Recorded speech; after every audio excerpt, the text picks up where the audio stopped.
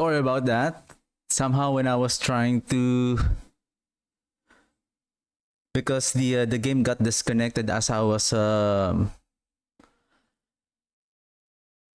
running through the as we were watching the dev campfire chat. So I was trying to relaunch the game, and somehow the game is not launching. And then I'm trying to force to close the game, and apparently I accidentally sign out. Of course, signing out on Windows, it restarts everything, closes all the apps, including the OBS, everything. So let me try this again. And somehow the game is not, because I want to let the game play. Just give me a second. So let me switch now to our PTR.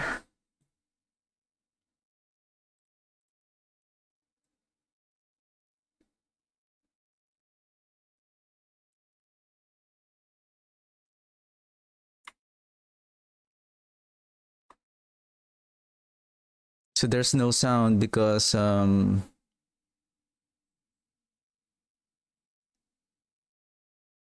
turned it off a while ago as we are playing the campfire chat on YouTube. Okay. Okay. Sound on. Sound on. I guess we're good.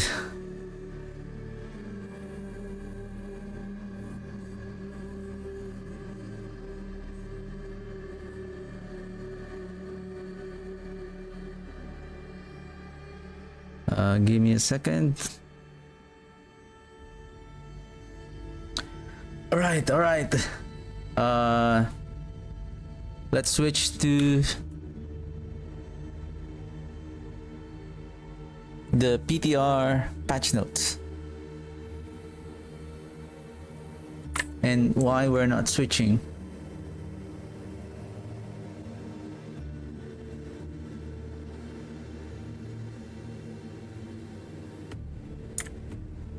Okay, I think I'm still on.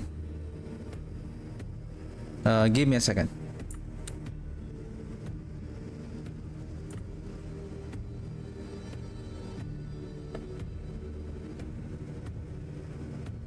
Let me go to studio mode, build planner. Let me turn off this one, then web capture, PDR,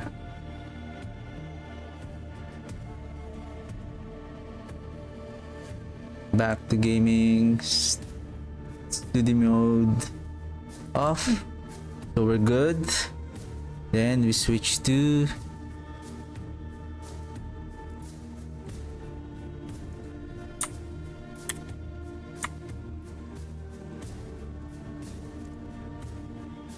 all right. So at least we have a background sound playing at the as we browse through the PTR patch notes. So let's see what are the coming updates. But of course, that is not yet final. This is not yet final. Let me zoom out a bit.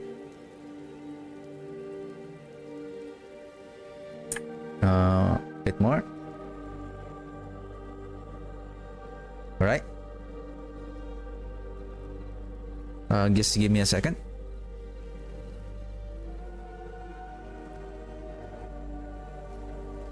All right. Just give me a second.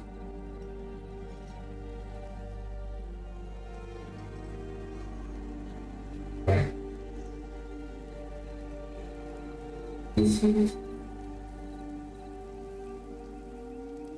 I was testing the to ensure that the sound is also playing at the background.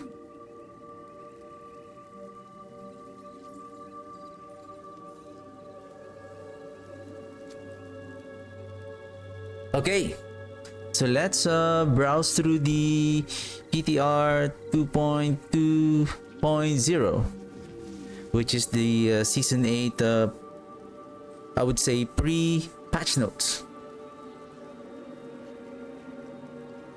So ahead of his return, Belial's putrid brand of description flows freely through Sanctuary, tainting the mind and body of its word populace as Belial blurs the line between reality and fiction. His influence grows, while deceiving all of Sanctuary's, say the Lord of Lies, seemingly bottomless appetite for power. So the PTR is going to be available between from March 11th to 18th, but we can pre-download the PTR I think a day before March 11th. Codex, so we have the Codex of Power, Codex, deliver. So let's start with the new. Before we go to the patch notes, maybe we can briefly browse. I believe it's already been discussed on the campfire chat a while ago.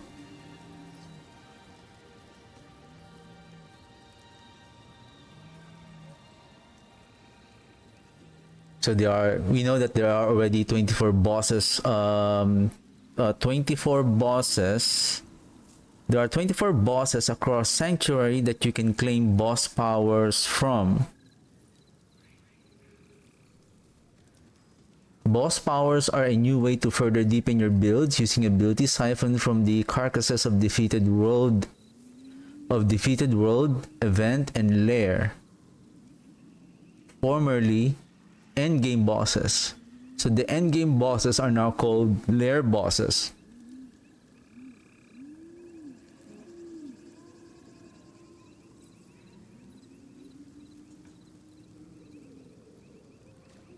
There are 24 bosses across Sanctuary and can claim boss powers from. Each boss powers has two effects, a main and modifier. There are 24 bosses across Sanctuary.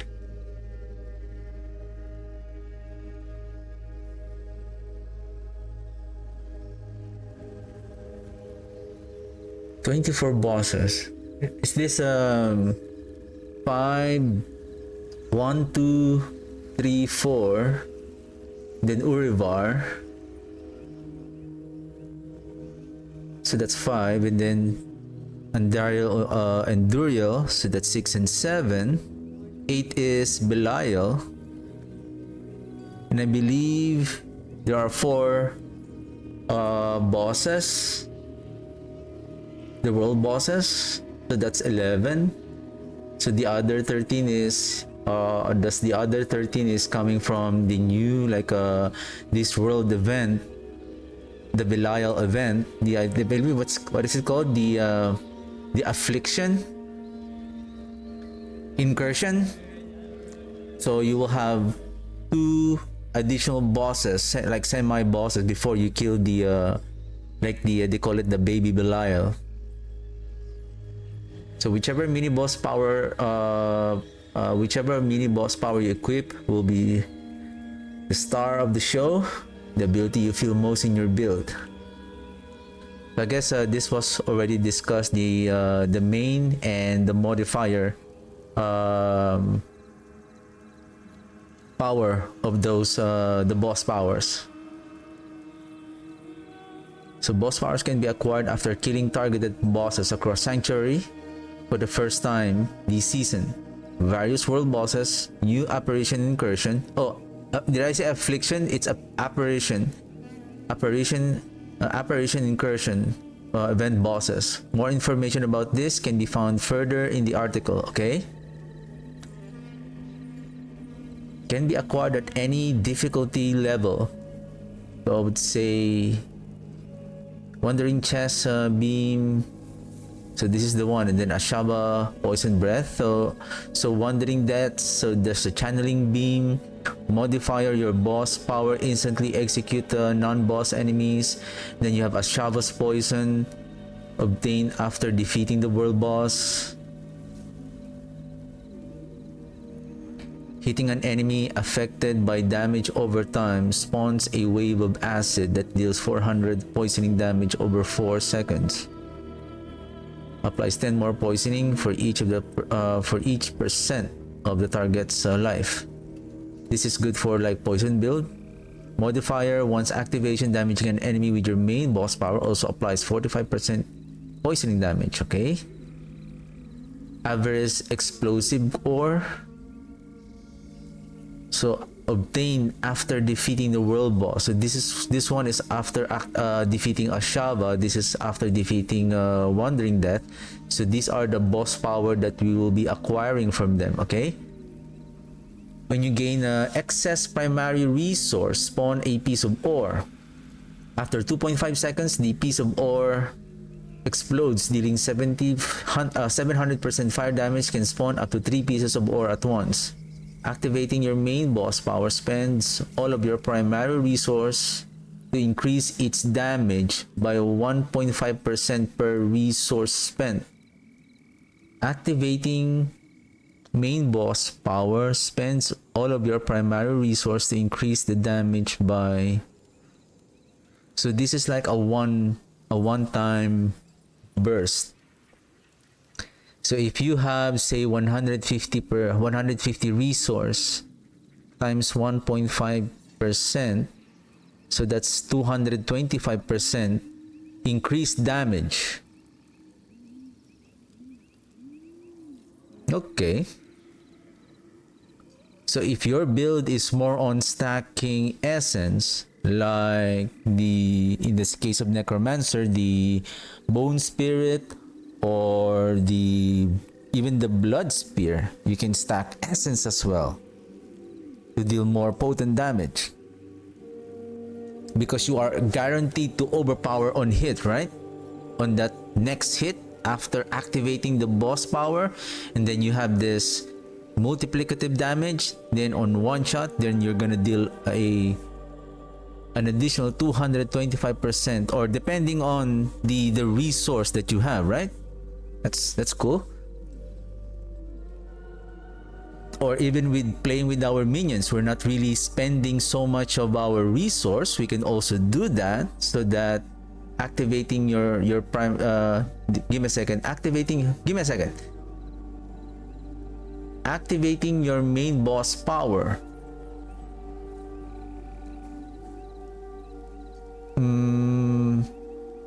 It's not our skill that it's increasing, it's the main boss power, not our skills. So let's just say you're using Ashava's poison, so this one will increase by this one. But we don't know whether the like for example, this is frostbite, this is cold damage, this is poison damage. Does it increase? Do they scale with our, like for example, if you have poison scaling damage, does it also scale on that one? Alex Talons, obtained after defeating the apparition in the Apparition Incursion event. So Alex. So main skill, casting a basic skills, applies 200% sparking damage. Then gain movement speed, and then cooldown reduction. You have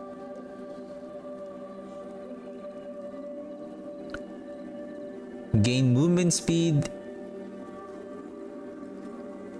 increased by 0.5 for each 1% cooldown reduction you have, up to maximum 11. Okay. I mean, 11% is I think you're no longer upgrading this. Like, this is really the buff. This is it. And then this is a Beastmaster training, defeating this apparition in the Apparition Incursion event. So these are now the bosses on the Incursion event. So whenever you cast a summon skill or call a mercenary for reinforcement, one of your summons or mercenaries taunts enemies and gains 40% damage reduction. Okay, your summons 5% more damage, increased by 0.25% for for each 1% bonus critical strike damage you have from items and paragon up to maximum of 70. Okay. I was kind of hyped. Whoa, there's an increase, but up to maximum 17% only. Okay.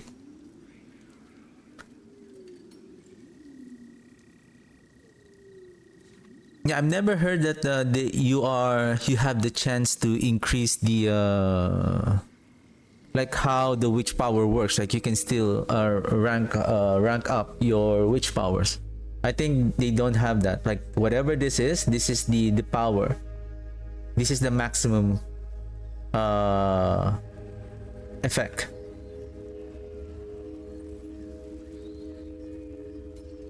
Okay. Blackmailer sabotage obtained after. Okay, so you're gonna kill blackmailers. I believe this is the name. If you see Beastmaster, then you will get this. Blackmailers, then you will get this one. Casting a core skill while you have a barrier knocks down close enemies for 1.1 seconds. This cannot occur on the same enemy more than every 5 seconds. So it can only happen once every 5 seconds. Whenever you gain Fortify, additionally gain 20% of the amount as barrier. This is a good. Whenever you gain Fortify, gain 20% of the amount as barrier. When you reach maximum fortification,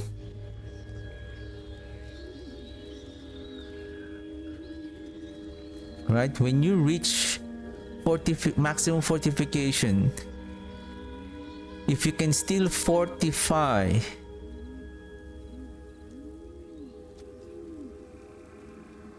will you still get an additional amount of barrier? Because this is a good boss power that we can use, especially like for example the Army of the Dead, because we're lacking the production of barrier, right? I mean, we can also use Q, but we can also use this because we are effective of production of corpse. We can use the necrotic carapace. With the necrotic carapace, we can always fortify, and then we get 20% amount of barrier. Give me a second. Let me open so that I can check this out.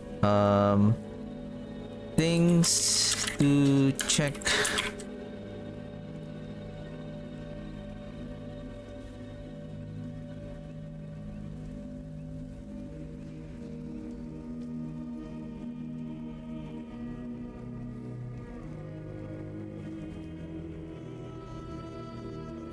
Can I still show the notepad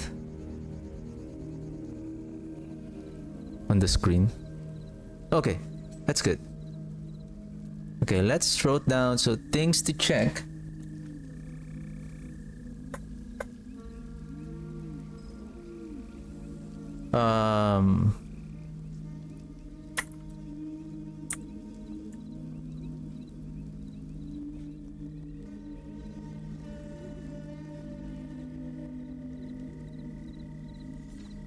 Where is it again? The Blackmailer sabotage. Blackmailer's sabotage. Fortify. Gaining fortify. Gaining more barrier.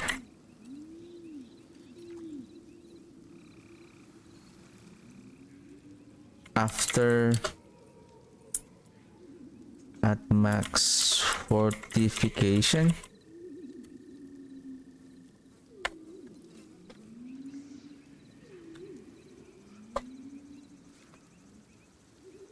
Still gaining barrier after at max fortification. Okay, things to check on PTR 2.0.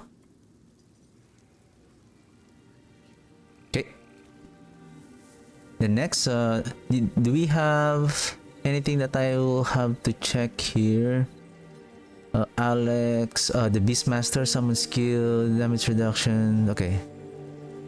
Next, Flesh Reapers. Main damage. Damaging a vulnerable enemy removes the vulnerable and then stuns them and surrounding enemies for 0.5 seconds. This stuns applies 100% more stagger to bosses. Okay, this is good.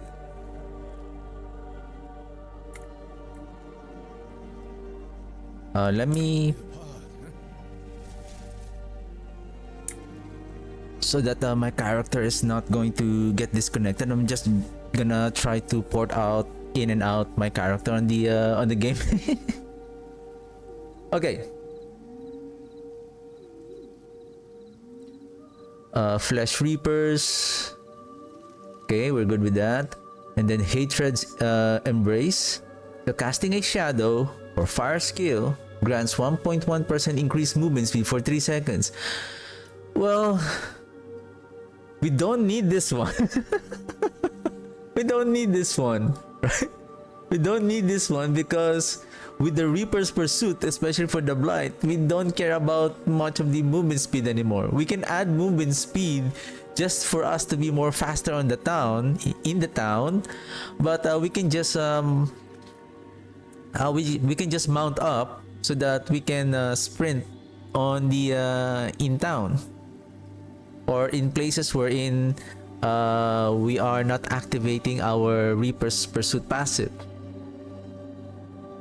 Modifier, increase critical strike chance, increase 0.5 for each % of shadow resistance you have up to 22.5. Okay, well, this is good for the Reaper. Oh, sorry, the Sever. This is good for the Sever.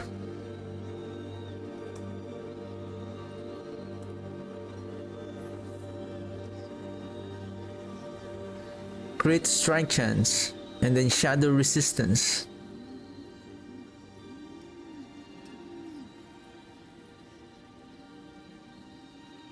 Crit strike chance. Yeah, because we cannot apply this on the Blight build because our Blight is not the shadow damage over time, or now it is called the corruption.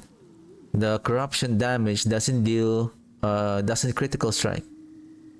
Kirma Sparks obtained by defeating this apparition. Okay, when you evade, apply 200% sparking damage, and then modifier, your evade cooldown is reduced by 5%, increased by 0.2% for each of lightning resistance. So 20%, it's like 0.2. No, it's sorry. Where's my calculator?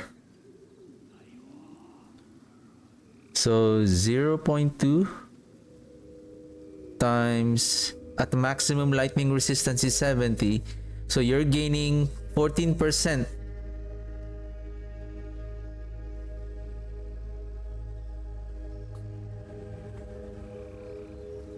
You're gaining 14% of lightning but maximum of 11%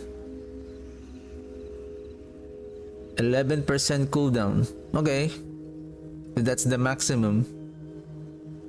Why they don't do it at 14, right?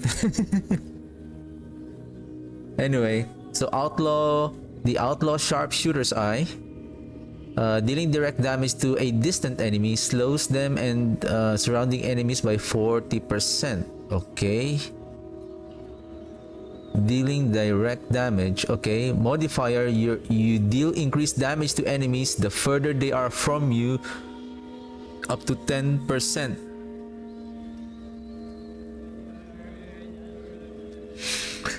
Okay, with regards to, like, for example, the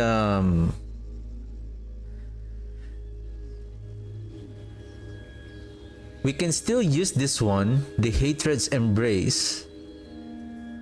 for the critical strike chance, increase for each shadow resistance you have. It doesn't say that this critical strike chance only apply to the shadow and fire skill.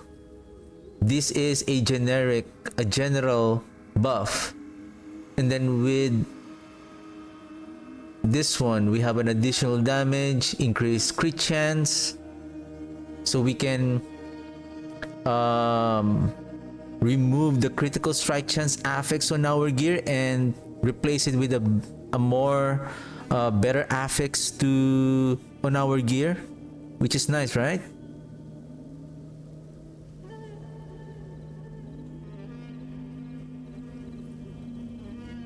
Cinerat's Flames, using a mobility skill, burns close enemies, gain 5% increased damage to all elements. Gain 5% increased damage to all elements.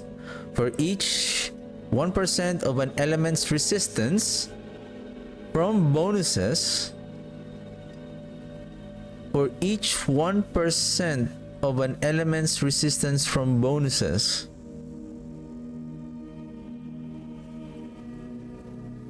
So give me a second. It says bonuses.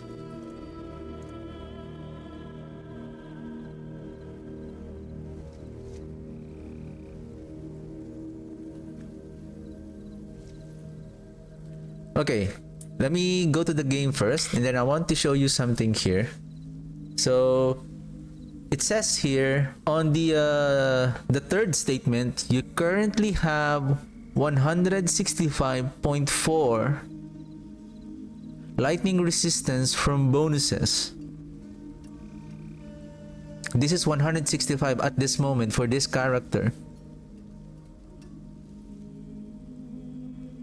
Then this one is now 177.9. Shadow is 197.9.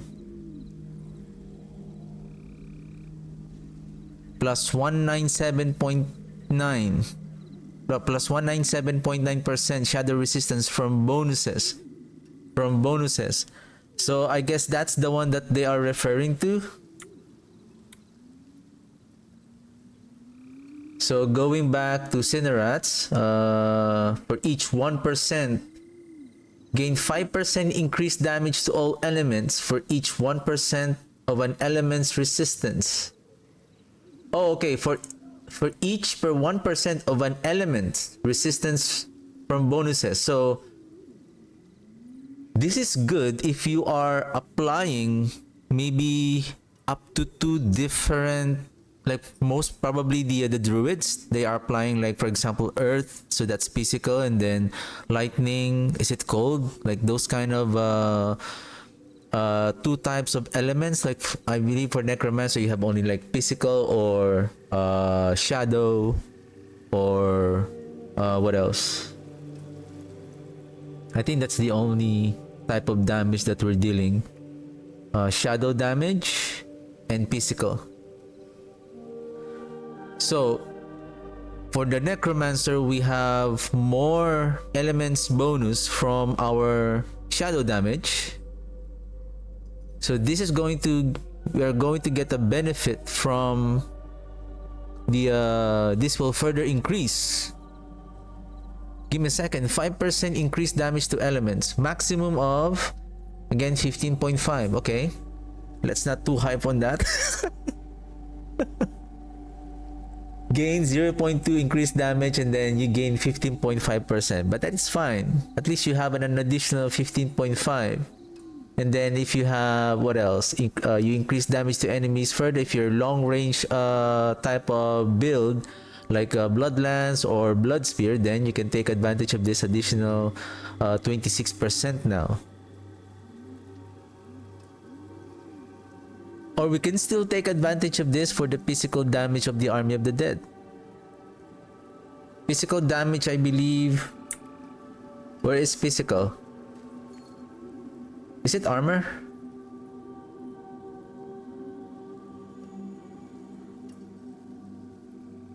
Well, it says here physical damage. We don't have, no, that's the thing. Only element. We're talking about elemental resistance, not the physical one. Okay, so therefore, physical is not going to take advantage of this one. Only shadow damage with respect to Necromancer. Then Scourge's toxins. Okay.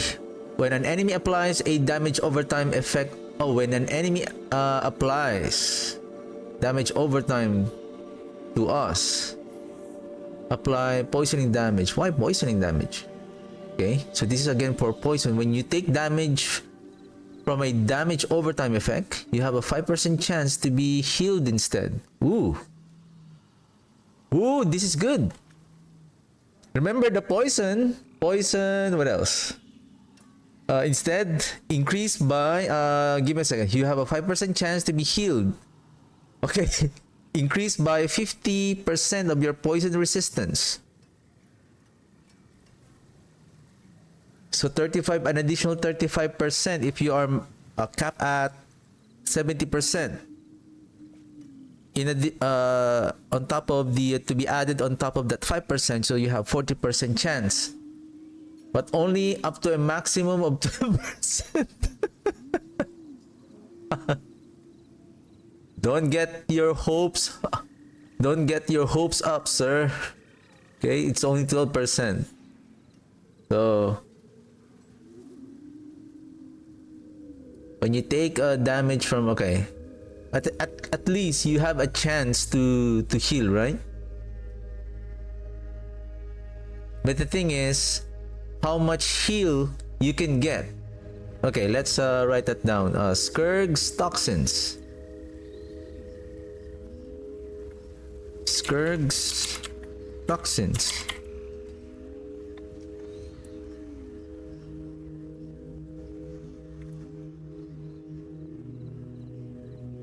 How much heal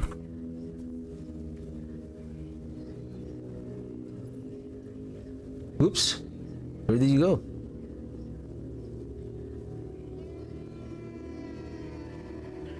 How much heal?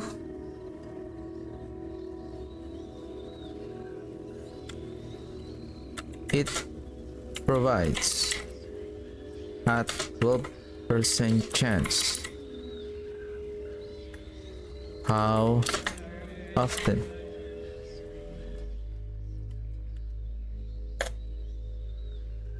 Scourge. I think I have insert on Scourge. Hey, give me a second.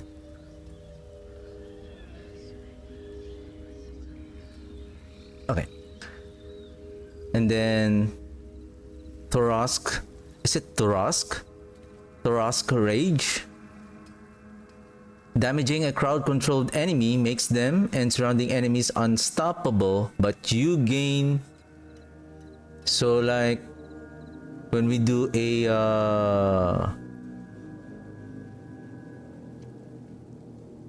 like corpse tendrils, right? Or even decrepify, whether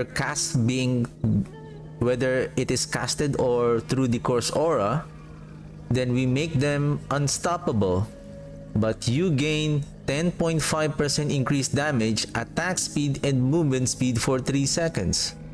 Okay, well this is a bit nice.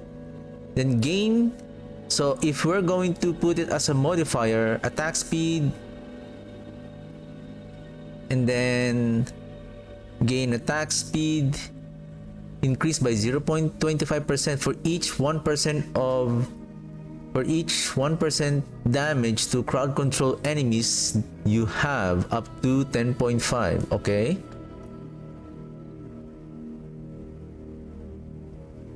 this is good.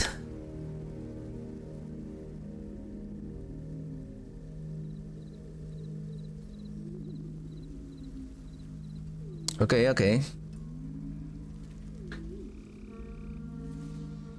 So are they 24? 1, 2, 3, 4, 5, 6, 7, 8, 9, 10, 11, 12, 14. Where is the 10 more? The other 10. Are they coming from the 7 bosses, right? So we have 5 layer bosses. And then 2 Andaria and Duriel, so that's 7. And then 2 new ones, the Harbinger of Hatred and then Belial. So there's 9. So which is the other? What is the other one? Oh, we're not yet done. I thought we're already done. Okay. My bad. So this is... Okay, it says here must be acquired in Torment 1 or higher. So these ones can be acquired at any difficulty level. So this is the one. This is the one that we can get in any difficulty. And then at Torment 1, now we have a new one. Belial's Crystal Decoy. Give me a second. Does the Belial apparition incursion event happen at... give me a second.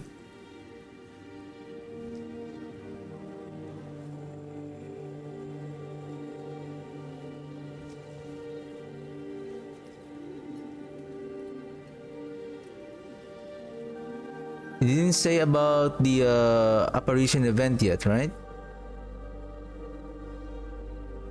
Okay, I think that will be the next topic. But I think... Yeah. Okay, anyway, I think we're gonna head on the topic soon. So must be acquired in Torment 1 or higher. Then Belial's Crystal. So we have this. Casting Agility, Macabre, taunts enemies, and dealing shadow damage. Activating your boss power, fierce enemy, and deal shadow damage to them. I still don't like the fear though. But anyway, we gain shadow damage to them at 0.75 seconds only. I feel like it's too short.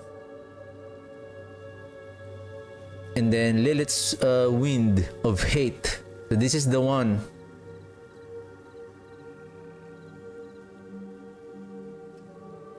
When you cast enemies, a pile with wave of spikes, dealing physical damage. Enemies take 60% increased damage from Wind of Hate each time it hits them, okay? Creates a blister clone with 10% of their maximum life, and then killing a blister removes 5.25% up of the elite's life.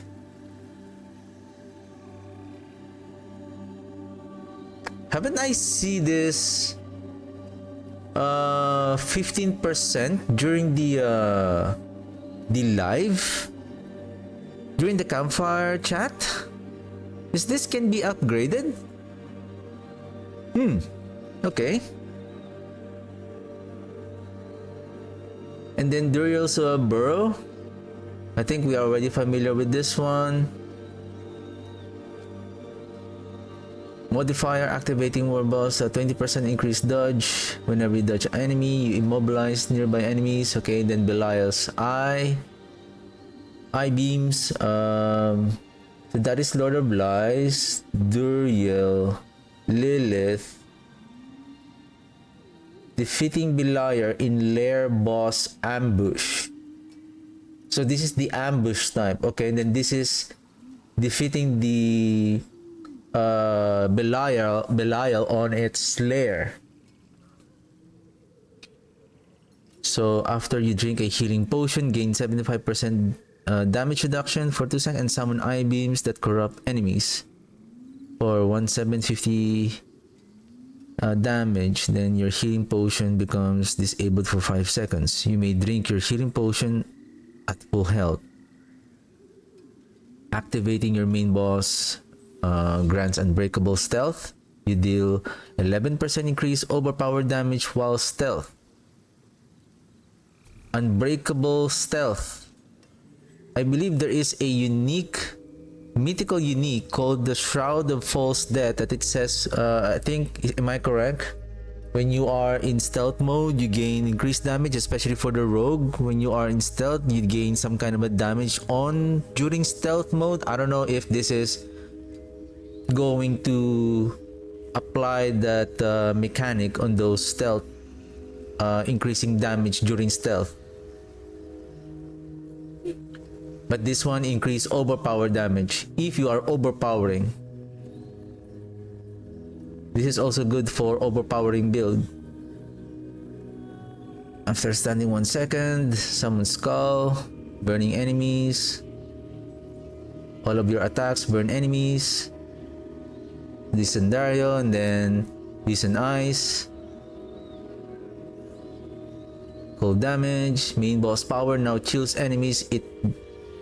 I think this is for cold damage. Then this is, I would say, lightning. Yep. And then Lord Zero blood pool, damage on enemies, spawn of blood, bleeding damage. Activating your main boss power heals you for 5.5% of your maximum life over 3 seconds. Okay, this is nice. This is also a good an additional modifier if you're going to play the blood spear. But then again, our bone spear is dying.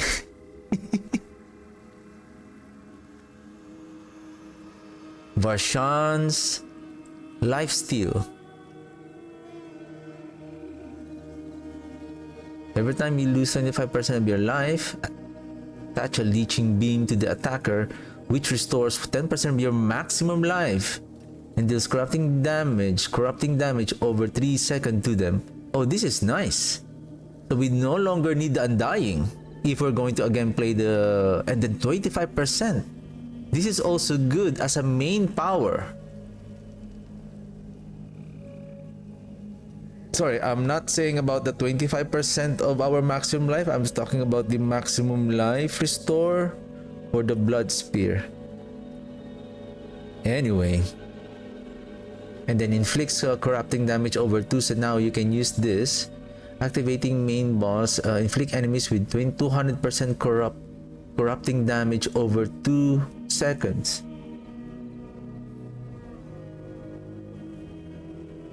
So again, I believe this one increases the corrupting damage not from us. Activating your new boss power. Activating your main boss power inflicts nearby enemies with 200% corrupting damage over 2 seconds. Yeah. Then Urvar, low bombs. After you cast an ultimate skill, Lobe 4. How do you pronounce it? Lobe?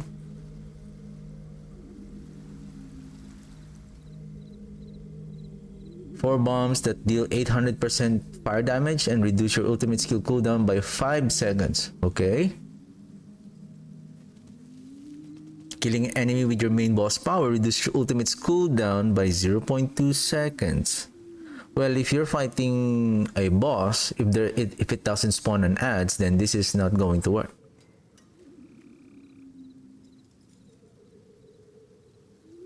Though this one is good for using ultimate skill. They're Harbinger of Hatreds.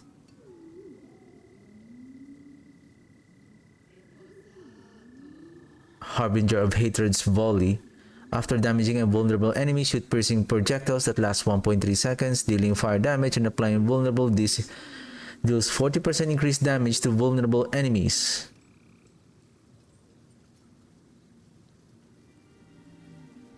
Deals 40% increase. I think it refers to this one. Not us, not our skill. Casting a basic skill while at maximum resource spends it all to make all nearby. Okay. Then activating main boss power grants 11% increased vulnerable damage for 5 seconds.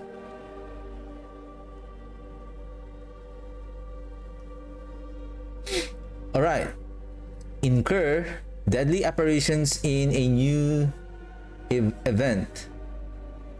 So Belial makes his first bid for sanctuary since Lilith met her tragic end. Okay, you must call them from your home by participating in the new apparition incursion event. Any character playing on any difficulty level can participate on this event. So starting from, I think, normal, then up to penitent.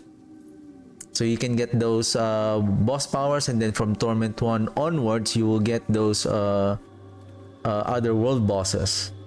Boss powers. Excuse me. The event occurs in a different part of Sanctuary's wilderness every few minutes. So keep an eye on your map for its current location. Okay, let me go back to my game again, and then let me port in and out so that I'll be able to keep my background music playing as we browse on this PTR Patch Notes. So once you've arrived, it's time to send the imposters back to their master's imagination. Apparition monsters can be identified by Belial's mark of a sickening green eye on their bodies. So on their bodies, there will be a green eye. Cutting deeply through the monster's ranks will force one of 10 apparition bosses to hunt you down. Killing them will provide you with their unique boss power. You'll run through this test of skill a second time before Belial. So a second time, so there will be 2 apparition bosses before Belial appears. A more comprehensive version of him attempts to smite you, okay? Completing an apparition incursion event is a great way to unlock new boss powers while leveling up your character. Okay, and then lair boss rework. I believe we already have a brief knowledge about a brief information about this. So we have now, they have what they call the initiate lair bosses, which is the, usually I call it the minor bosses. And then Uribar is only available for Vessel of Hatred owners only. And then the greater lair bosses, which is Andariel, Duriel, and then Harbinger of Hatred. Then the exalted lair bosses, which is Belial. I think this is the more difficult boss. You must be on Torment 1 difficulty or higher to fight any lair bosses. So Varshan, Grigwar, basically those bosses are not available up to Penitent. They will only be available on Torment 1. And then lair boss loot. Lair bosses no longer require boss material to summon and provide a vastly reduced reward upon death. I'll give us boss materials to summon and provide a vastly reduced reward upon death.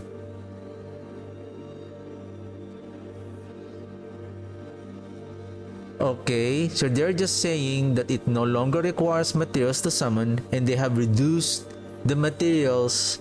It's like reducing the amount of loot after the boss dies. However, when the lair boss dies, a chest will appear, and they call it the Horde chest, and then that is where you're going to spend your boss mats. The hearts, steel, the fear, the blood, and then I believe the mask for Uribar to open the Horde, and that's the one that will provide more loot. The first unique item dropped by a lair boss will be from the unique pool. Okay, further unique items will have a 50% chance to be from the general unique pool. Okay.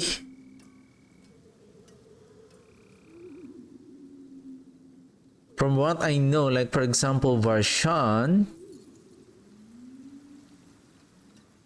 her unique, his unique pool is like Deathless Visage, Bloodless Scream, Sacrilegious Ring. Is it Howl from Below? I think what they're from what I know about the general unique pool, is like the general, like general unique, like being used mostly of the players, like I think the Frostburn being dropped by Varshan. Frostburn, what else? Mother's Embrace. So the unique is like for us Necromancer are again Deathless Visage, Ring of Sacrilegious Soul, Bloodless Scream, and Howl from Below. So those are 4. So 1 out of 4 will drop as the first unique item, and then the rest, for example, if it will drop 4 unique items, 50%. So out of 4, I would say the first 2 would be from the unique pool, then the rest of the 50, it says 50% chance to be from the general unique pool.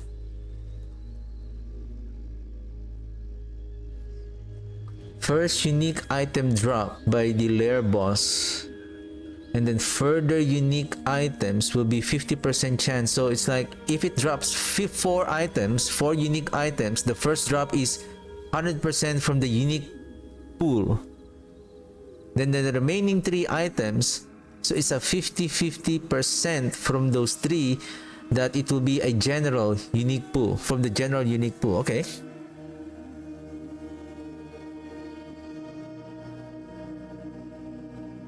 And then when playing in a party, lair bosses have a 33% chance per additional party member to drop an extra unique item from their unique pool. Okay, well, that's good.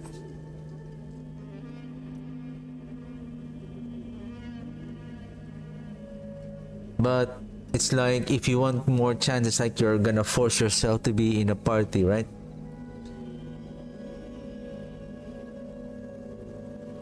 Anyway, lair boss keys.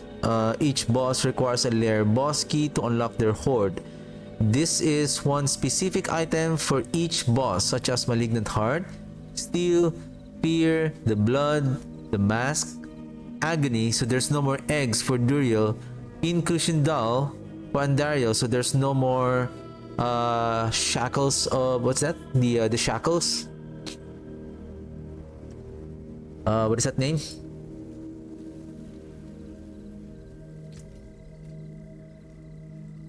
Give me a second. Sand-scorned shackles. So we don't need that to summon Andariel. Oh, to open the horde of Andariel. Hatred Hearts from Harbinger of Hatred. And then Betrayer's Husk from Belial. Oh, Betrayer's Husk to summon Belial. All initiate lair bosses have the chance to drop a Stygian Stone, which can be converted into any greater lair boss key of your choice. Okay, lair boss keys can stack up to 99. So now at least the lair boss keys, we only need 1 to summon them. We only need we don't need to summon them, but upon checking the I think it requires 4 to open the horde chest. But at least we are now have more room on our stash to keep these lair boss keys.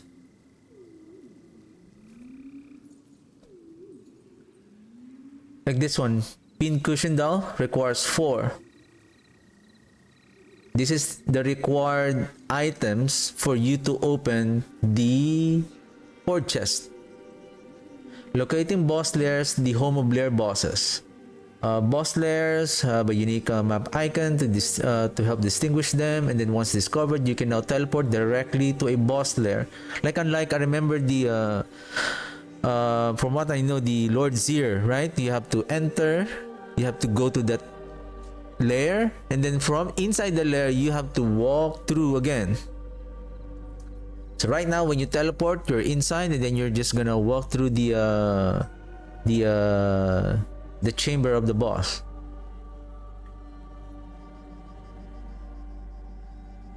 and then it shows the required horde key, and if you currently own a sufficient amount. Okay, you can now, so it shows a tooltip where you can see the how many materials that you need in order to open the chest. So if you have it, if you have enough, then you would know if you have enough to open the horde chest. I mean, you can still kill the boss, but you may not be able to open the chest if you don't have the enough items. But at least this is a good way to really test out if you can really kill the boss without spending the mats, because I understand the feeling of spending the mats and then suddenly you feel like, oh shoot, this boss is too hard, but you have already spent the materials. So if you bail out, then the mats has been wasted. So we've received feedback that players would jump into a party, have a member of their party pay the material cost to summon a boss, kill the boss to earn the rewards, then leave the party. This behavior felt unfair to players, okay, who were paying the material cost to summon the boss. So now each player must pay the material cost to reap the boss rewards from their horde, that's a good point as well. Yeah, if somebody like from a stranger player that you didn't know, you summon the materials, like you're doing this kind of rotation, and then when that player knew that his time to pay out the summon materials, he will just leave the party and then disappear. So yeah, this is a good point. Additionally, we received feedback that it felt unfair to pay the materials cost to summon a boss to test your build against, only to die and not receive the rewards. This is what I'm talking about. Now you can fight any lair boss on Torment difficulty 1 and higher to determine if you have what it takes to best the boss after sinking materials into them. Say you took 5 minutes to fight the boss and then, whew, okay, let me get my horde. Okay, I'm not going through with the other classes. We're just gonna focus on the Necromancer. So we have the Sanguivore. Is it? So it's Sanguivore Blade of Zir, the two-hand unique sword. So plus to 60 damage to mage and skeleton. Okay. So now what this sword does is that in combination with the new aspect, I didn't remember the name, where the skeletons is dying and then it powers up the skeleton mages, and then 2 ranks to skeleton warrior mastery, mage mastery, and golem mastery. Okay. So now we are powering up the minions through the Army of the Dead, but I feel like, I don't know if this is still an Army of the Dead. So are we saying here that the Army of the Dead is not the main skill, but still part of our build, but we are really powering our minions, which is the skeletal mages and the damage. The skeleton mages and the golem.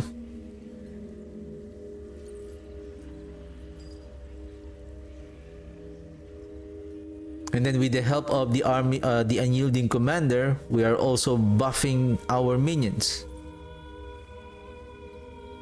But then the unique power is consuming a corpse also contributes a soul to Vampiric Curse, which can now stack up to 20 souls.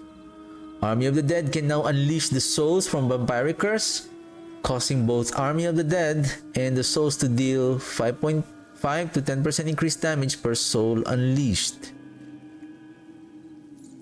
And then now we have this aspect of service and sacrifice. The skeleton warriors explode on death, dealing 200 up to 200% physical damage to surrounding enemies. They lose 25% health per second while in combat. Mages take with 90% reduced damage and deal up to 100% increased damage. So this aspect is powering up our mages.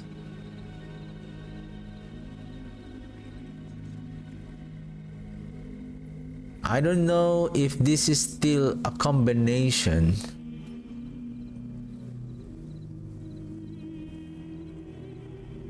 Because this sword is still powering up. Of course, it powers up the mages and the golem, but still the unique power still evolves around the army of the dead.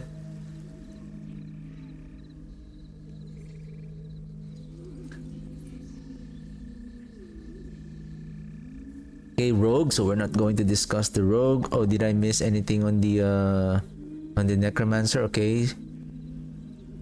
Okay, features offered for testing. So there will be a testing, the PTR. So PTR will have an account copy available. So the PTR will have an account copy available to take your account data and characters and copy that data to use on PTR, okay? There will be an option available on the character select screen which will give you the option to initiate this account copy. Once you log in through the Battle.net, you have the option to copy your account to the PTR build on the character select screen. Select the icon next to create a new character. It will provide a prompt that explains the account copy, okay? The account copy option will indicate when your character data was last captured, and notes that using account copy will overwrite any existing data on the public test realm, okay? Using account copy will delete any character data and progress that you have made on the PTR realm and replace it with your copied account. All copied characters are bound to the internal realm. Okay. Using account copy will delete any character that you have made on the PTR realm. Well, it's only on the PTR realm. It doesn't say that it will delete the data on the season 7 character. It will copy the give me a second. Because for those who have downloaded the PTR, who played the PTR last season, so using the account copy will override the existing data on the public test realm. So it will override the existing data, the one that you have used, which is say the pre-season 7 PTR. Okay, PTR boost. So the PTR boost, according to the devs, on the first 2 days, the Marax boost will not be available, I would say, until on the 13th, so that players will have a chance to feel the leveling progress and to give feedback from that.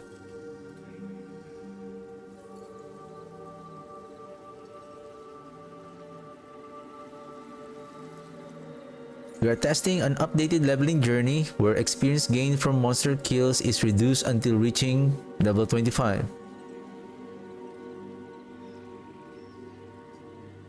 Our goal is to smooth out the leveling experience, which vastly increased leveling speed seen in Season of Witchcraft. I think the leveling experience, as I have said a while ago, the leveling experience, the reason why we are so fast on leveling on Season of Witchcraft, it's because of the abundance of the Whisper caches. If there's no more abundant Whisper caches on Season 8, then we are not going to be as fast as leveling on Season 8. So if they're going to reduce the leveling, I still don't know. I'm going to check how fast did I level up to level 1 to 25. Same thing, how much did I level from level 1 to 25? on season 6. Okay, so that we can have a comparison. Let me write it down.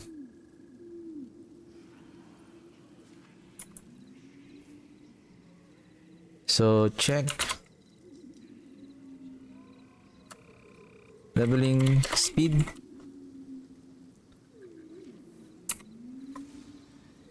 from 1 to 25 on season 6, not during main quest,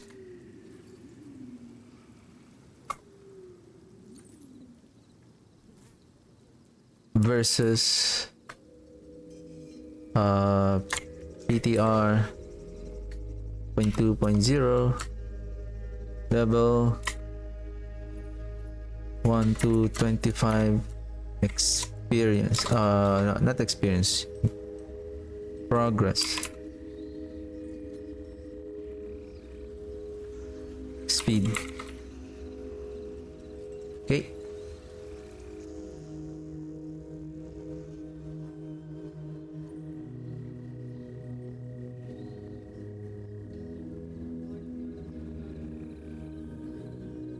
So here's what added to the PTR boost NPC in Kyovashad. So Belial's return, unique items have been added, Paragon boost,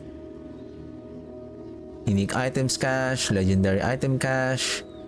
The seasonal menu now includes the ability to learn boss powers, gain horde keys for initiate, greater and exalted lair bosses, and gain access to Belial, Lord of Blight's lair, so we can access them right away so that we can test them.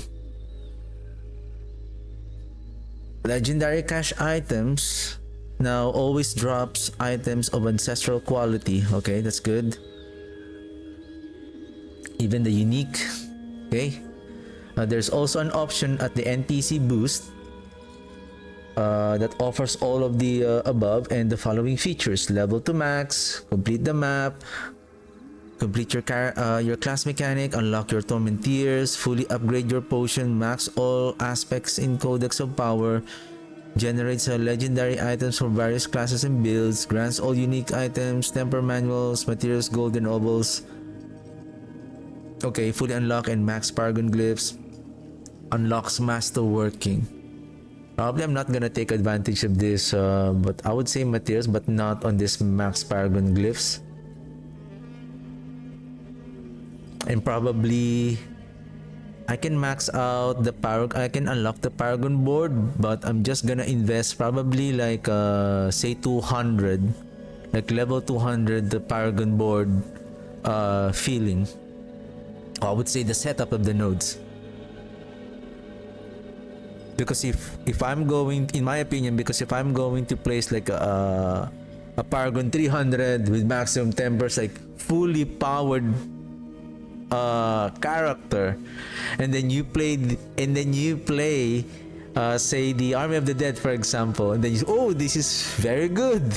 But what you didn't notice, you have already like fully powered up, right? So it's better to test it like in like an low to medium kind of setup. That's for me, that's for my opinion. Some of the NPC boost NPCs option can trigger a partial reset of your character. Keep this in mind when interacting with them. Some of the boost NPCs option can trigger a partial reset of your character. Okay? Of course, how to provide feedback. So how to install the PTR. So it becomes where's that? I think this is straightforward. Create a new task character. Create a seasonal mechanic for any testing related to the seasonal themes. Enter the game and test the PTR. Okay, and here we go. Oh shoot, it's already 2 p.m. I need to take my lunch anyway. We're just gonna go through the Necromancer, and then and some of the general information like bug fixes. I think this is more on the Spiritborn.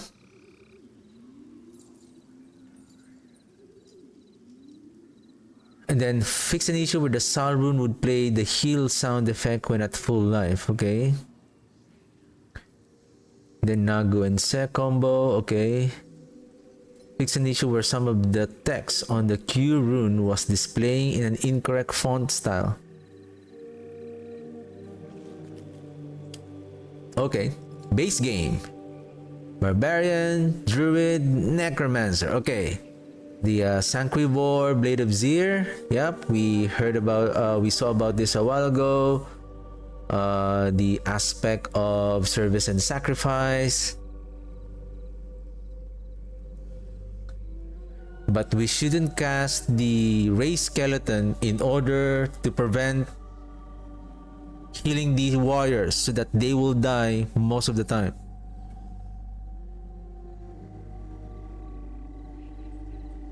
So the idea of this build is letting the warriors die so that the mages will gain 100% increased damage.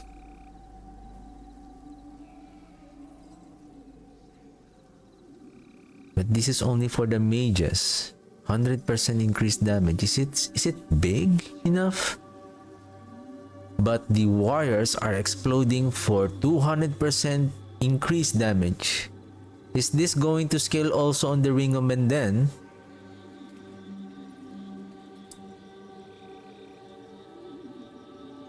Because I feel like the explosion is considered as a hit on their 6th hit, right? Are they going to scale on Ring of Menden? We can okay, how about we check that one. So the aspect of service and sacrifice.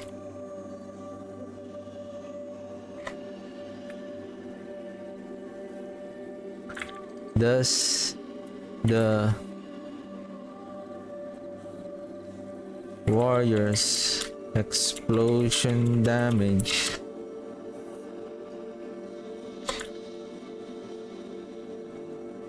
scales with, and then okay, rogue. Nope. No, I don't know about them. So because I'm not playing those other, we're just focused on Necromancer. So balance updates, general unique items and legendary aspects. Fist of Faith. So Fist of Fate, Lucky Hit has been replaced with Lucky Hit, chance to make enemies vulnerable, not applied crowd control affects. Okay. And then the Azurath one-hand sword. The previous Lucky Hit increase amount depends on item bar, highest damage increase appropriately 150. Well, I'm not using this. We don't have any code for the Necromancer. Now your cast with this weapon apply vulnerable and chill enemies for 30% maximum. Okay, Frostburn. Lucky Hit, 20 to 60% chance to freeze enemies. Now deal 15 to 35% increased fire damage to chilled enemies, or 35% increased cold damage to burning enemies. Okay. Aspect of concussive strikes. Lucky Hit, damaging an enemy, have up to 20% chance to daze them for 2 seconds. You deal increased damage to daze enemies. Now your daze effects last 40% longer. Dazing an enemy increases your movement speed. So no more increased damage. This is now just a mobility skill. Okay, so for those who are using this, so you're no longer getting the increased damage here anymore. Now, Paragon Board, Dominate Glyph. Legendary max bonus reduced from 20 to 12%.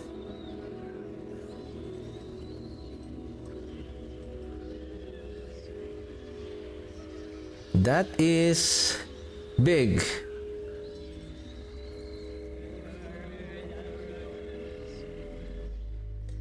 That is a 40% reduction. Okay. Tempering, Worldly Fortune, Lucky Hit, chance to apply crowd control affixes, new affixes, Lucky Hit, impairment reduction, crowd control duration, Natural Schemes, Tempering Recipe, crowd control duration affix, replaced with 45 generation affix. Okay, Barbarian. Now we're talking about the what is this? Balance updates. So now the balance updates on our Necromancer. Let's see.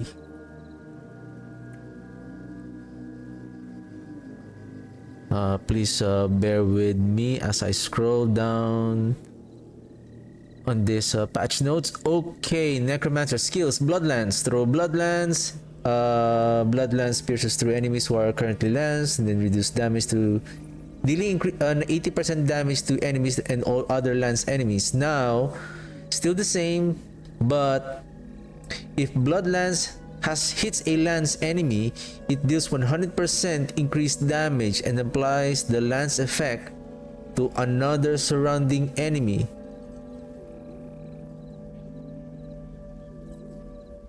I don't know what is this lance effect.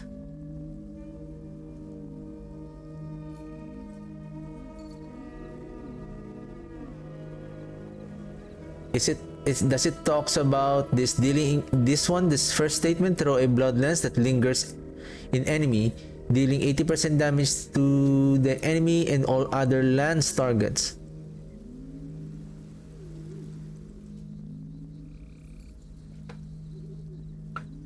If blood lance hits a lance enemy, it deals 100% increased damage and applies the lance effect.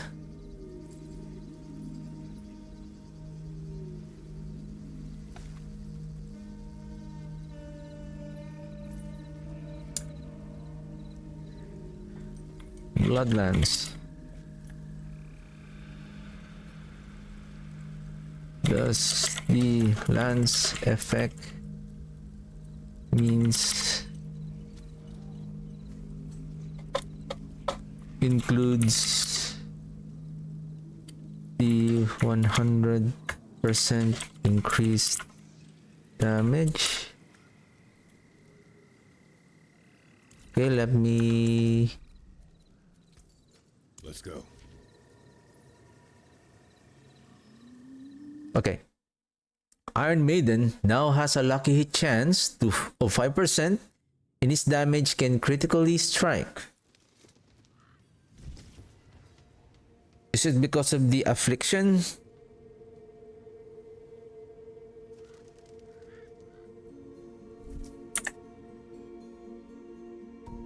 So now it has a lucky hit chance, and now it can critical strike. Blood Wave. Now here we go. Blood Wave is now capped at 200% increased damage. Now Supreme Blood Wave. Blood Orbs reduce back from 6 to 3. It goes back to its original effect. Okay, Bone Storm also. Army of the Dead also. Oh my goodness. Army of the Dead. 200%. Check. Army of the Dead at 200%. Still powerful. I'm gonna check the my Army of the Dead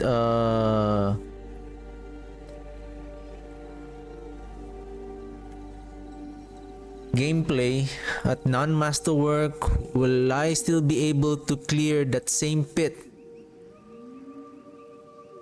Okay, at same pit with the level of the glyphs as also, so that we can gauge whether we are still good or not, if the build is still good or not. And then passives. Okay, Colon's Edict. Your minions gain attack speed and increased damage bonus. Now, we still have that increased attack speed and damage. When one of your minions die, your other minions enrage, dealing increased damage for 3 seconds. Okay. because of that new aspect, the aspect of service and sacrifice. We're getting that. We're getting an additional 20% increased damage, which is good.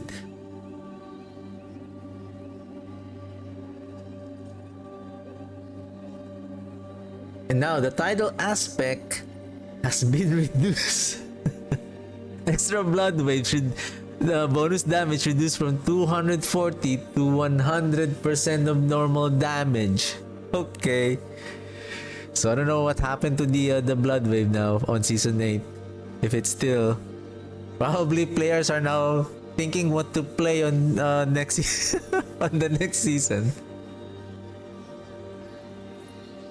Casime's Legacy. But again, we will be able to determine what are the good builds and what are the update and changes that we will do on especially on the planner that I have made for most of the builds on the season, especially the Army of the Dead. It is affected heavily, but we will see after the final patch notes. This is not yet final, so there will be some changes later. Maybe okay, we can cap, say, up to 2,000%, something like that, right? So the maximum cap is 2,000%. And then Casime's Legacy. Blood Wave fortifies inherent affix reduced from 85 to 30%. And then Blood Wave damage increase hit portion of the unique power has been reduced. Blood Wave. Can we go? Where is the Casime's Legacy? So the 85% inherent affix is now reduced to 35%. 30%, and then the double damage is still there.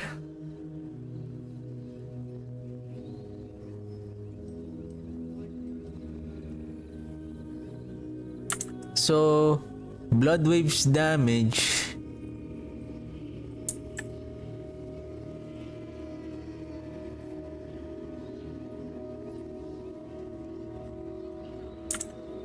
they said Blood Wave damage increase hit portion. This one, the bottom, the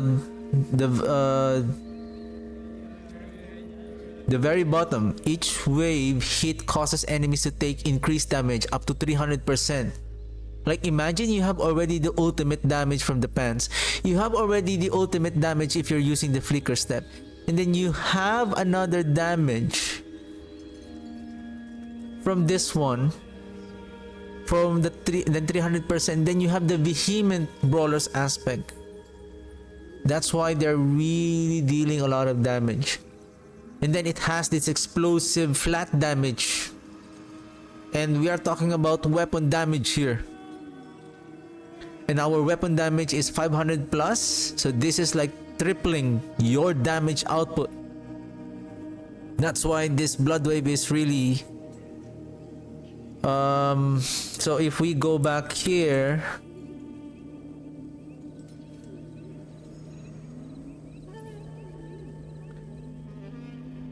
so that one has been reduced, and then the wave explosion damage increased. Explosion damage, so they increased that explosion damage to compensate the hit portion damage remove.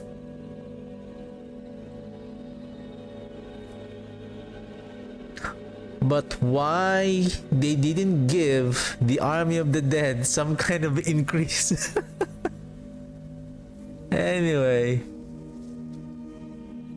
so we scroll down again. Sorcerer. I think there's no, after that there's no more additional, no more update on the Paragon board or anything passive skill tree. I think that's it. Only the Clan's Edict. Okay.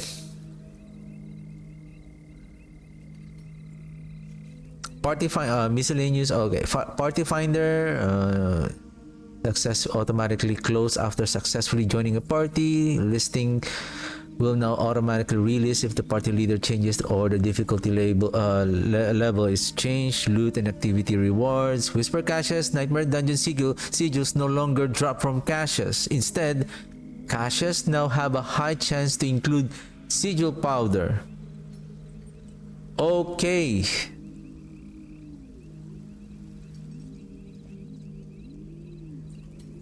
So they are not spawning sigils anymore, but just sigil powder. So it's up to us to craft Nightmare Dungeon sigils. I feel like this is good. This is good because remember when we open caches, sometimes we are our dungeon keys tab on our inventory becomes full because we are picking up this Nightmare Dungeon sigils. Now there's no more sigils but just powder, which is on our crafting material tab. So more room on our keys tab. Okay. So we can craft the sigils, and then if we can choose and salvage those sigils that we don't like, then we can craft again. We farm. When we're done, then we don't have any more sigils, right? Unique items, remove the bonus ancestral rate. Remove the bonus ancestral rate from unique items. Unique items now have the same ancestral rate as legendary items. Okay. So meaning most of the time, unique items will just be a legendary item.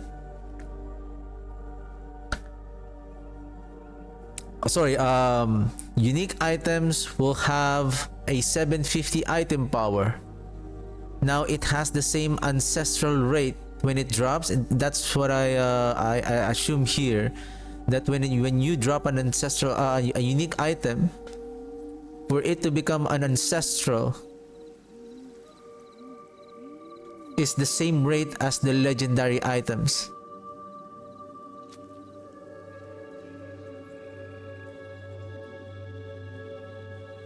What I remember is it when you drop a unique item, is it automatically ancestral item already? It will have a guaranteed GA, so that's an ancestral, right? So I would say the ancestral rate here, they're just talking about the drop.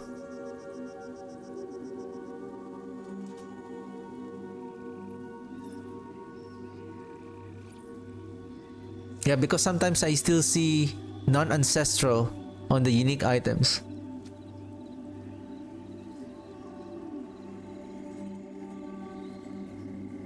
Okay, bosses formerly known as endgame bosses have been broken out into 3 tiers. I think we already know about this. The initiate, greater, and exalted lair bosses. Okay, and then lair bosses no longer require boss materials to summon and no longer drop loot upon death. Okay, no longer drop loot upon death. So there's no more loot. Because according to them, the other statement, it says reduce, right? So now it's no longer drop any loot. So the loot is really coming from the horde chest.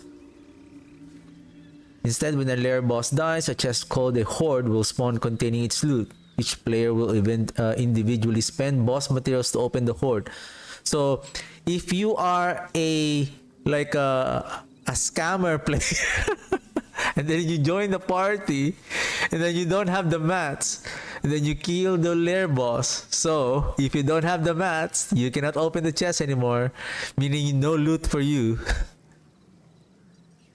This is a good update. This is a good change. The first unique item dropped by a lair boss will be from their unique pool. Further unique items have a 50% chance to be from the general unique pool. When playing in a party, lair bosses have 30%. I think we know about this already. Lair boss have 5. Lair bosses now drop 5 unique items on Torment 4 instead of 6.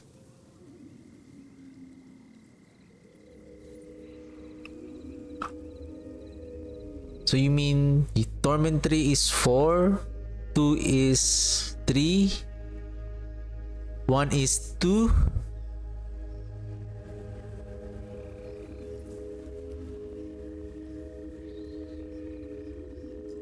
Can't remember how many items that a boss will drop, but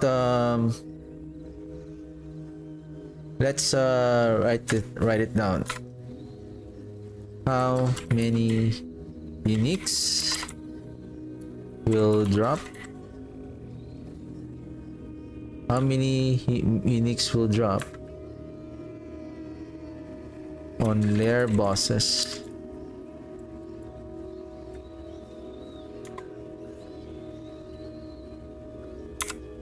Based on here.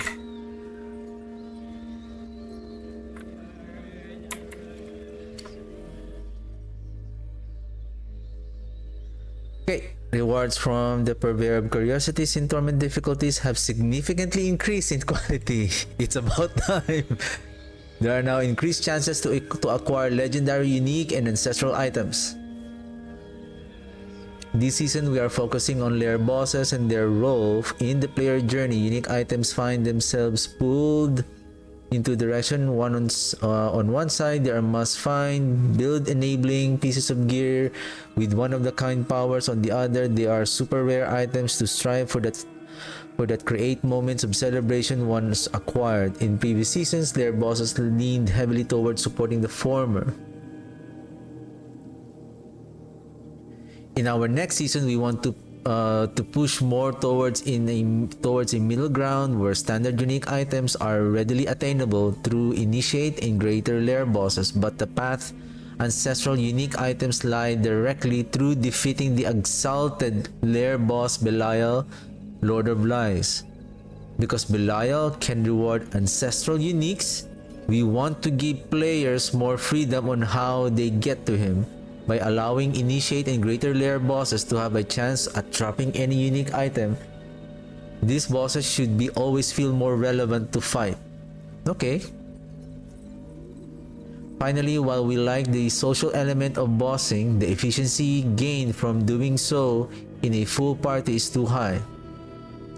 Adjusting the boss summoning flow aims to make the experience more equitable regardless of party size while retaining a small bonus for social party.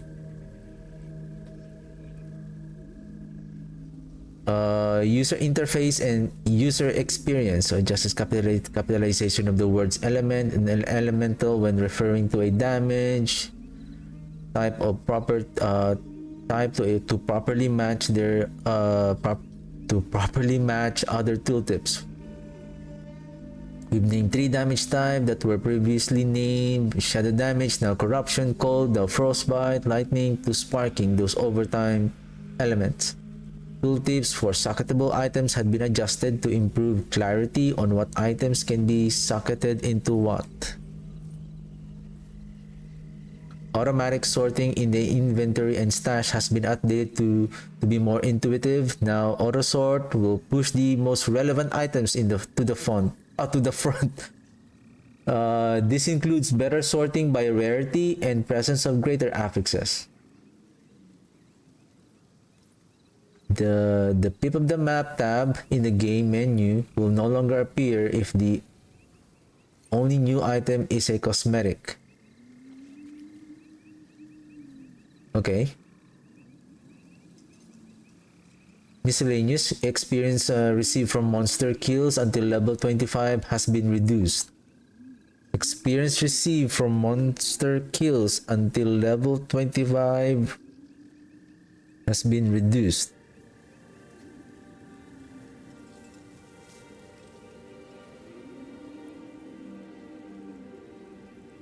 This creates a disjointed early game experience where the pace of leveling versus other elements of progression are not aligned. This change reduces the need to constantly upgrade early game items,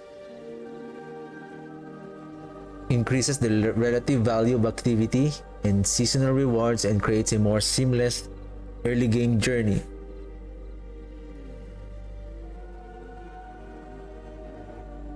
So they have reduced up to level 25.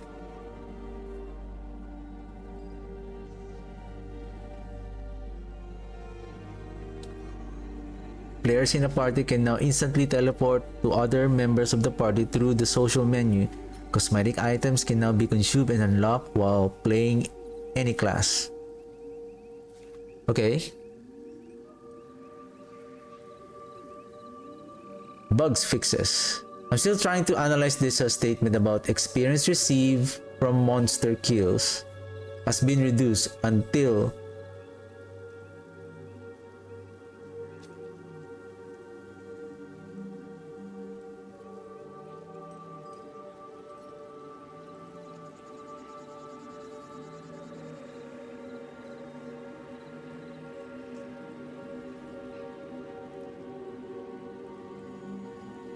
so you're gonna slow down after level 25?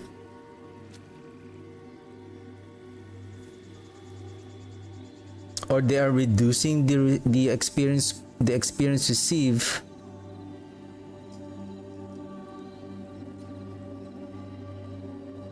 until you reach level 25.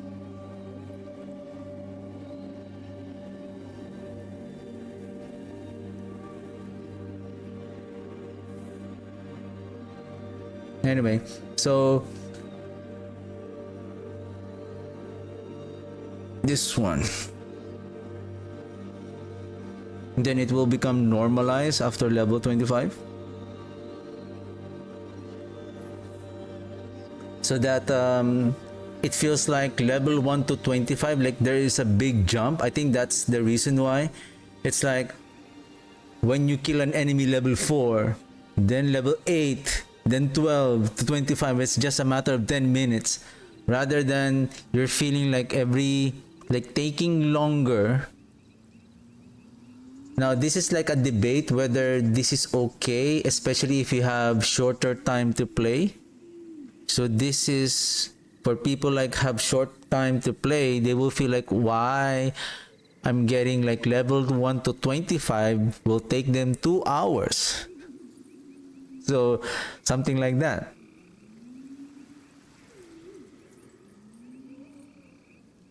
But I do hope that the journey will be pleasant. Like I said, on season 8 there's a new event, right? Like almost every minute, after a few minutes, there will be this Belial event. So now you can gain experience by killing those monsters, those bosses, the mini Belial. Then you will get these items, and then you progress your level. You are equipping yourself now. The rare items have 3 affixes now. So even without gaining those legendary items, I would feel there is now a moment of celebration when you get this new legendary items that you can equip as you progress on your level up to level 60. So fix an issue where the screen reader didn't read everything in the codex of power menu on controller. Fix an issue screen read activity information before reading a pop-up listing. Okay, gameplay, Barbarian. We're just gonna tackle on the Necromancer. Fix an issue where casting Bone Spear with Indira's memory equipped always drained life, instead of only when a corpse was present and when an additional Bone Spear spawned.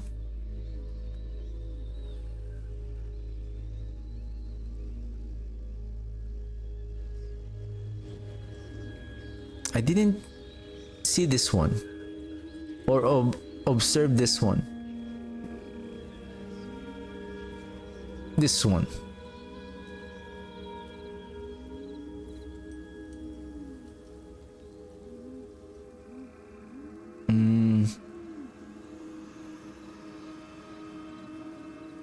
Fix an issue where Indira's memory additional Bone Spear spawn when there is no additional corpse to consume. Fix an issue where Indira's memory additional Bone Spear spawn even when there is no additional corpse to consume.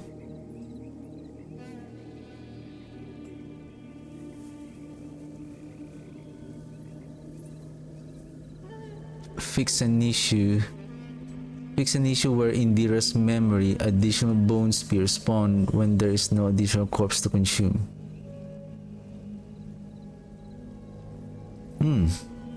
Fix a bug with the Unmaker would trigger on itself when casting Soul Rift and using certain lucky hit effects. Fix an issue where Bone Prison was weaker than intended. Fix an issue where Bone Prison was weaker than intended. Aha! Aha! Here we go! I think, okay, let's add that. Check if Bone Prison when on Blood Spear build is still weaker.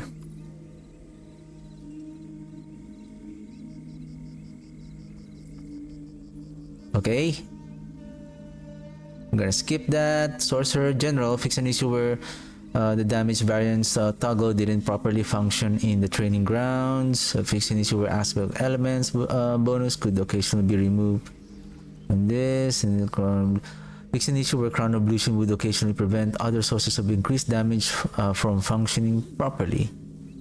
Party Finder, fix an issue where... Is this? What section is this? Still bugs and issues? Party Finder. Vessel of Hatred exclusive bosses could be set as Party Finder activity for players who did not own Vessel of Hatred. Okay, user interface and user experience. Fix an issue where items could not be marked as junk or favorite after interacting with the occultist. Fix an issue where Codex of Power description did not include how the aspect affects evade.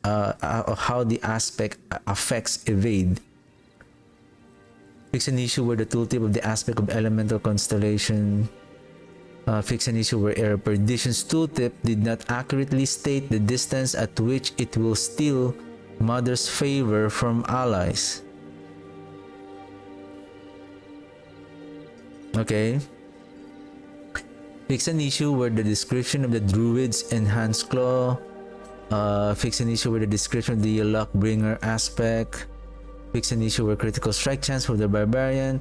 Fix an issue where damage bonuses with golems, mages, and warriors were not showing up in the character stats panel.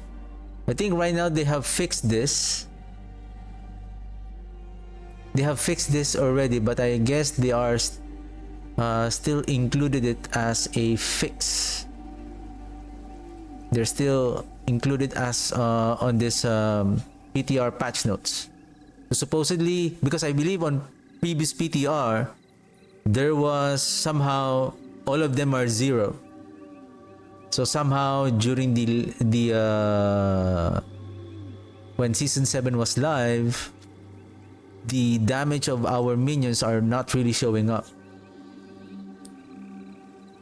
And then fix an issue where bonus speed exceeding the cap didn't display in the character stats panel.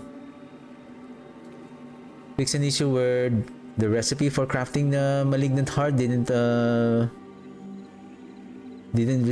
have a prompt to show the required materials to craft it. Fix an issue where the UI header to denote difficulty level and hardcore status was not displayed while in the pit.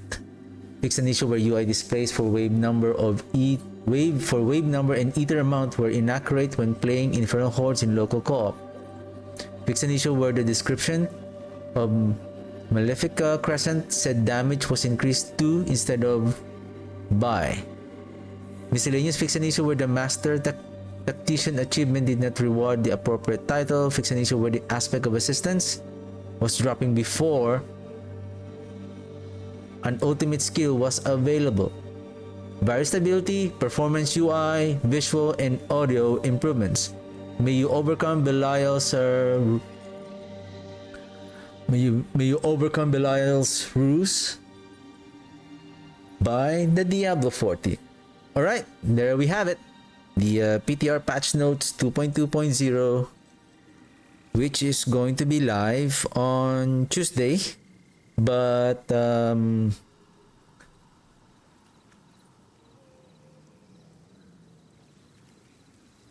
this is going to be still updated and finalized before, I would say, a few days before Season 8 will be launched, and 100% there will be another campfire chat for the, I think, for the final, before the launch of Season 8.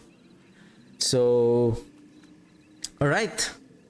So, I'm going to play the Blight build and fully masterwork the items, but before that, let me take my lunch break first, and then when I get back, so we're gonna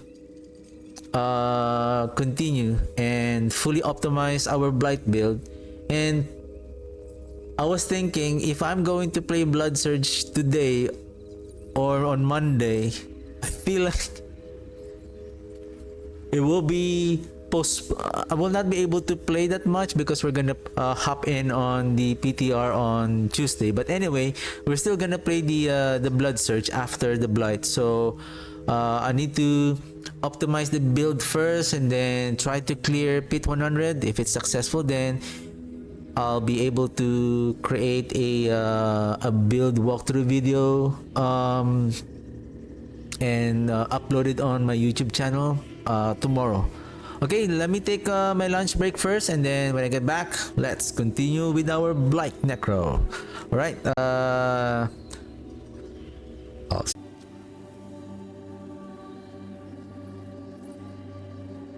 Alright. So,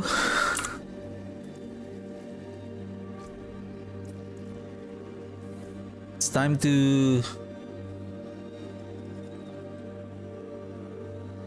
update our gear. So this one, why it's here? What is this one? Am I planning to replace something? Intelligence, attack speed.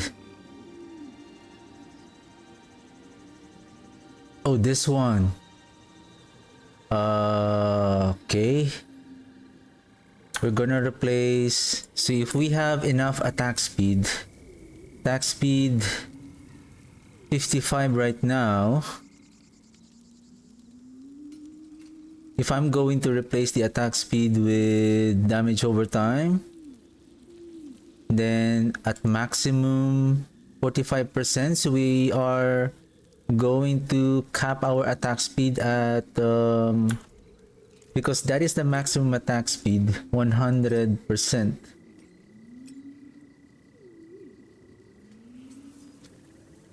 Say, let's replace this one. What did we remove? This is, oh, this is the, what is this one? Aura active. Okay, let's,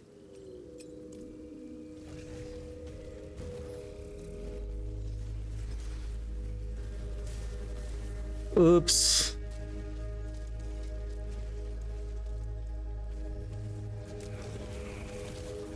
What? Okay, we have 3 stacks. 100. That's it. Even though we have 3 stacks, 15% increased attack speed per witchcraft effect. So we have 3 stacks, so we have 45% right now. Okay, so that's the maximum, 100%. So we can remove.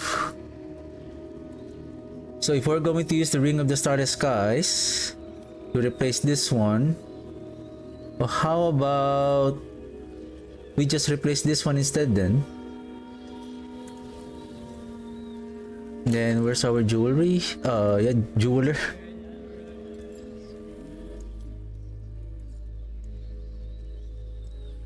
Okay. Core skills, attack speed, lucky hit chance. Basically, we are only taking advantage of the core skills and lucky hit attack speed.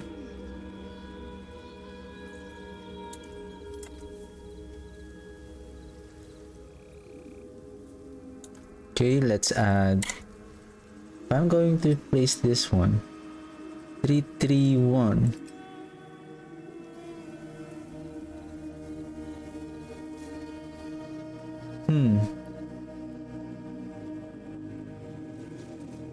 Is it because of the intelligence?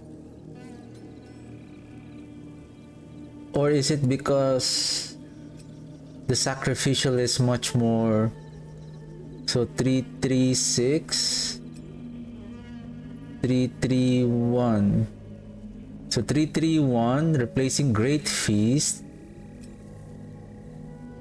So 336. So it's better.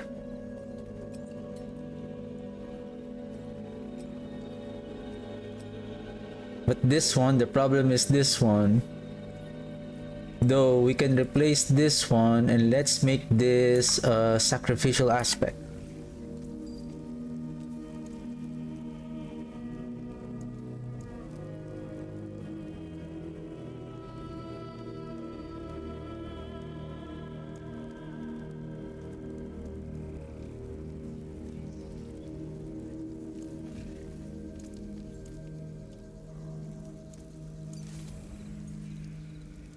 And just in case, you should be Great Feast.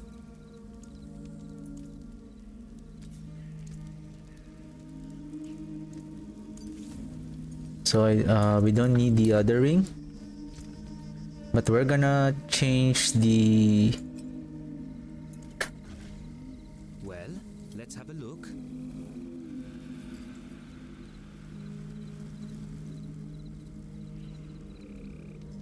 All occult gems are equipped, which powers aura.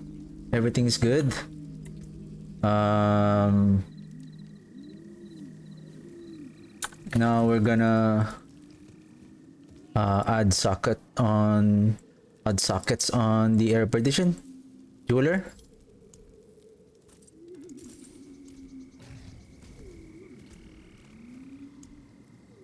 Then how about let's craft topaz. Give me topaz. I think I have extra topaz here. Or let's just craft. Hey, Finest jewels in Sanctuary.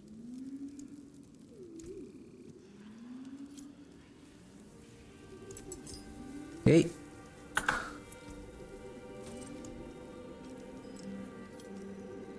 So curse aura, hardened bones. We have no choice, but we are going to replace the curse aura on the boots.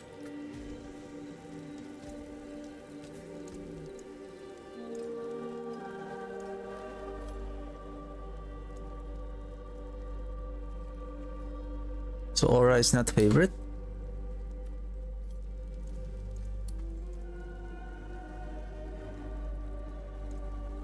Exquisite. Then this one is Embalmer. Okay. Okay. All good. We now need. It's time to masterwork the items. Okay. Match check. 60,000 up the side. Okay.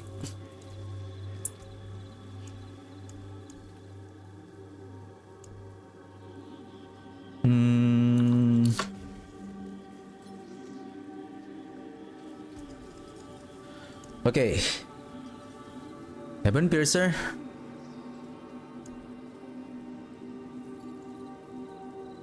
Let's start with this, the Ring of the Starless Skies first.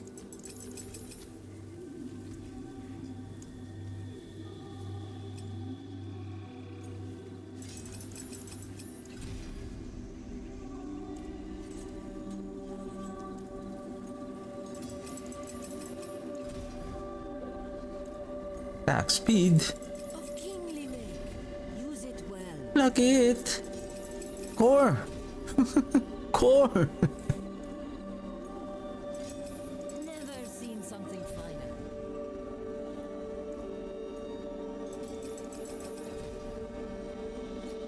There you go.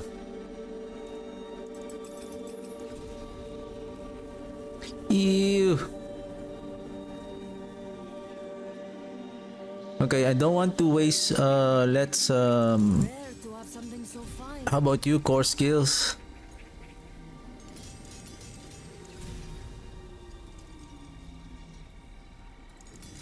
Let's go. Lucky chance.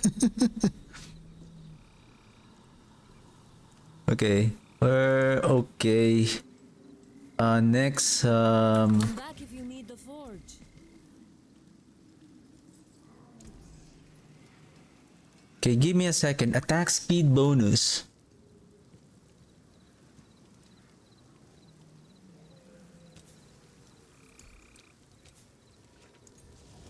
Damage overtime. Yep. Okay, that's good.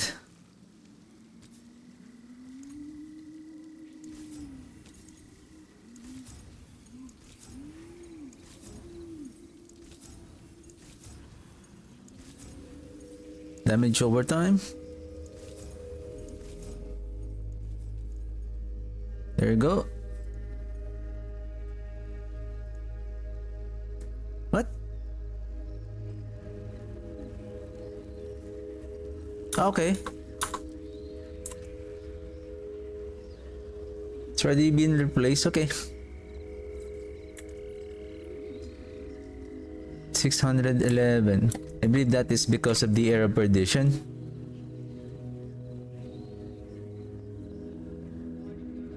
Should we still hit intelligence or damage over time?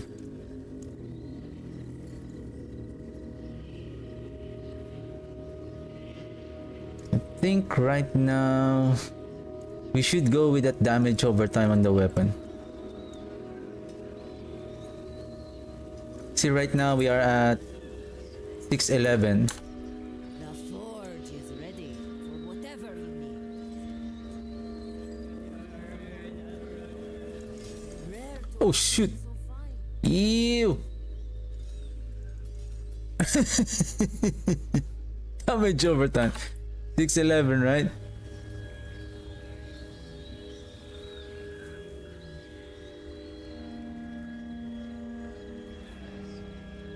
Almost the same. Or did it hit the GA? Yes, yes it is.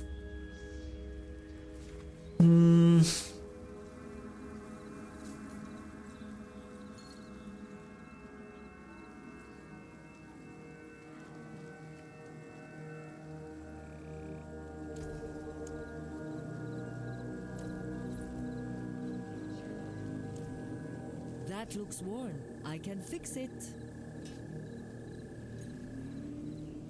Of kingly make. Use it well. Okay, so we go with intelligence. Never seen something finer. My demons are quiet here. Mostly.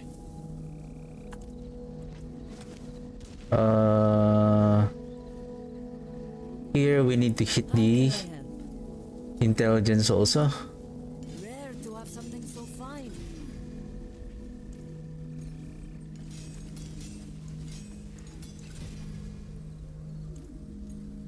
Never seen something finer. Nope.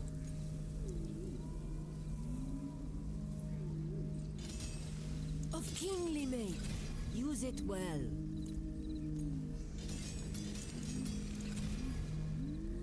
Nope. Of kingly make. Use it well. Wow. You don't want the intelligence?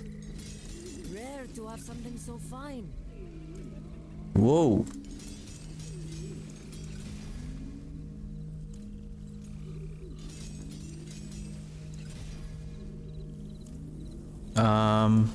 There's intelligence, sir. There you go. Never seen something finer. What essence per second? Can you hit the core skills again? Rare to have something so fine. Well, damage over time is still fine. Never seen something finer. Wow, total armor. Wow.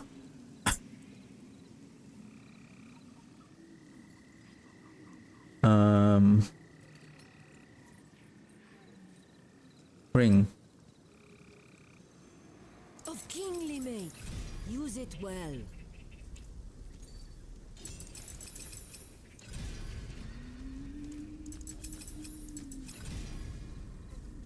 Okay, that's good. Okay. 51%. So we are sitting at 87%, so that's good. But we want the Reaper's Pursuit though. The forge Now is ready. let's try to hit the Reaper's Pursuit. Don't ruin all that work. 690. How can I help?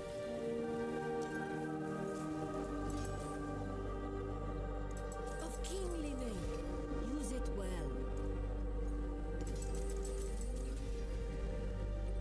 Okay.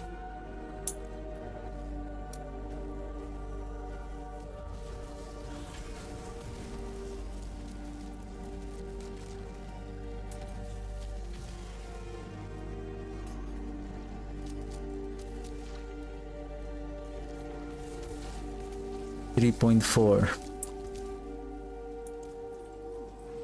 Let's try to hit the Never seen something finer. Blight.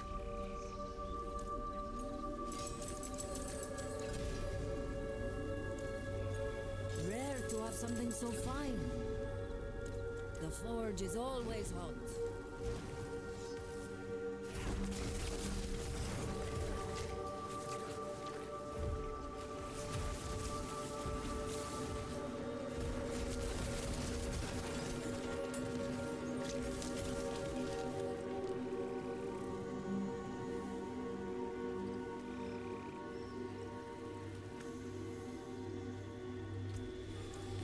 There's another buff.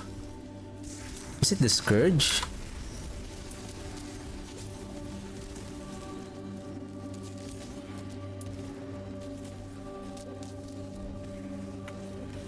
This one.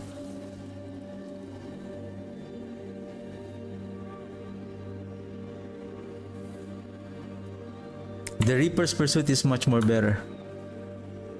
That looks warm. I can fix it. Okay, let's go with Reaper. To have something so fine.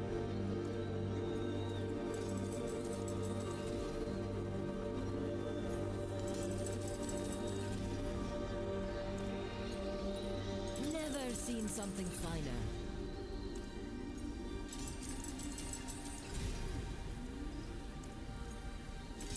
Of kingly make. Use it well. Okay. Come on.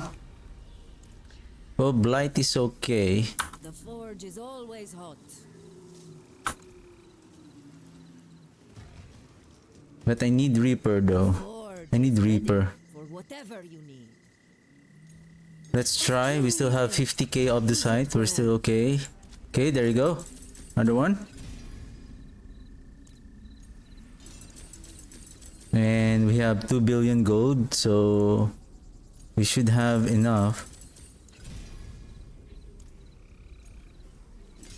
Never seen something finer.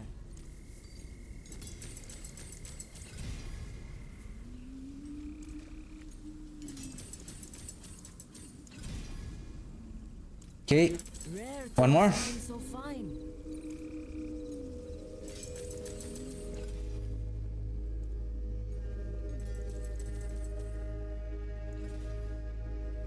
I hope it senses that Never seen from rank 4 to 5, I'm stopping at Reaper's Pursuit, so that one you should hit.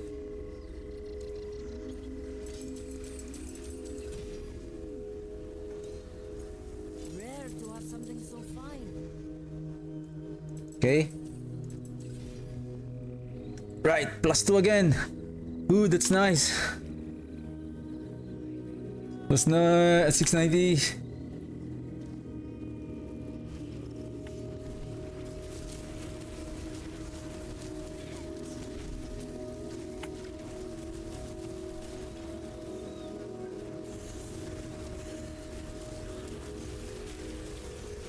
Wow, I can sustain my essence. Well, it's because of the starless skies.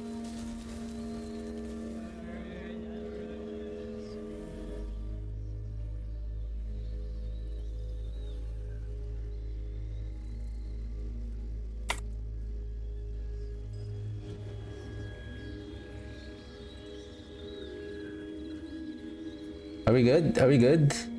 Boots, blight size. Let's go with the boots. Though we need intelligence. Only made. Use it well.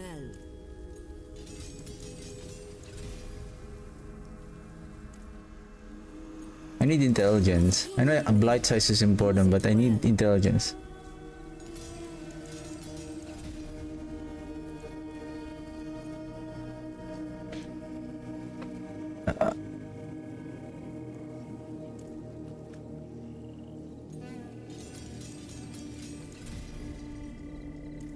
Never seen something finer.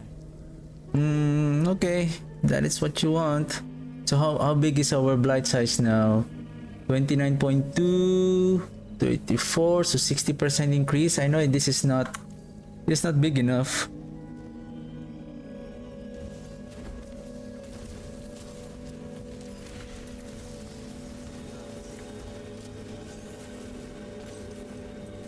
Yeah, it's still not big enough.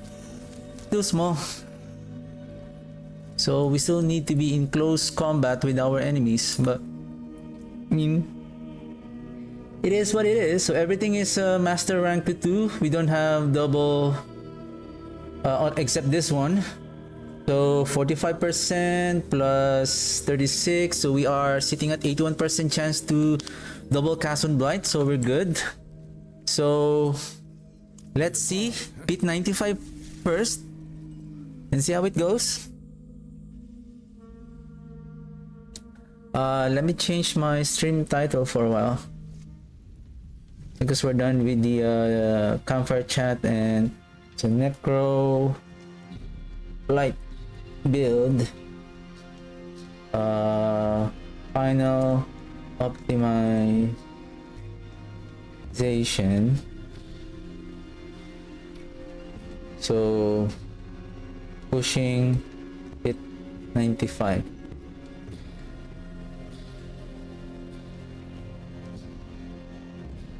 Okay, potions, out of elixir. What is our sage, redamine, soothing?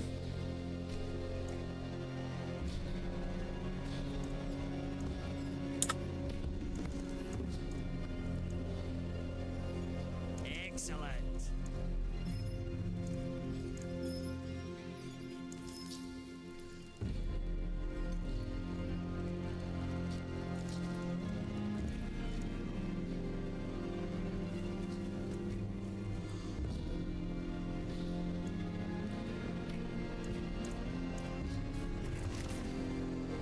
Oh! Oh no, I don't have the void. I thought I was still having the void. So we don't have metamorphosis, so we need to be cautious on the freezing, chilling.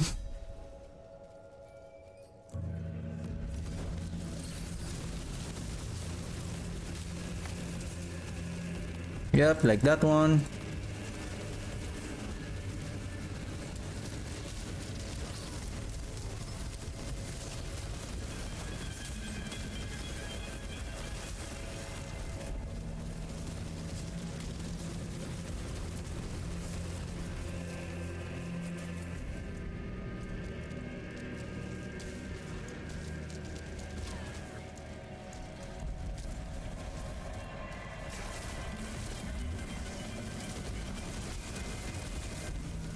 Or maybe let's switch to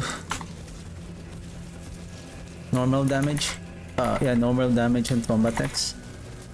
But I feel like I need to see the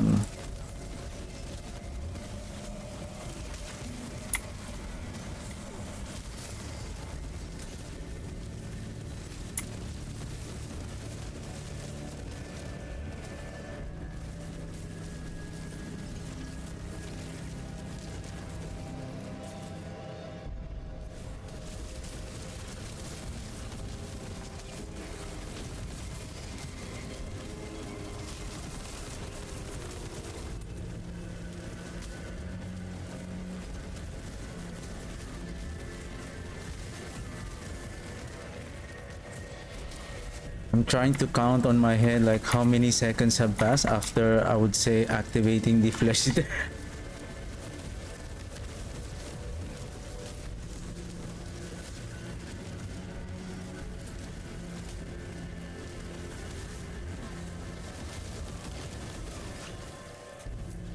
So far, clear is good. Clear is good.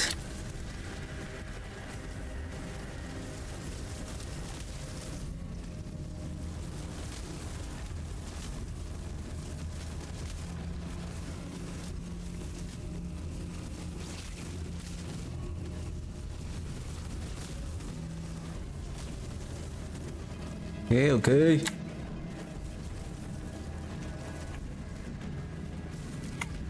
DR.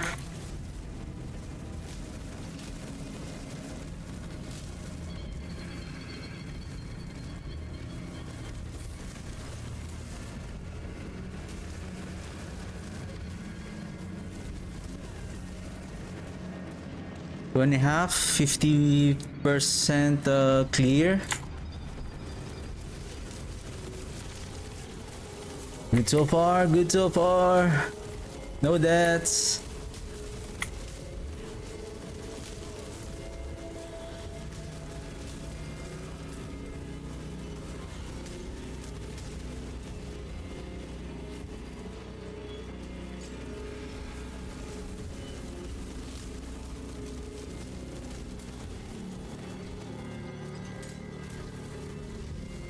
Chilling wind, be careful on chilling wind.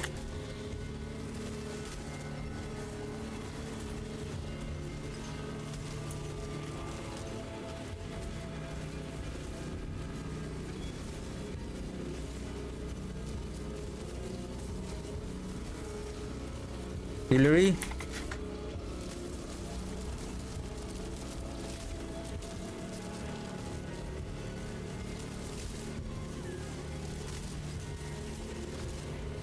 Fire. Oh shit. I was just saying fire. Whew.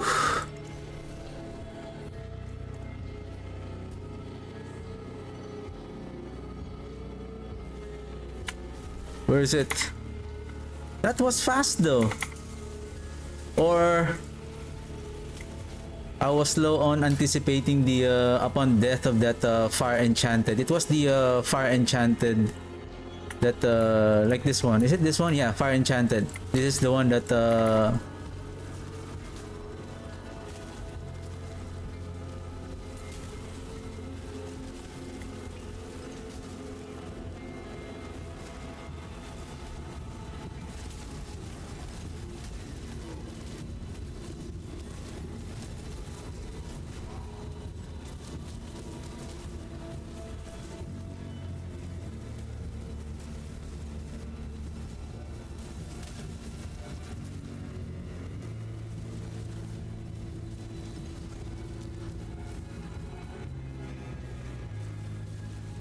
good job so far, except we died a while ago.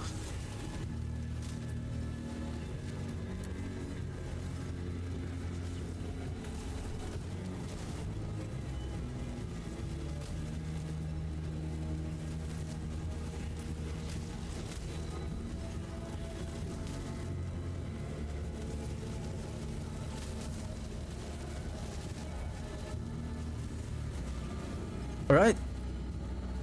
7.5 minutes. 850.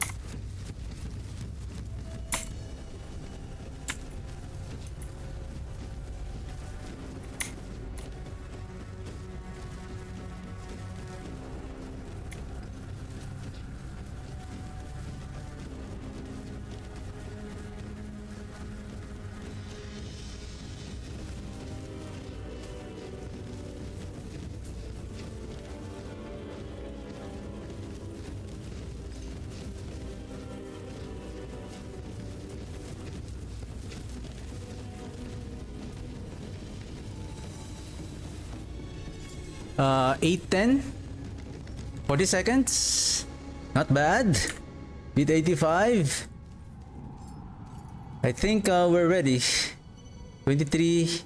Yeah, we consumed the potion before we even enter. So 7 minutes in total. That's nice, that's nice. And we are 15 levels behind, but we're still okay. I think we can do this. Oh, I'm maxed. Okay, we have 22 minutes, enough for our buff for a 15 minute pit run. Okay, this is it. Pit 100. Let's go. Let's go. Last time, last season, I was only made it to 90, and I'm already struggling at 90.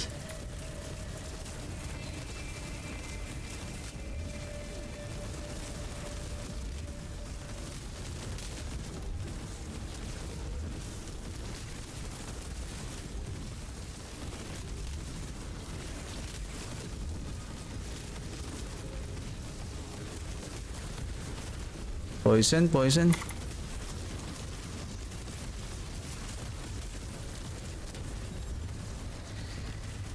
Ooh.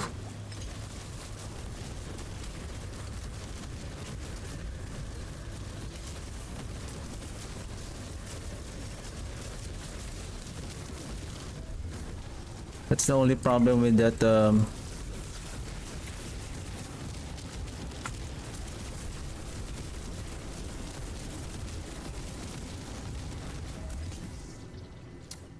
when they run those succubus, they always run away.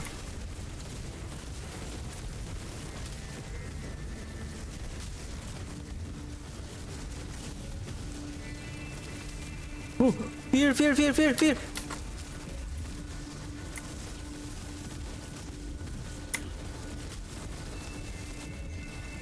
This is a dangerous combo, chilling wind and then fear. So if you got fear, then you got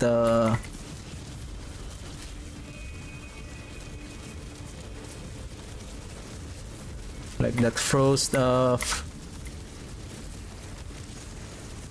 bomb something.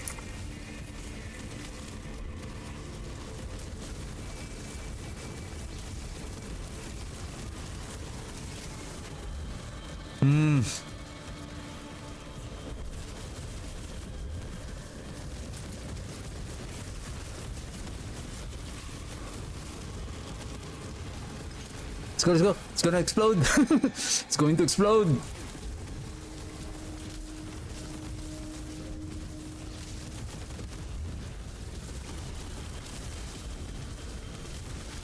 No, no, no, no, no. Oof.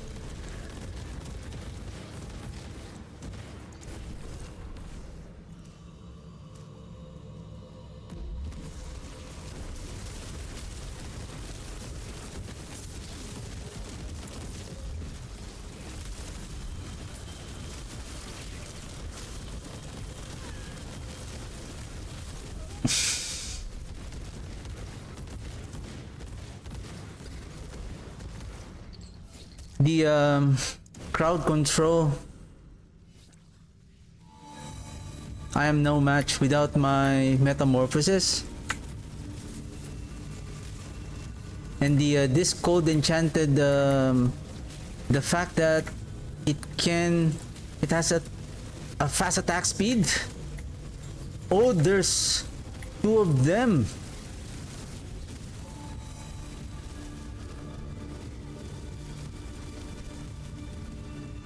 Wow.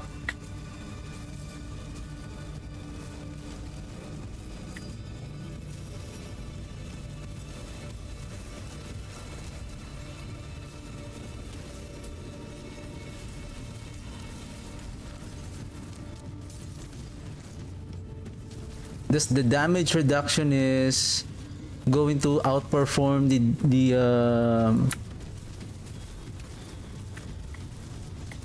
metamorphosis will provide more survivability than the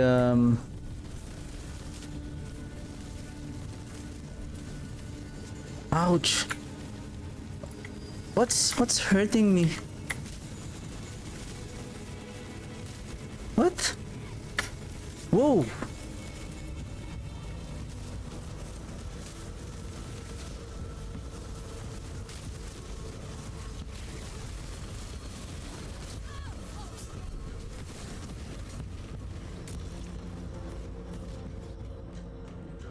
Something is...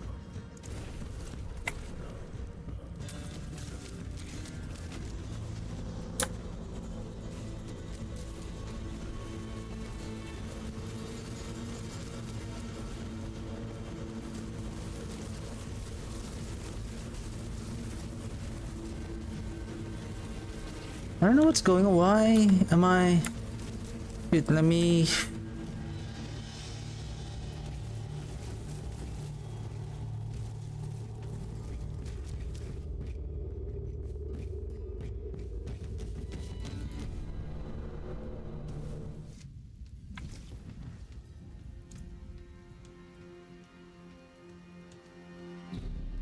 Max resistance, I mean 8,700 life.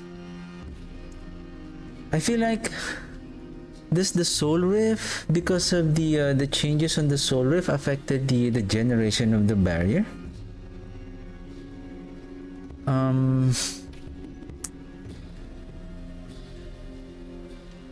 I need curse aura because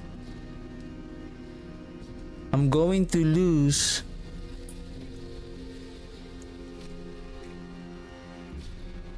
28% multiplier damage if I'm going to manually cast the curse aura just to bring back the metamorphosis here. Okay, let's do this again. Let's repair first. See some steel you need? Okay, 16 minutes, we still have time. Then somehow the damage of the enemies are so strong.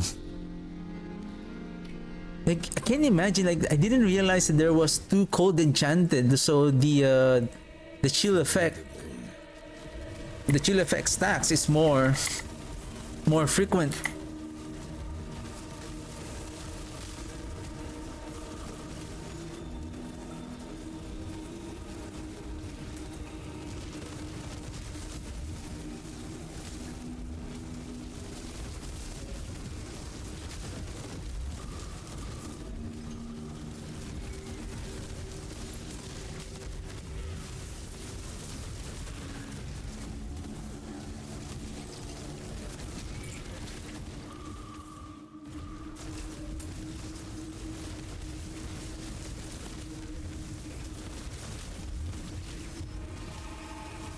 I feel like I need to find a way, maybe to invest on the necrotic fortitude.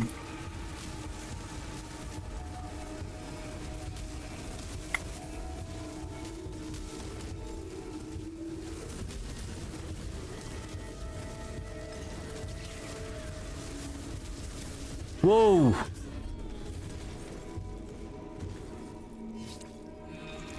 Okay,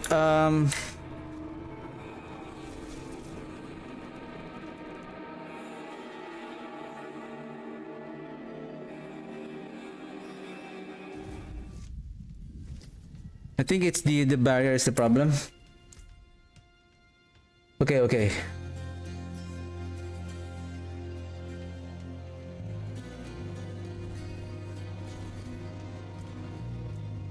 Yep.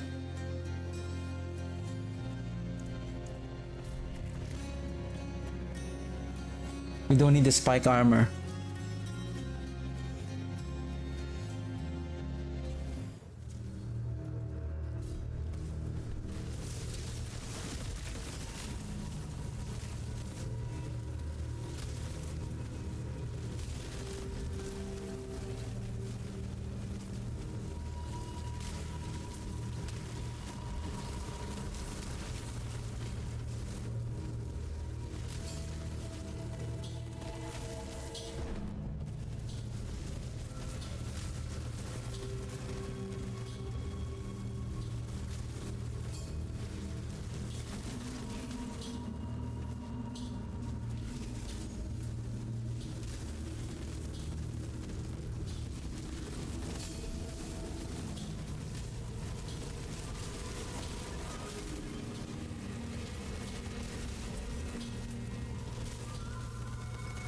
I'm getting frozen.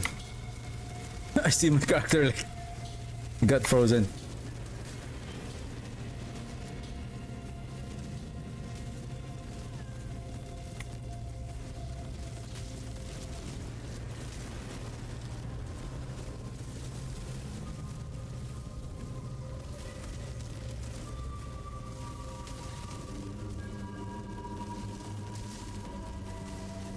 Yeah, you can keep freezing me.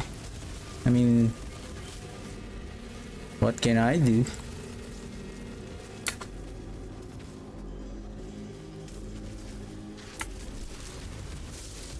What can I do?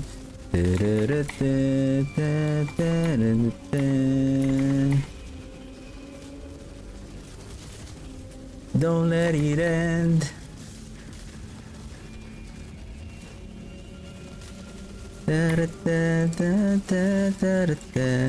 But survivability wise, we're much better now.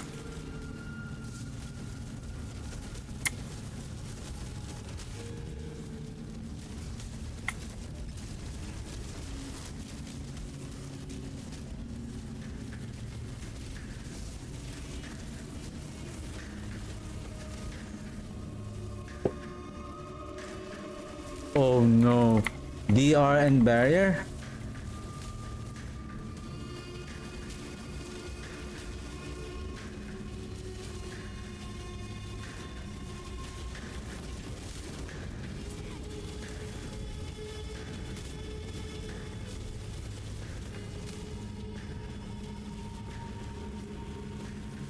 Hey, let's go, let's go. Vampire, Chilling Wind, Suppressor.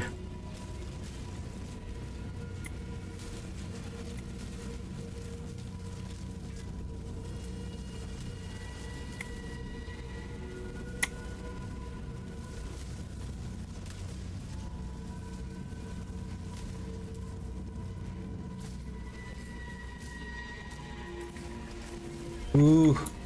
Okay.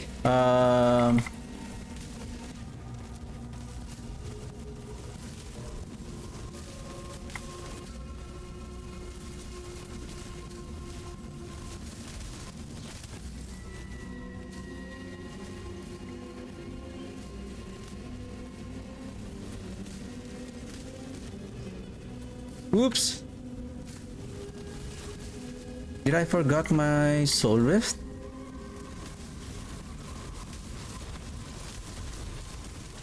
Artillery.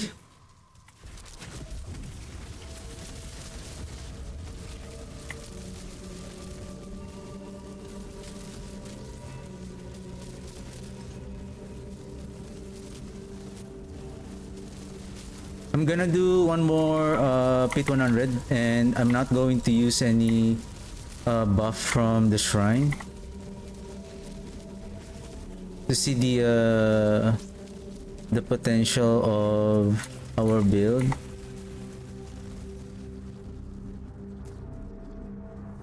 So far 5 minutes, 50%. Okay, 4.5 minutes.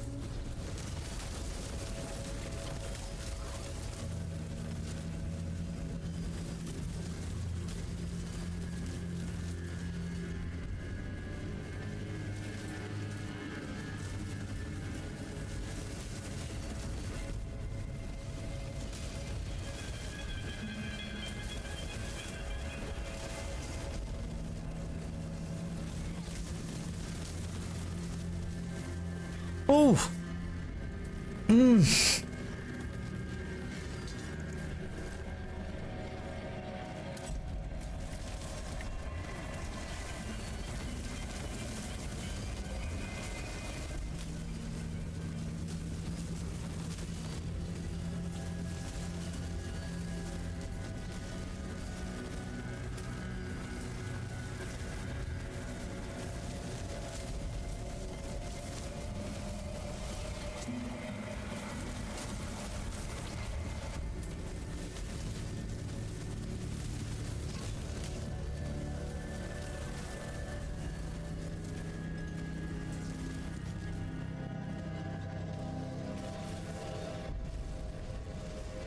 That hurts. It hurts.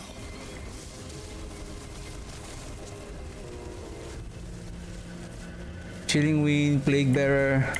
What's the other one? Obelisk.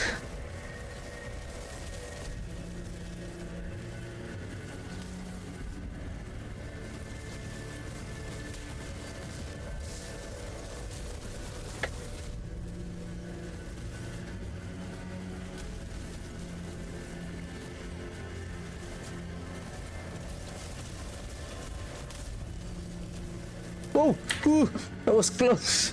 What the heck?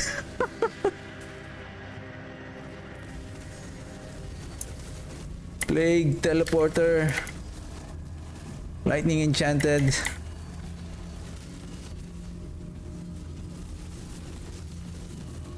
Then these guys have a barrier. Oh, no.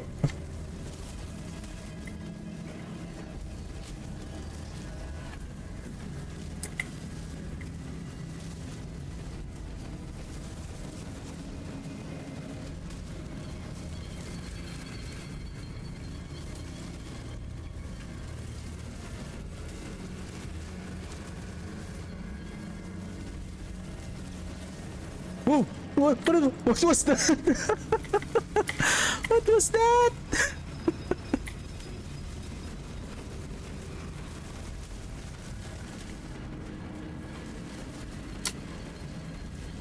Hey! Ooh!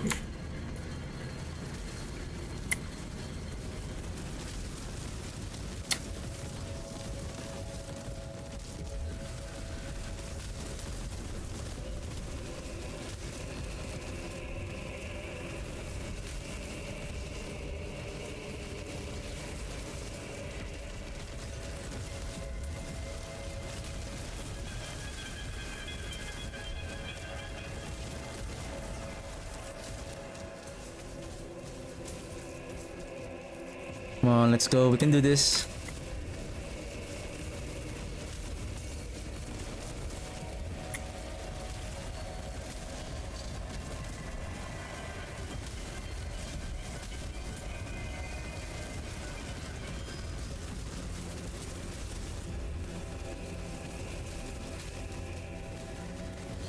Melt those health away.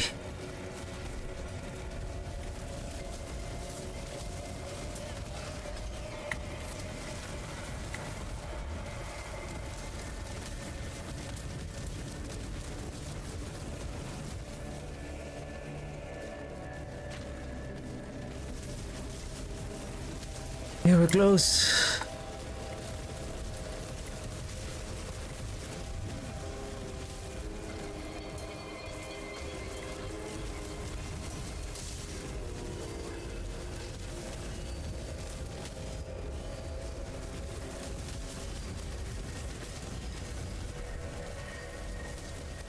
Whoa! Obelisk?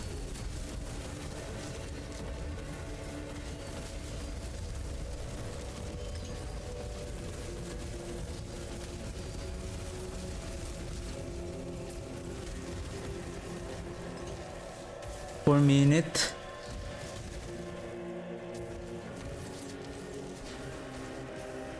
Somewhere here.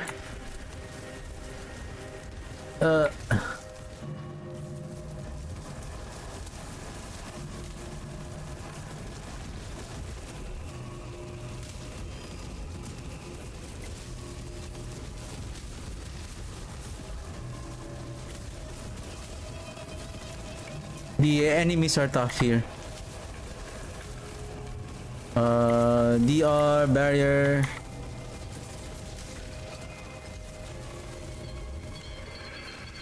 Still alive.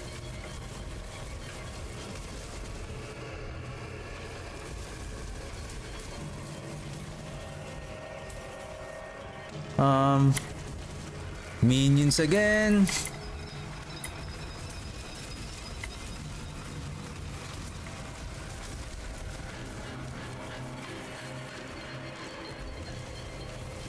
Yep, going to waste my time. Let's go. Who else do we need to kill? This pack?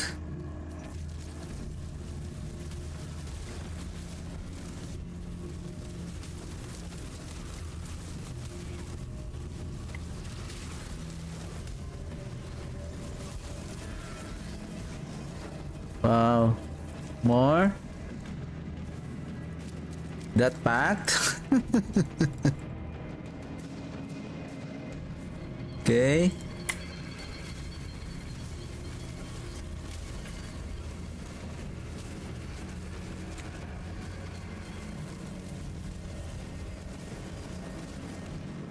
Wow. What else?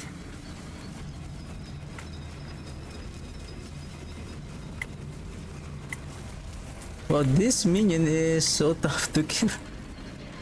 Oh, okay, one more. Okay, one more minion. Spend for 30 seconds.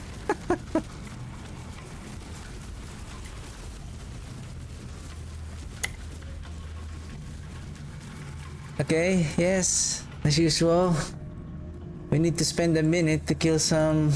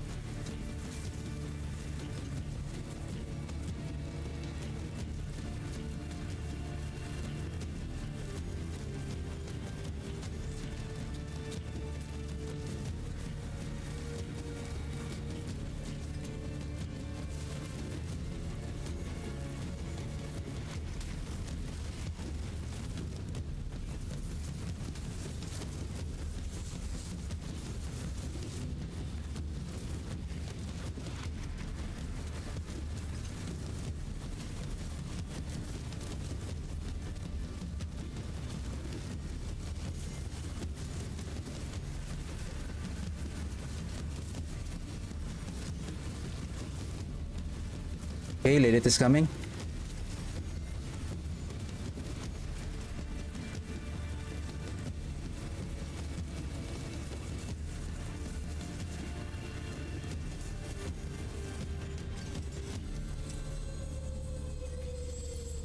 More than a minute. I think around 1.5 minutes. Oh, I forgot my elbows.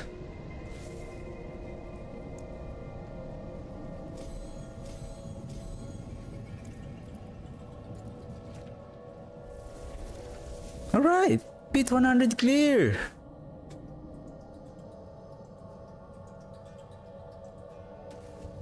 Beat 100 clear. Okay, one more. Let's try one more time.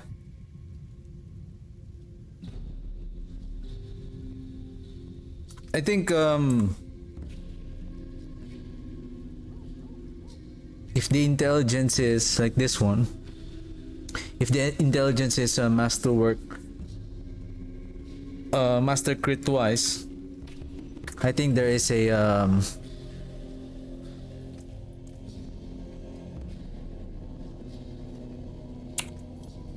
more increase in our damage. May your road be filled with wonders.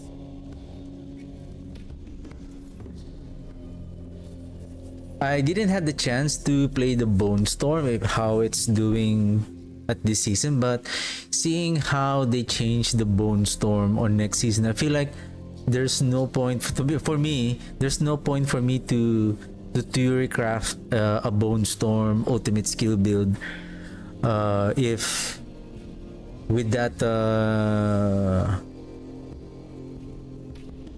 nerf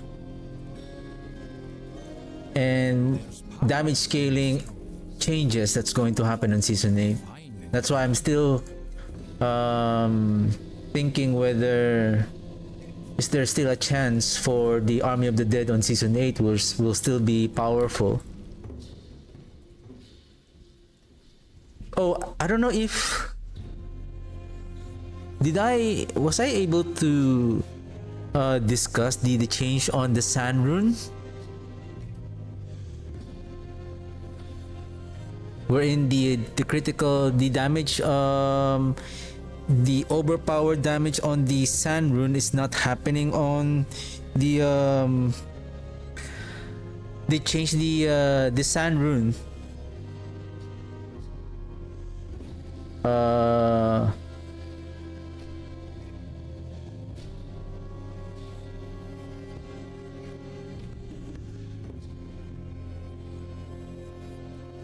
This one, I don't know if I was able to, maybe I might have skipped this one.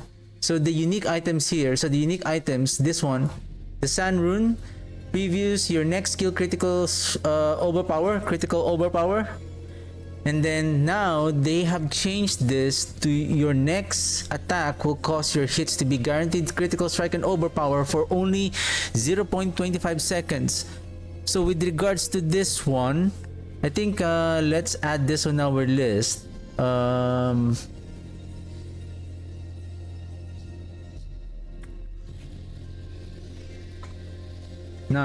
sand rune. Is it still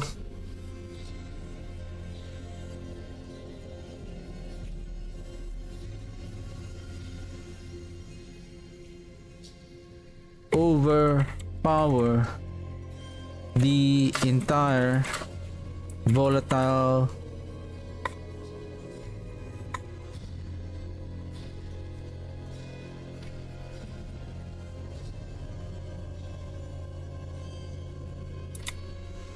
in Army of the Dead? Because it says here, it says your next skill critical overpower. Now it says here your next attack will cause your hits to be a guaranteed critical strike and overpower for 0.25 seconds. And take note with regards to the Army of the Dead,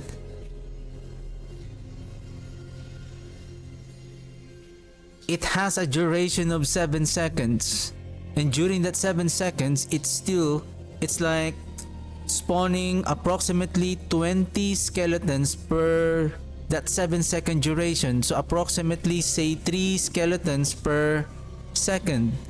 So if your next attack were only critical overpower for 0.25 seconds, meaning only one of the skeletons out of 20 will critical overpower. Though the offering has been reduced to 700 to 300 with the Nagu rune. Nagu rune is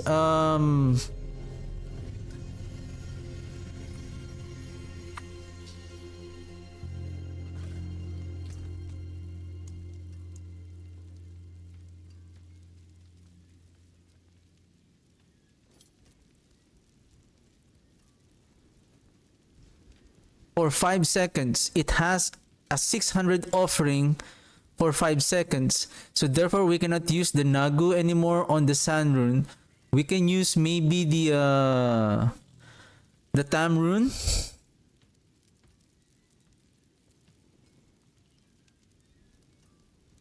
Or what's that other skill? Is it the Yule rune? This one. Cast a skill with a cooldown, like if you're using the golem, right? Or Tam rune, we can still use maybe like corpse explosion to make that corpse consumption of the corpse. Or Sea rune. Sea rune is exactly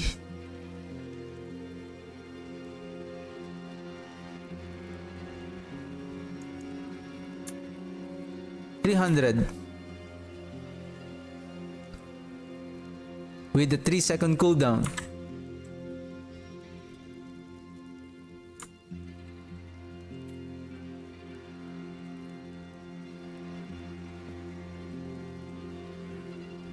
Okay.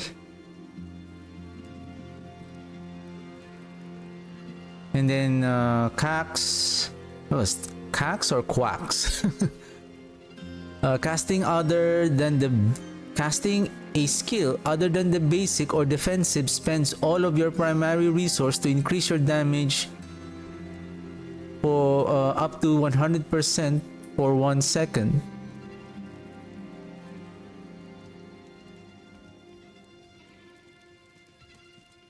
So it's no longer for the basic. And then Vex skill, 1+1 to all skills for 10 seconds, overflow, more ranks up to 3. Okay. Offering cost reduced from 150 to 100. And now Loom Rune has been increased from 2.5 to 3.5. And then Ahu, previously hit, previous lucky hit 100% when hitting an injured enemy. Now 100% when hitting a non-healthy enemy. Offering gain reduced from 15 to 25 to 15. Tech rune damage reduced from 1,400 and 1,000. What is tech rune?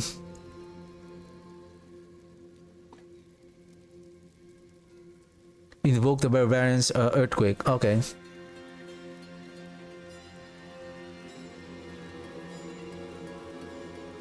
Invoke the barbarian's earthquake, dealing damage to enemies within.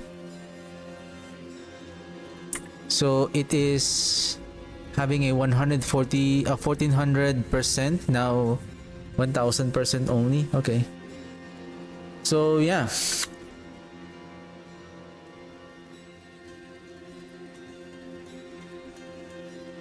So the Sand Rune, I don't know if it's still gonna, again, the fact that our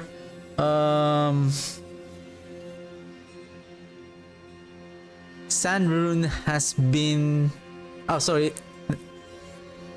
our Army of the Dead has been reduced significantly on its damage scaling. Now the Sand Rune has been changed. So I don't know, that 25 seconds, will it still, you know, when we cast the Army of the Dead, everything will still overpower? Then that's at least, right? But if it's only one volatile skeleton that will overpower, then oh my, it's done for the Army of the Dead. My demons are quiet here. Mostly. So yeah. Okay, one more. One more.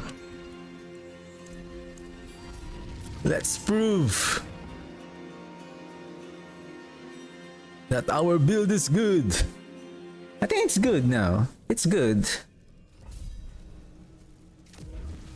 I think I managed to solve the problem of the survivability from that because of that barrier.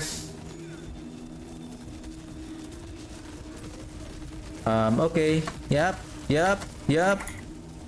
Smoke me, stun me. What else?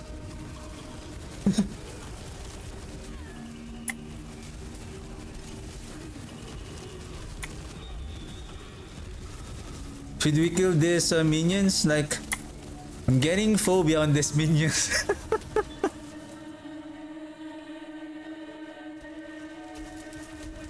Is it because when we die, that's the penalty? Oh, you died? Oh, you need to find the minions.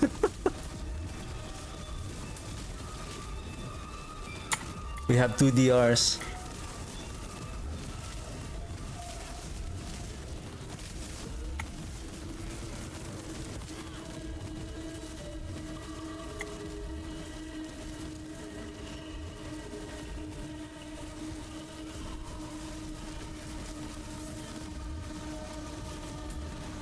I really need to be close to the enemies so that I can take advantage of that 20% damage increase from the blight.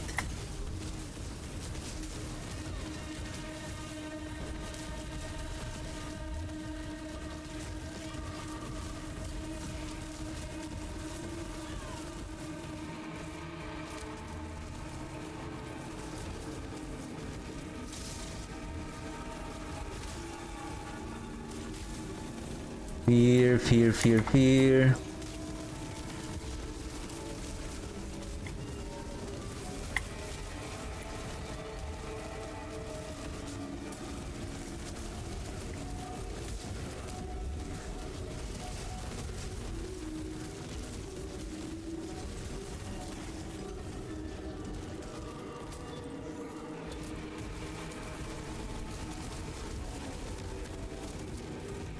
Fear.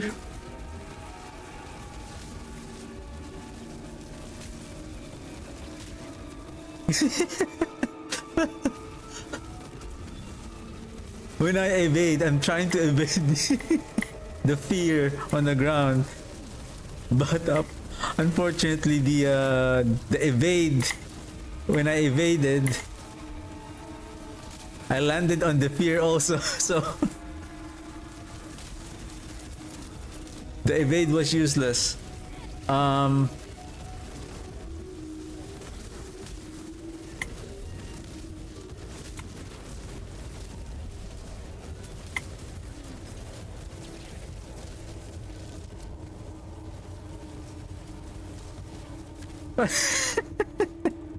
What the heck?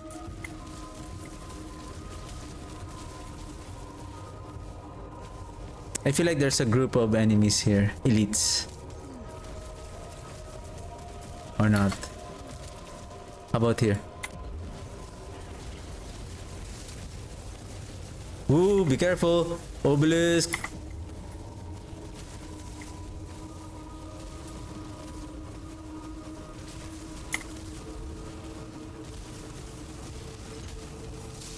And Shocklands. Perfect combination.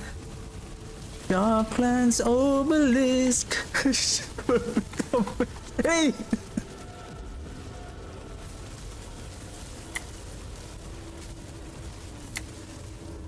Perfect combination.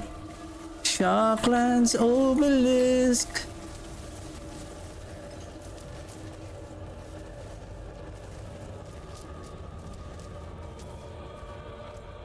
Okay, no shrine, no shrine. No shrine.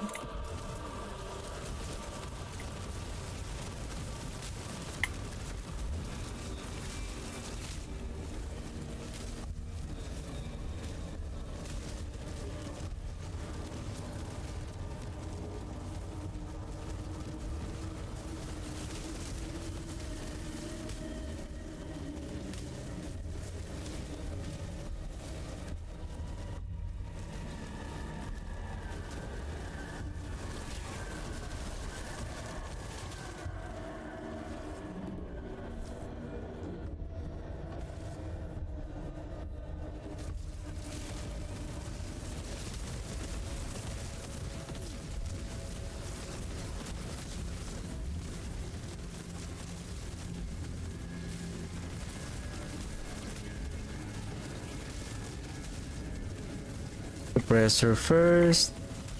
I believe there is a fear. What's the name of that modifier? Terrifying. I'm very terrifying. So you will run in fear. Hey.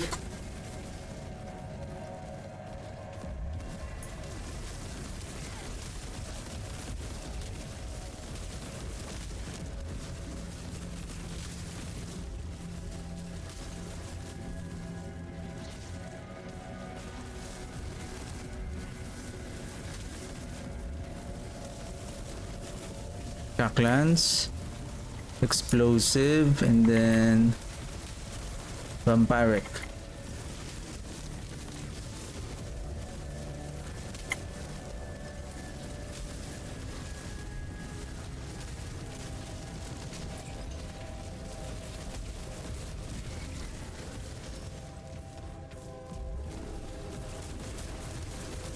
Okay, let's kill the DR. I saw that they have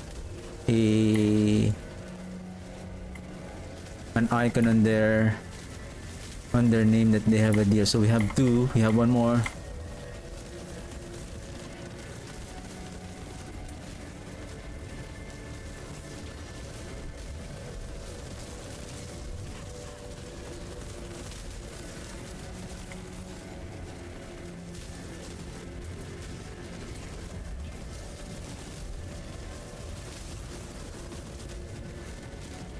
Yep, just stay close to me.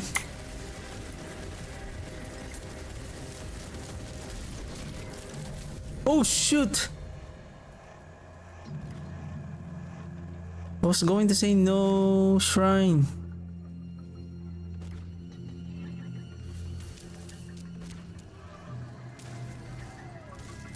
This is a no shrine challenge.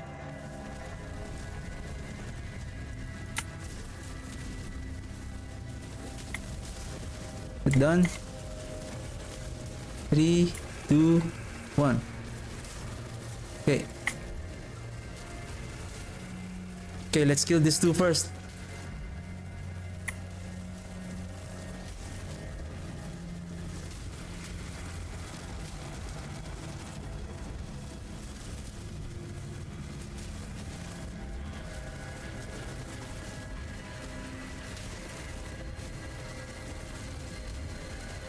Where's the elite?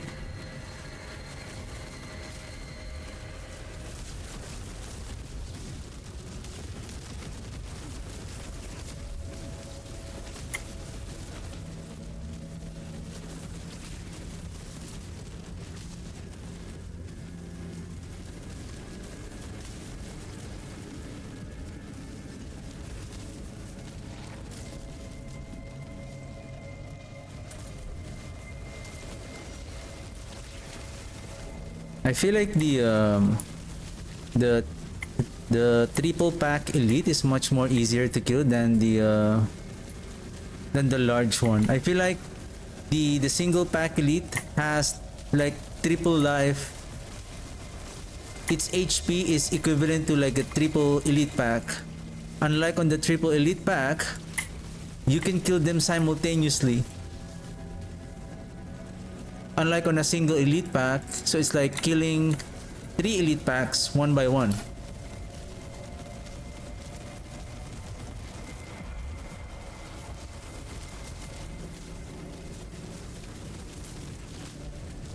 Oh!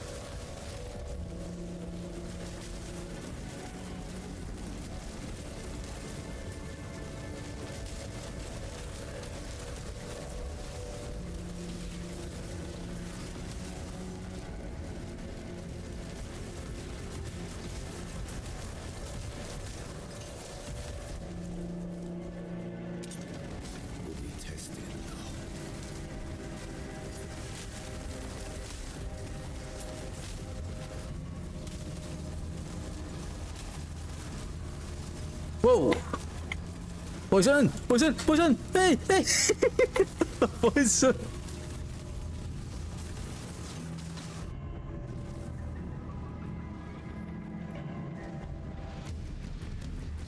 Sea hag! Let's go, ma'am!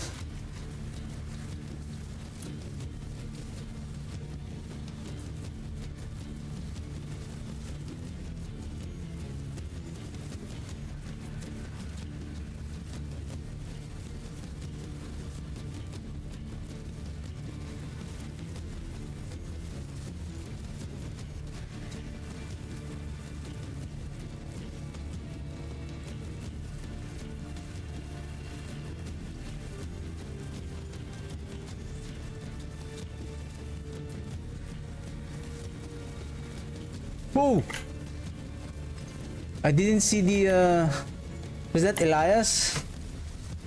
He spawned just in the body of the sea hag. Oh shoot. Restack, sir.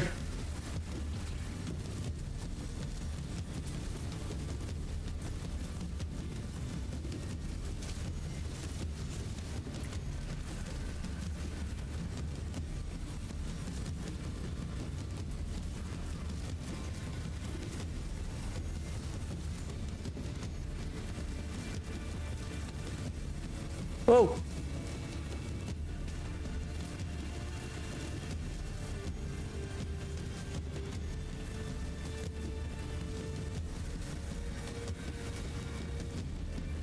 Oh shoot.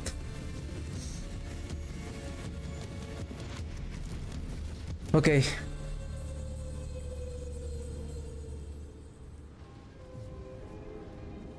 Come on.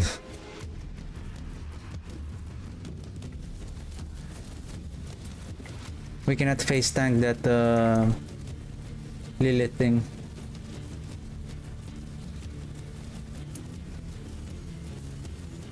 Shoot.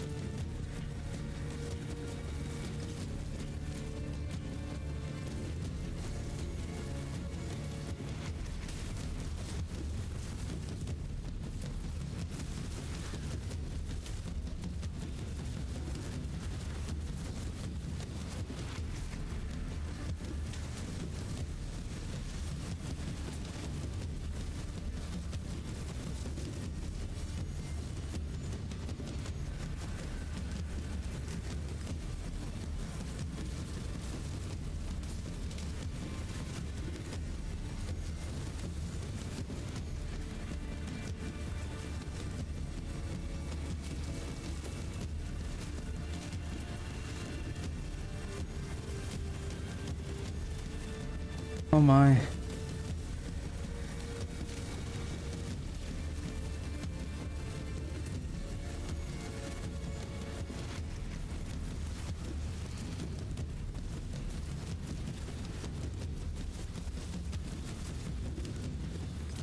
Oh man.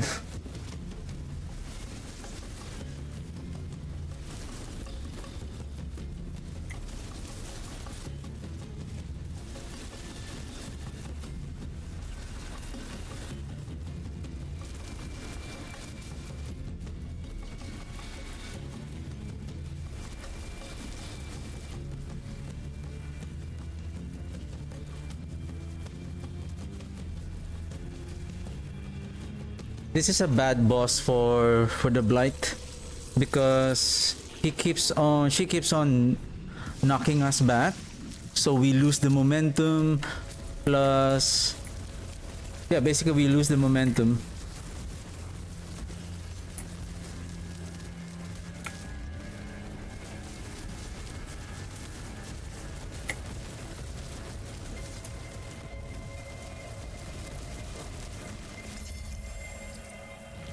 And as I have observed again on the when I played this build on previous season, I'm gonna do this one more time.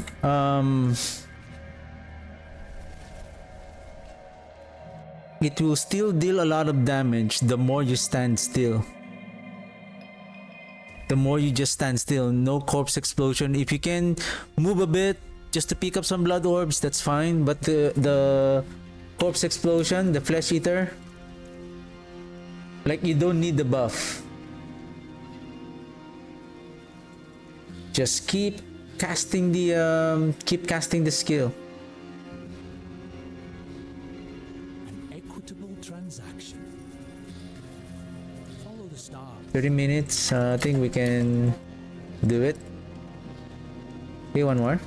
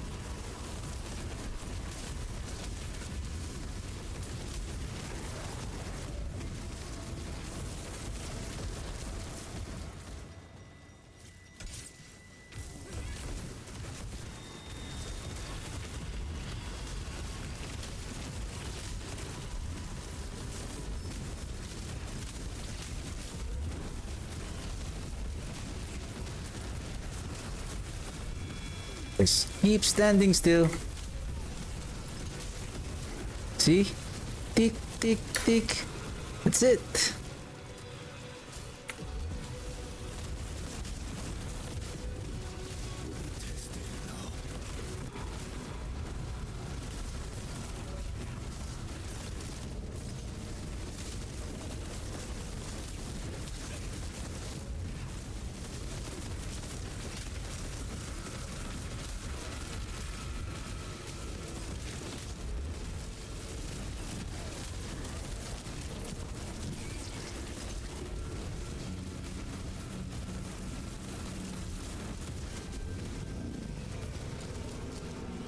Because the more you just stand on one position and then let the blight keep on stacking on the enemy, the more it will deal damage. And the blood orbs, we don't have to worry about the blood orbs because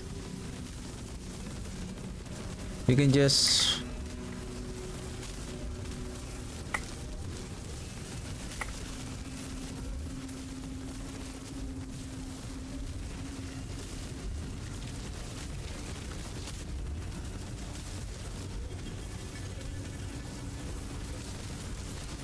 wow, these guys are likes to move around. Oh, what was that? What?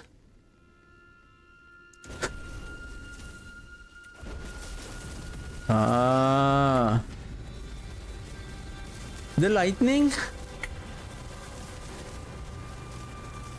And then my barrier is down. Good job.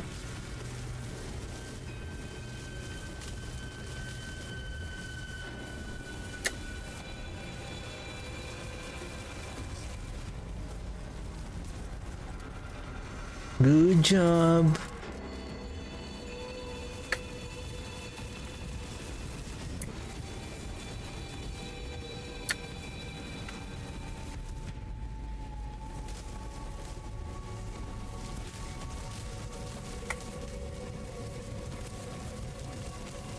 Then this one.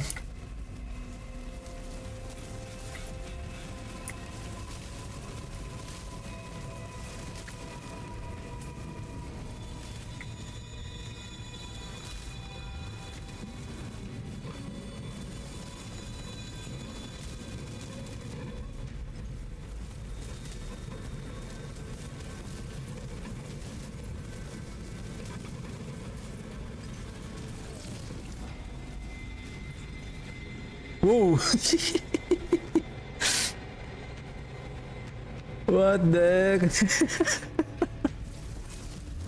We are so fragile, my boy. Oh, this is a girl. So you're so fragile, my lady.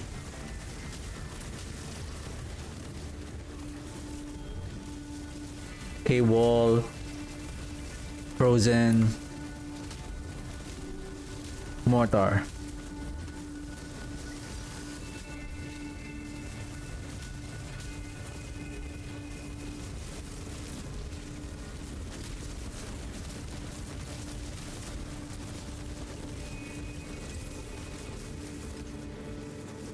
It's just we don't have any other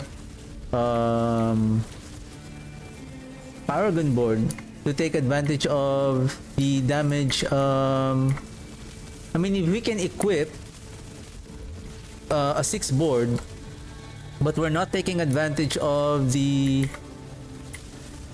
legendary node, but to slot another glyph. Because right now we are like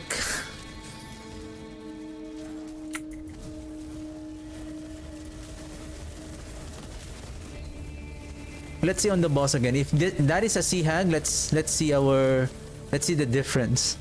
I think I killed the sea hag more than 2 minutes.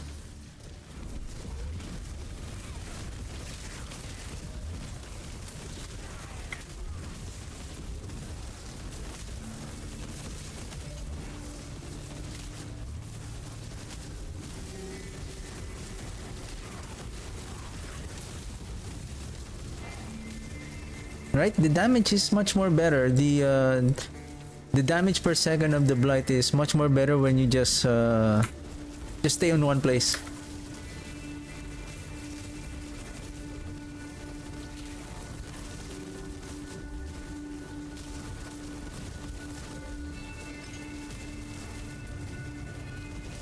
Woo!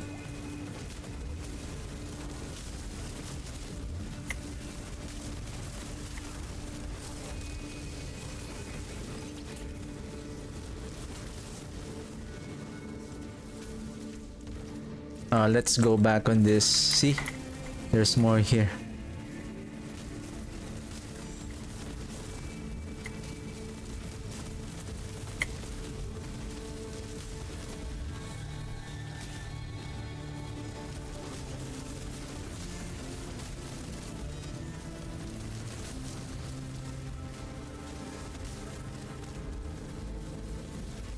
Don't run away.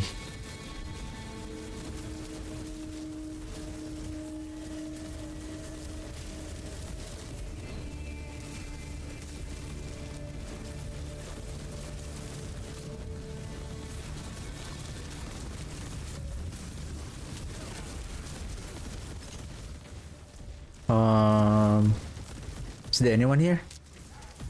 Thing? Okay, maybe these minions. I feel like this will be a hindrance later on.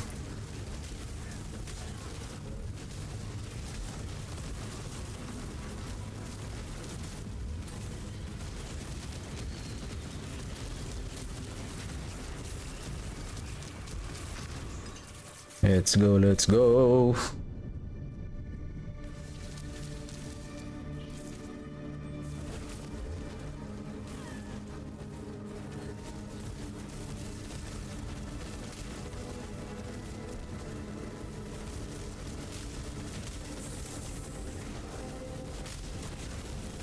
Fear. Where's that fear? Whoa. What is that? Terrifying and shadow enchanted. Okay. The terrifying has the pentagram symbol. Okay, okay, gotcha, gotcha.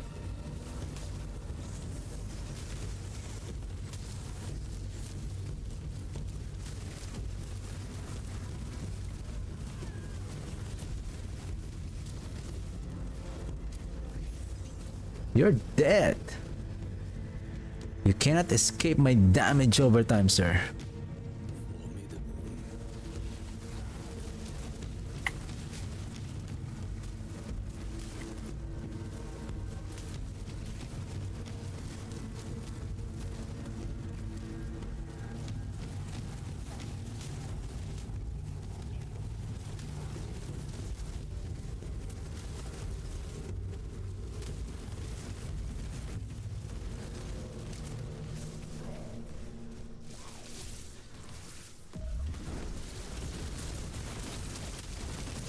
Five minutes. Ooh, how many elites? Obelisk! We are in danger there.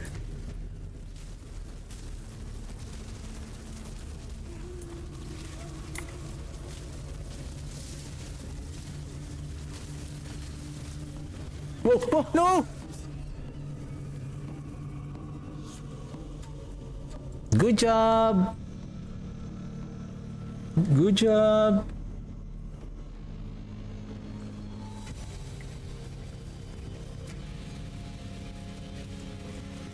Good job.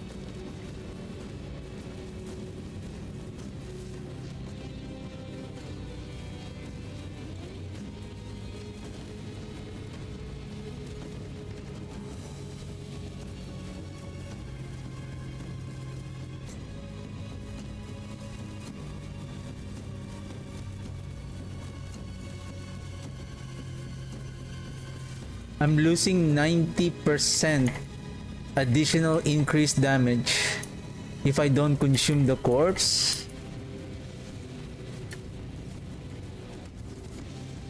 And again, if I'm getting knocked back.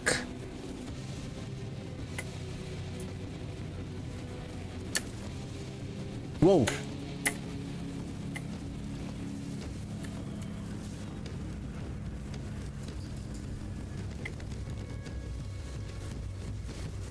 Lilith! No, no, no, no! I don't have much evade.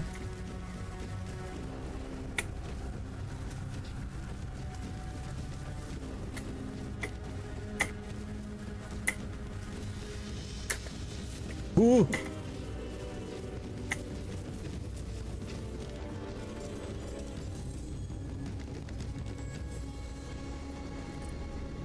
Obos again, obos.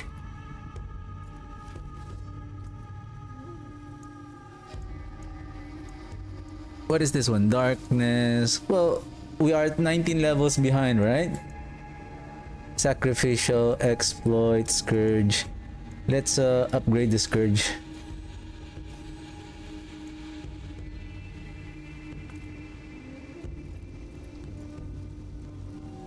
Let's go 95 and then let's upgrade our glyph.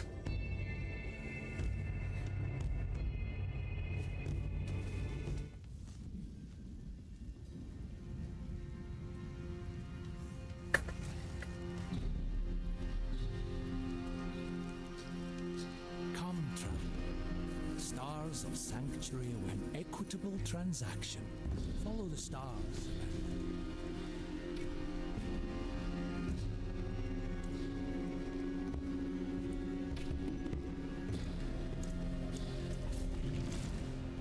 Oh, give me a second.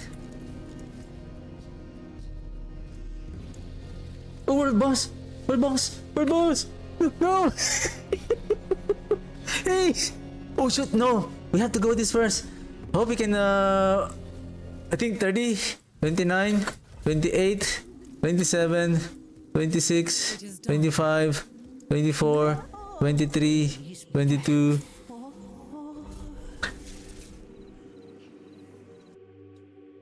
17, 16, 15, 14, 13. Because I don't know if that is average though. Need average.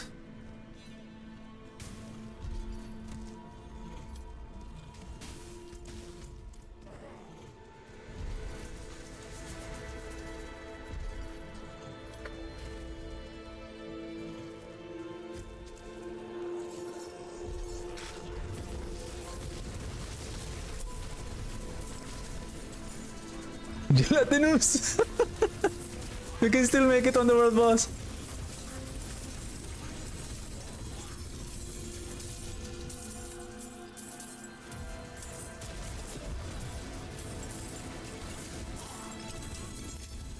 Let's go, let's go, let's go!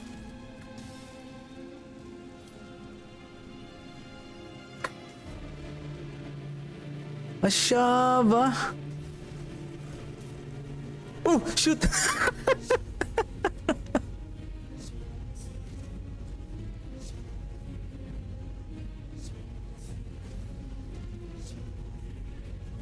Wow, I'm not yet prepared, sir. I'm not yet prepared.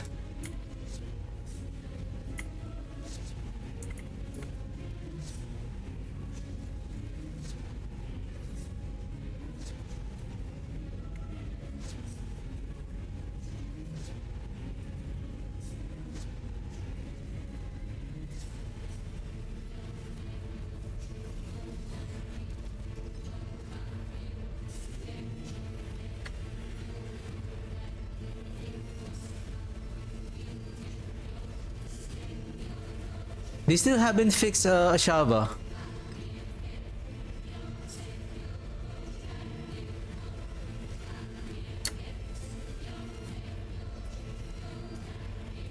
We're not, somehow the lucky hit is not working on this world boss.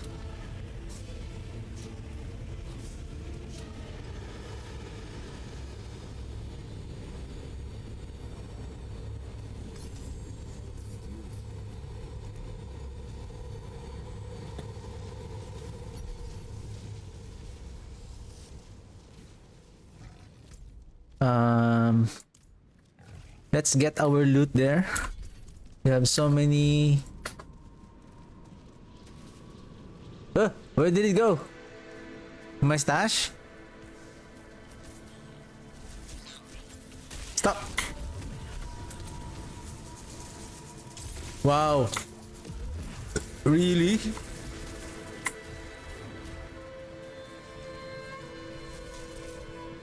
You can shoot your projectiles that far?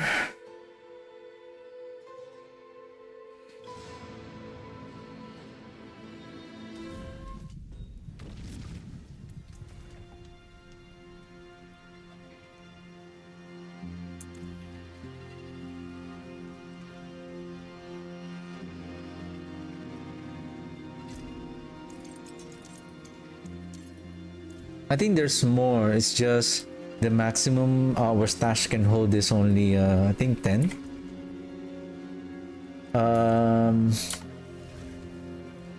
Let's repair. My hammer sings on your return.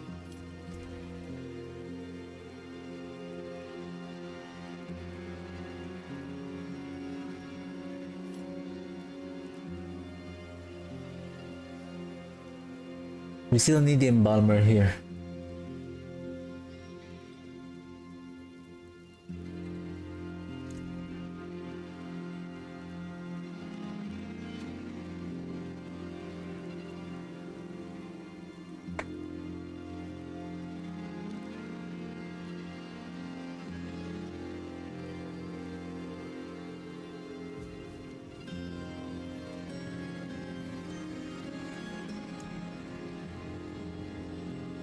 Ham and Nagu.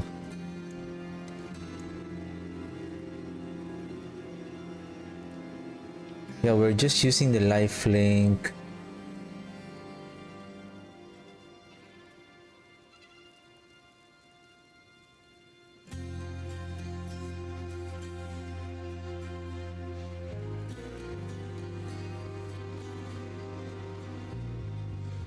After spending primary resource, I'm still looking for another, and let's see if our damage output will be much more better if there is a shadow damage like this one, right? Dealing shadow damage and gain stack of resonance for 10 seconds. Oh, I have it already. Anything else?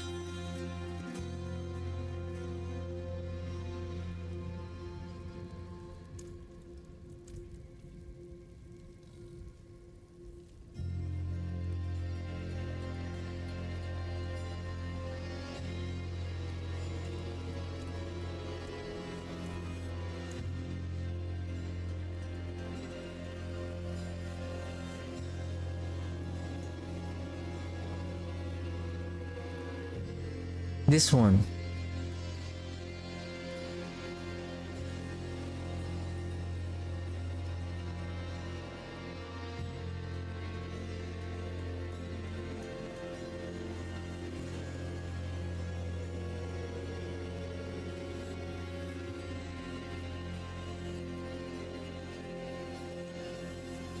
Let's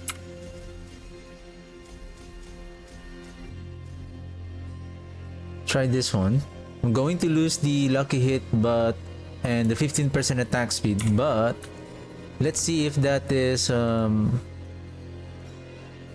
decay augmentation is going to work.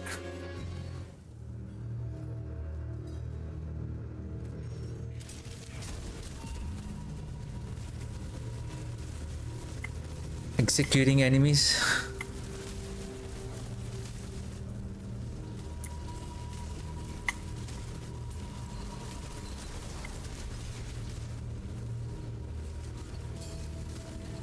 Why they're not dying?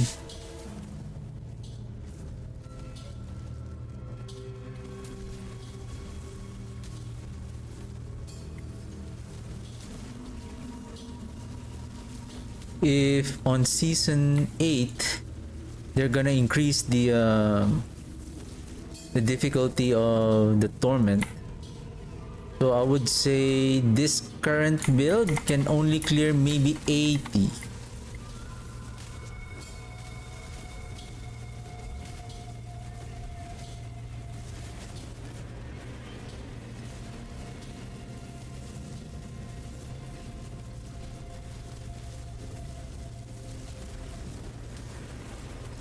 $80 is the equivalent of 96.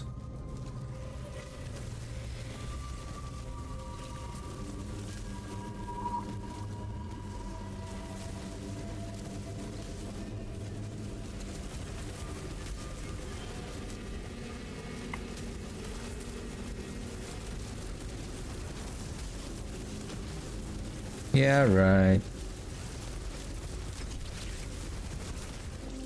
Keep pulling me.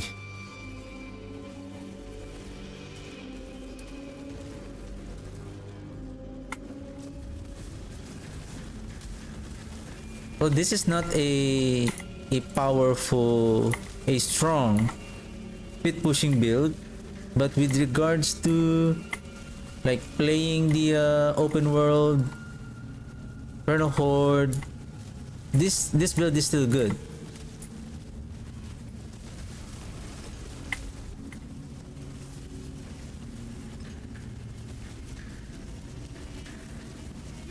Where's the TR? Oh shoot.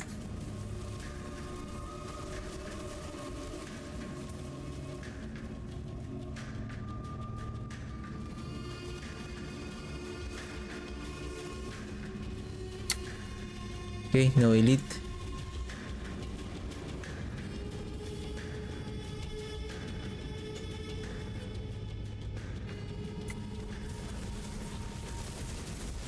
No elite.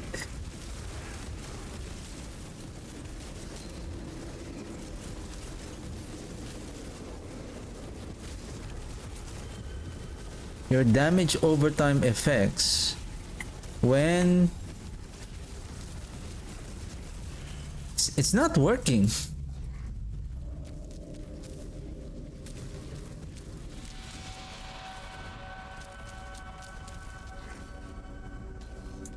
It didn't say about the damage overtime of the witch power. It says if your damage overtime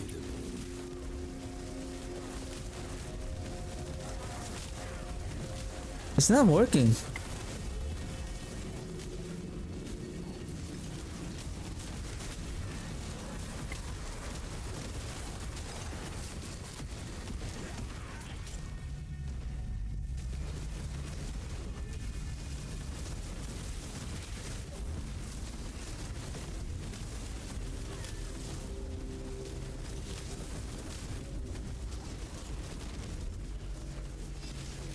It's not working.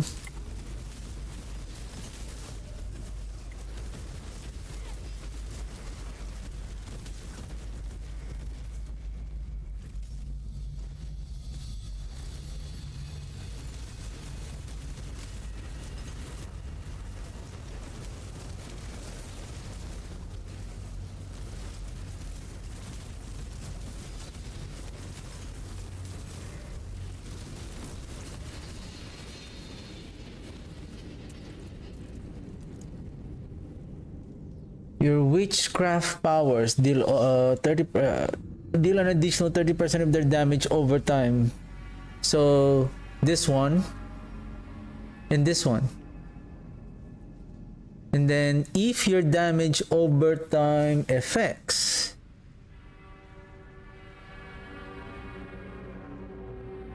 the thing is with that overtime effects exceeded 85% of the target's total life. I don't know what does it mean by your overtime effects. So it's like, it seems like it's not affecting our damage, but just the effects, which is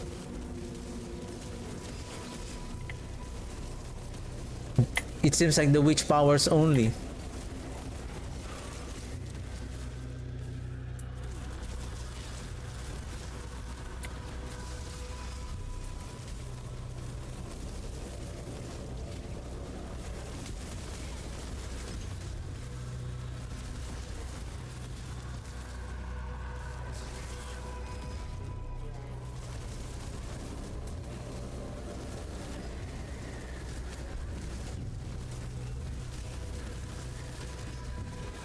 Because most of the enemies are already reaching around 85%, but they're not executed. See? It already, I believe that's already 90%, then it should be like boom. Executed already. But it's not.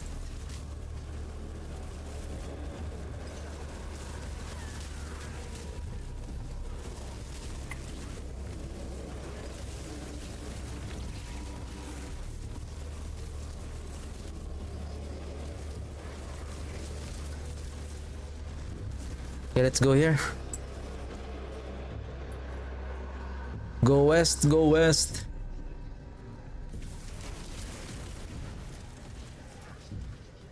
Huh? What the heck? Not again.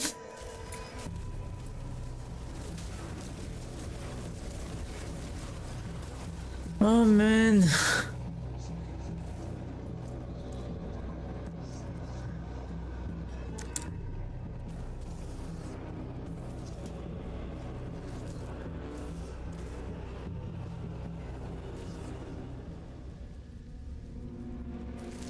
Oh my goodness. Like,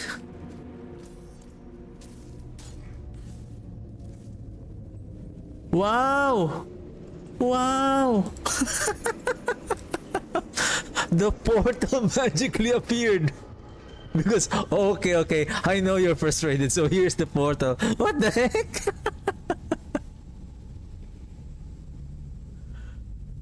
What the heck?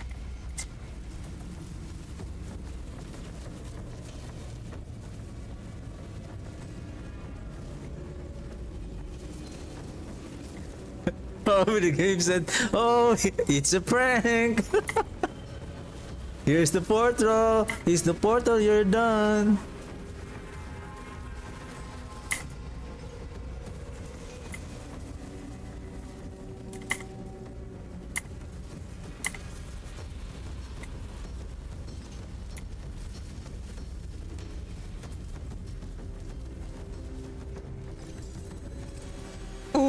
Obos.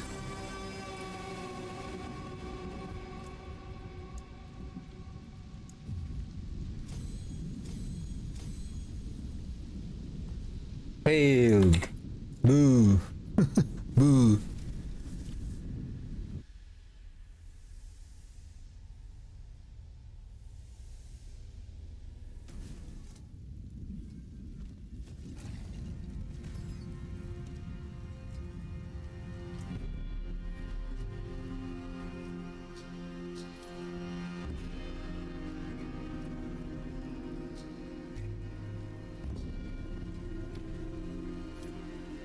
Yep.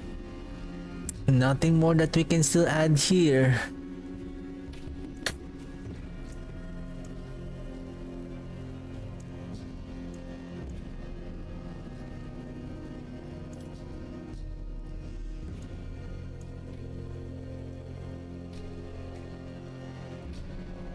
I know this one is max, but we need the Reaper's Pursuit. Now the question here is, does the 7940 will outperform? No, it's hard to tell though, because this one has a plus 11 Reaper's Pursuit. Maybe if we master crit this, say it's only maybe plus 9, so I'm still losing around 2 points, so that's 4 times 5, so 20% multiplier damage.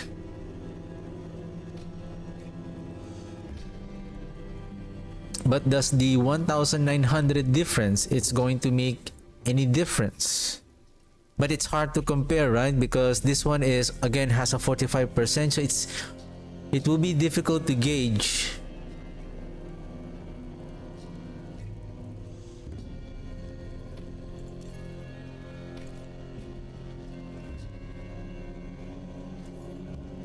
Fine indeed. Ooh, creeping mist.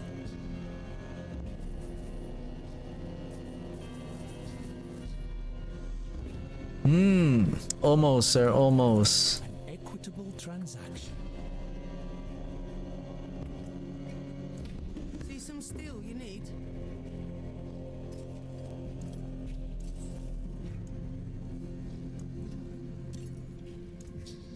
Yep. Some solid bits here.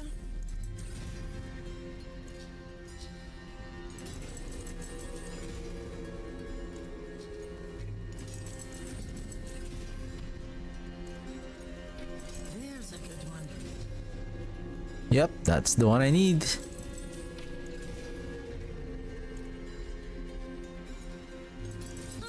More there than I thought. Get it? You.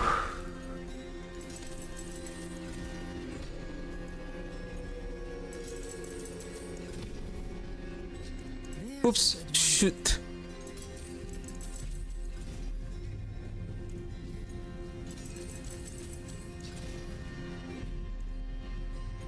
Some solid I hope the reset is somewhere here. Like it's going here, going like reset, right? Reset. I have to go up.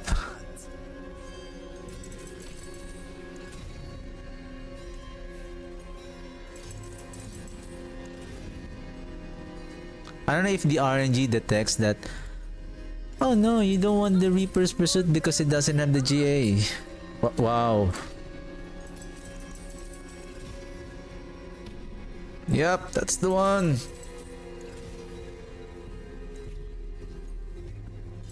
some solid bits here. That's the one.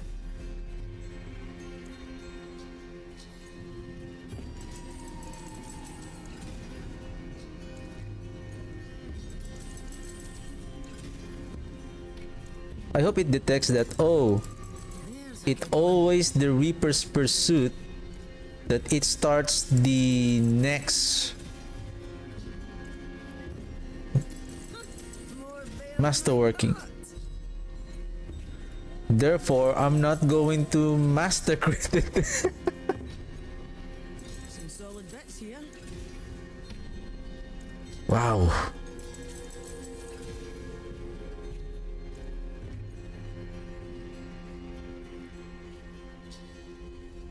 There's a good one.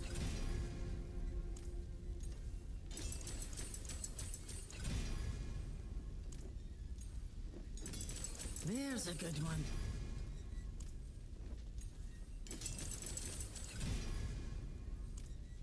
Hey, come on. I just want to test this out, please.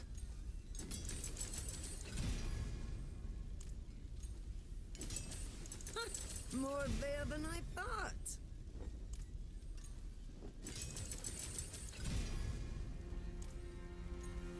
Some solid bits here.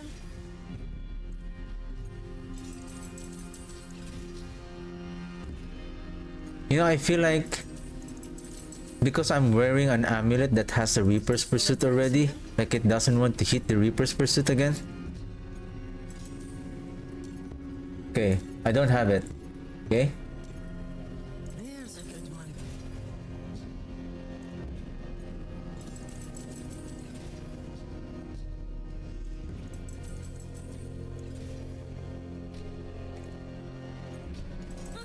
More there than I thought.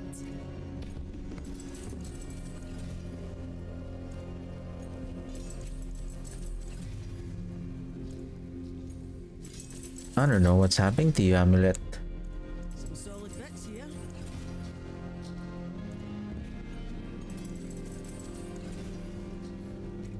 Yep. Can't you sense that I'm stopping at Reaper's Pursuit? There's a good And then the rest of the affix, I'm always resetting it. So see, reset. But on Reaper's Pursuit, I continue. So see, I continue, then you hit that one again. more there than I thought.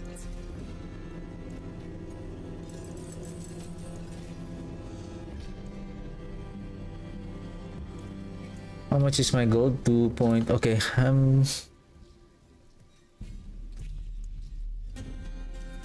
but I'm running out. Oops. No, no.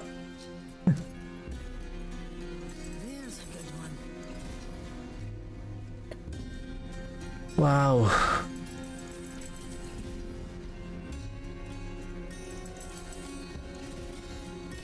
Nice. There you go. Okay. Let's test this.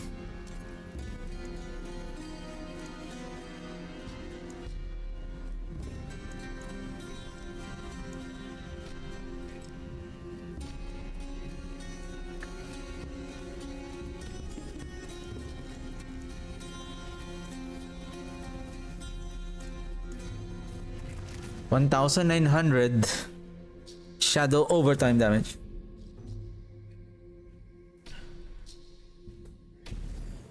Though it is,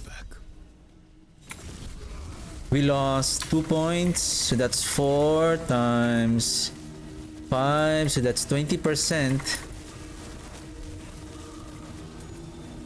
And take note, I lost the 50% attack speed.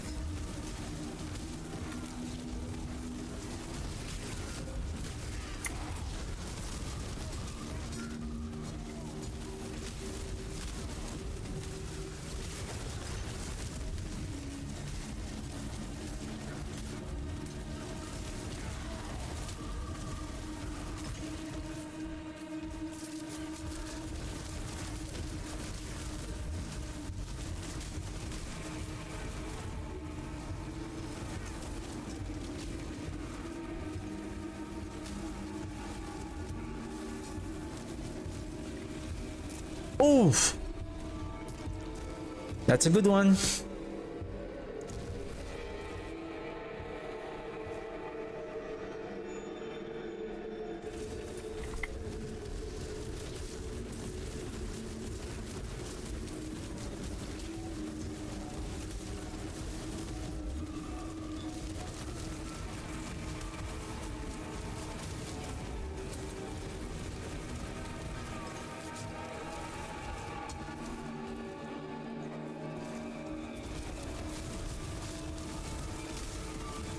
We have DR, Plague Bearer. I think there is 2 DR here.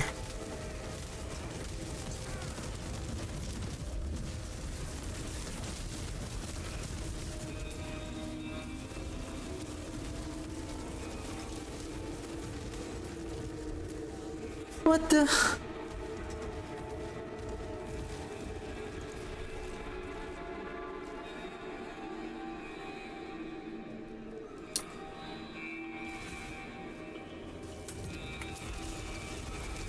The frost?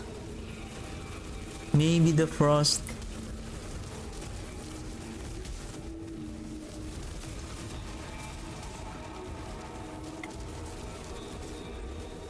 I think this is the Tempest. No, Cold Enchanted.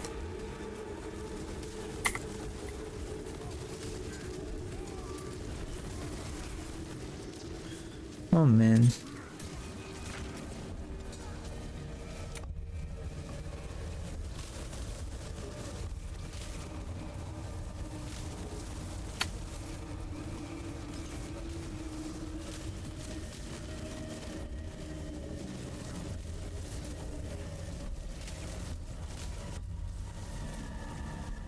Whoa. Yeeks.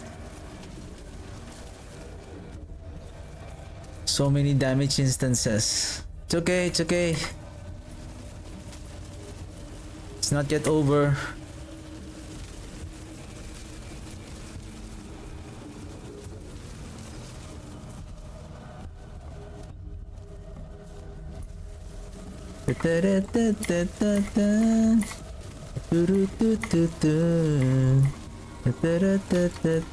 It's over.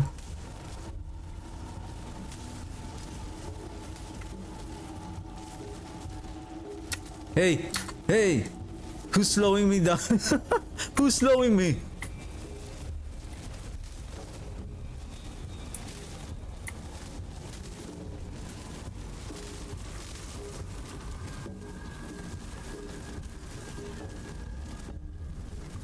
Oh! Be careful, be careful. This is a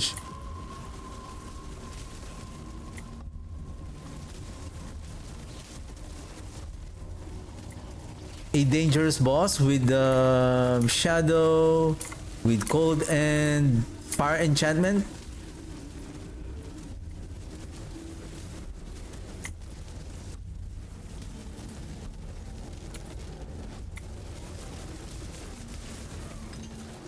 No shrine, no shrine. Oh man.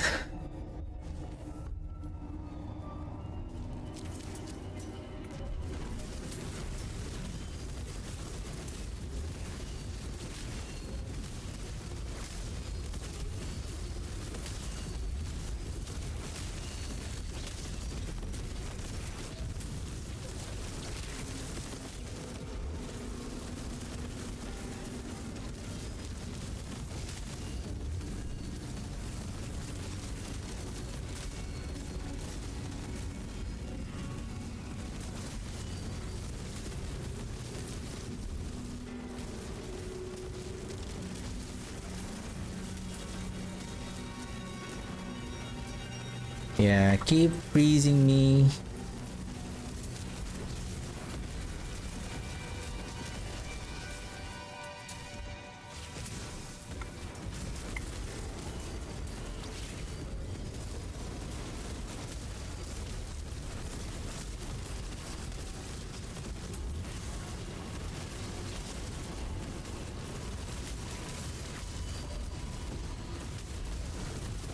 I'm still thinking whether if I'm not taking advantage of the embalmer anymore, like how about I use the void aspect instead? I keep pulling the enemies inside of the blight.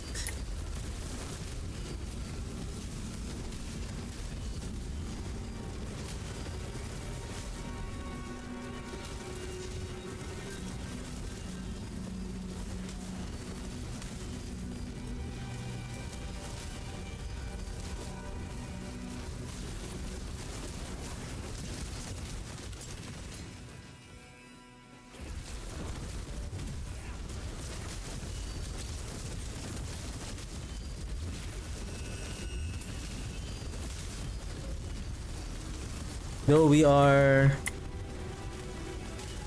because the problem with the boss, we need the blood orbs. That's the only thing. We are efficient on producing blood orbs on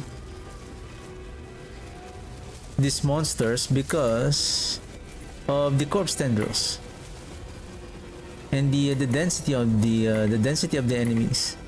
Whoa!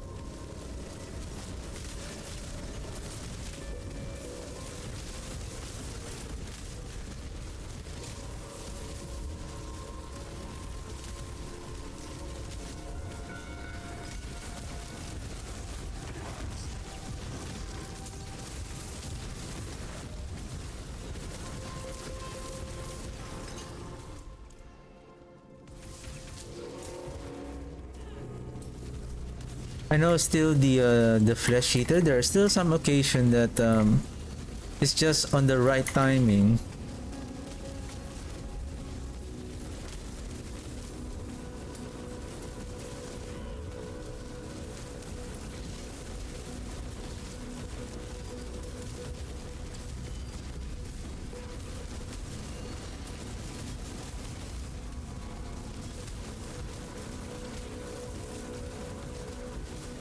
Because I still don't know whether the flesh eater is activated or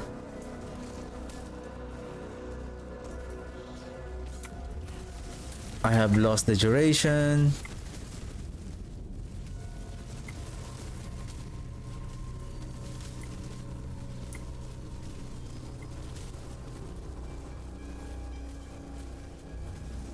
The 100% if you have a GA and then the max shadow damage over time of the Ebon Piercer, and then oops, and then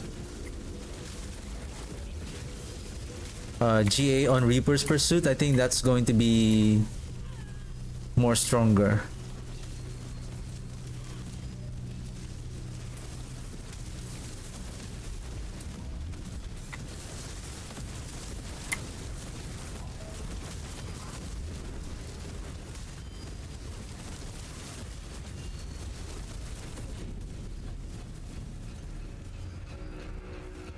I still have the aura of siphoning, so I'm activating the vulture talon.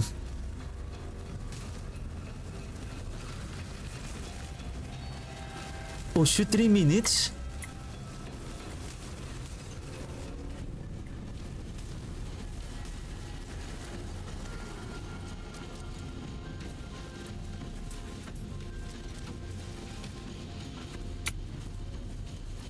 I guess you're enough.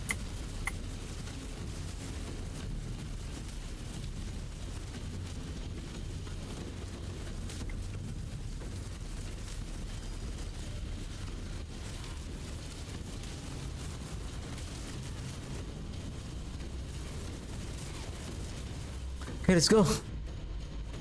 2.5, okay. I think we can still make it. Okay, we need to be careful with this guy.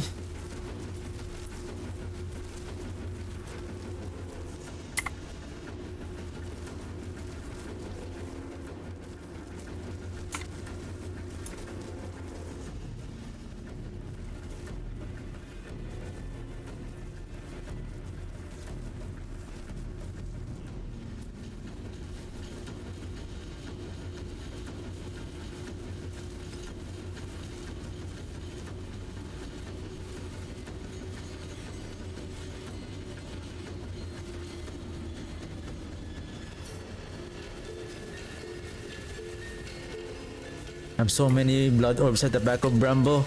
We can use it later on to...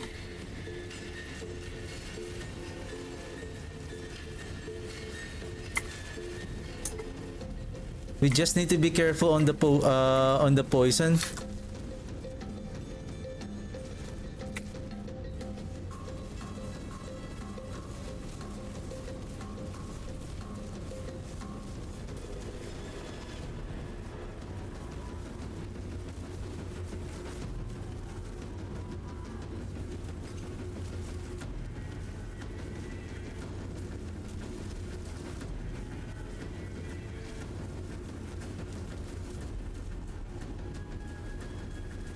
One and a half minute. It's getting more dangerous now because all of the place is already so many poison on the ground.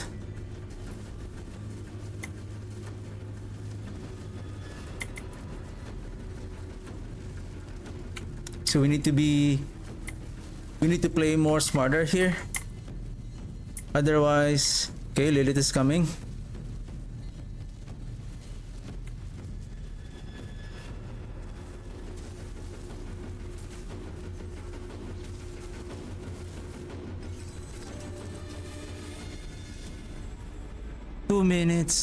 Two minutes. Did we die? Yeah, we died. Okay, at least Scourge is now 90. Next is Sacrificial and then Exploit. We'll just keep going until... Oh shoot, the oboes! Oboes!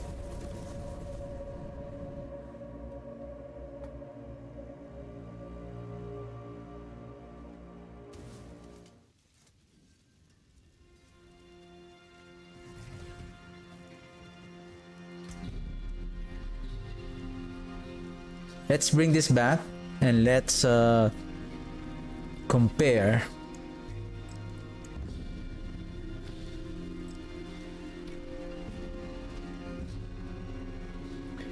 Speaking of Eldritch Witch Power. Am I missing anything here? This Eldritch, the Wicked Pack only adds 8% on our Purging Touch. How about, okay, one more try. This one. And then let's bring back the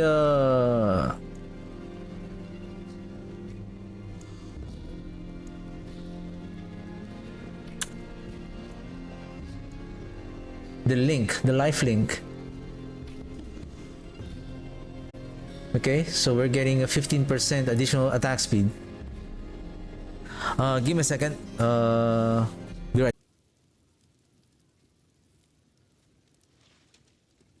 Okay.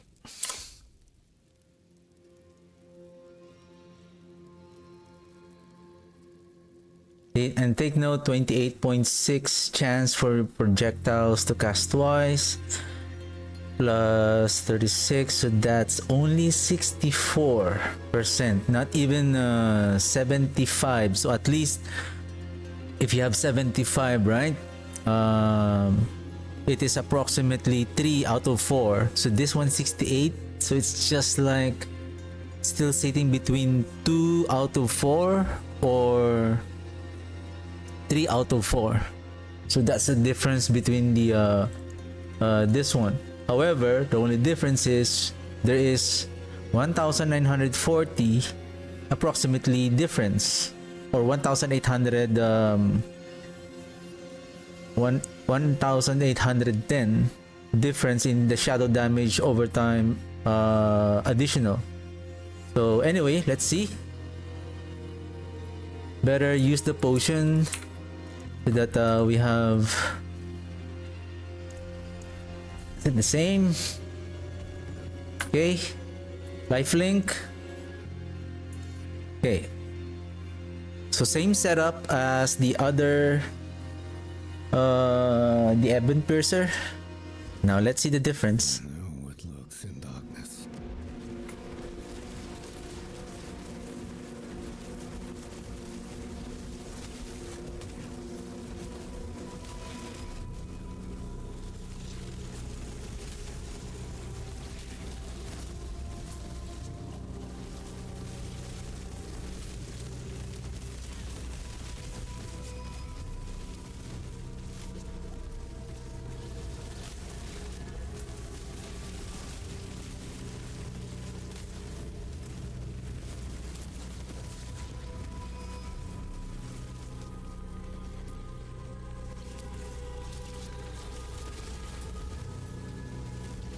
I really hate these white spiders.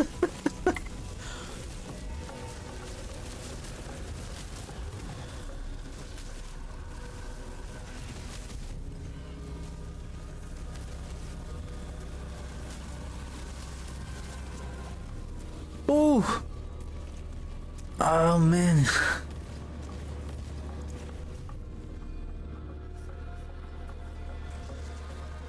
Oh, you're still alive? Where did you go?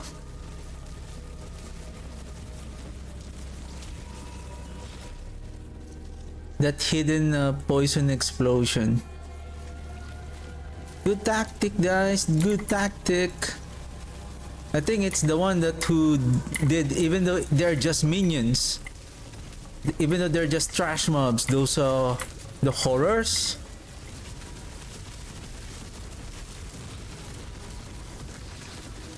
Like I want the next floor. I don't like the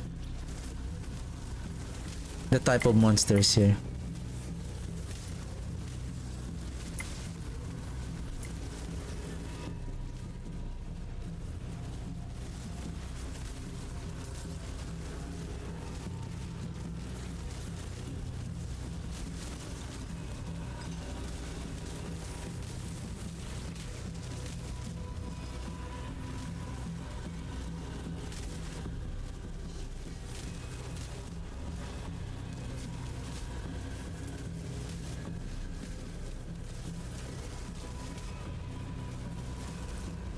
Or instead of Embalmer, how about Exploiter? You like being unstoppable? Right?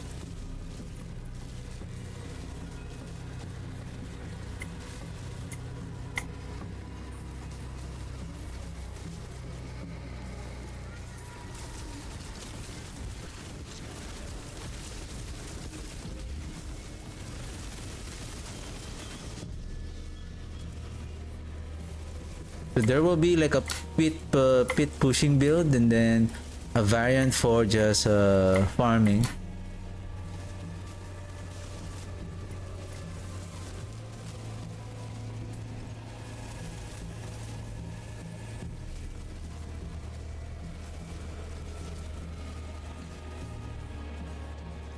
Oops, I feel like there's an elite here.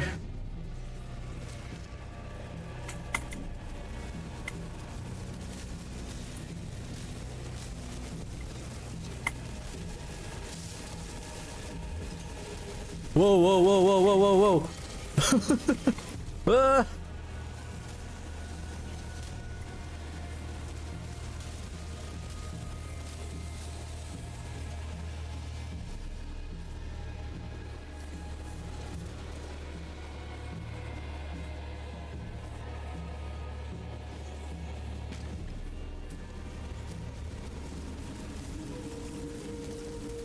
Oh, I think this is a good map.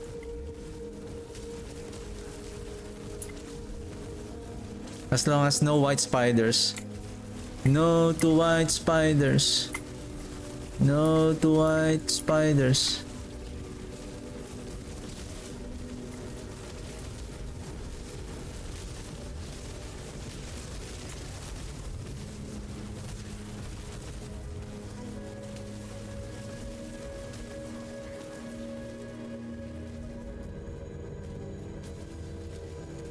Where can we get the Ebon Pierce of Duriel and Daria, right?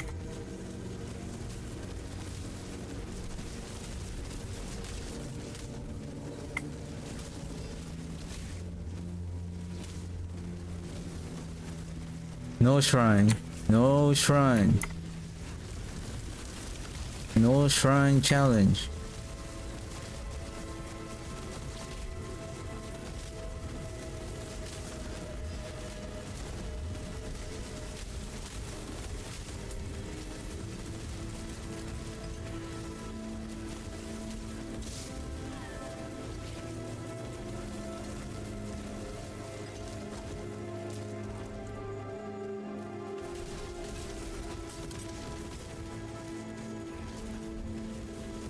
DR.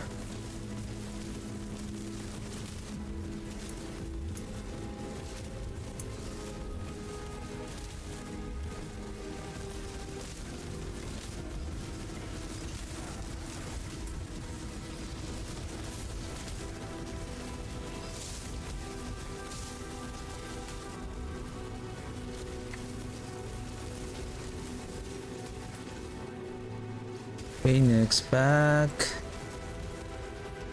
No, I need deletes. Oh, no one here.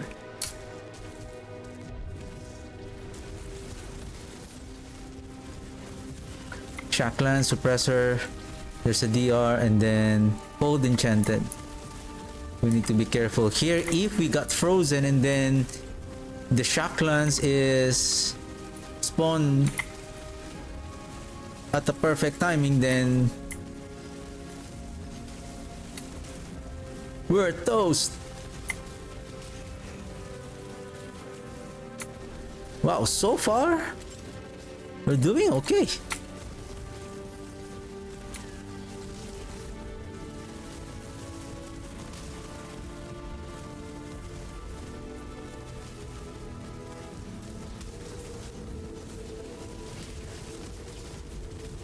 Poison explosion. I see poison explosion. I see green. I see trees are green. Reds are lands. Greens are poison. We'll die quickly. And I think to myself, What a wonderful world.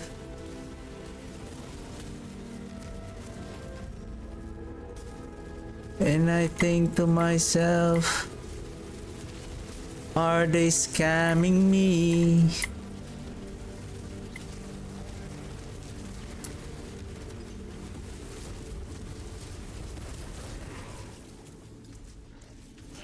I think there's nothing there. 6 minutes. We're much more... a bit better, a bit better. A bit better. DR. There's two.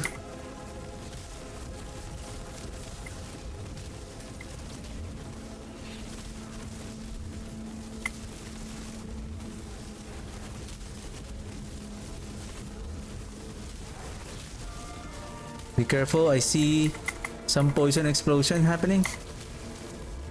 Whoa! Plague bearer! Let's kill the plague bearer!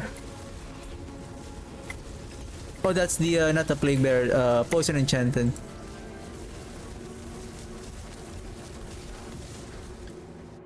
Five minute 40. Not bad.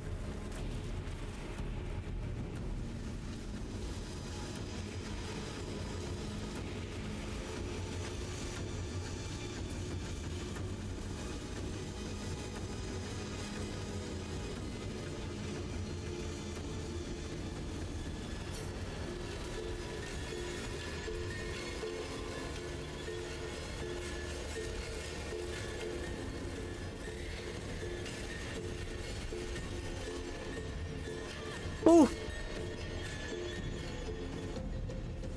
The shadow... The spirits?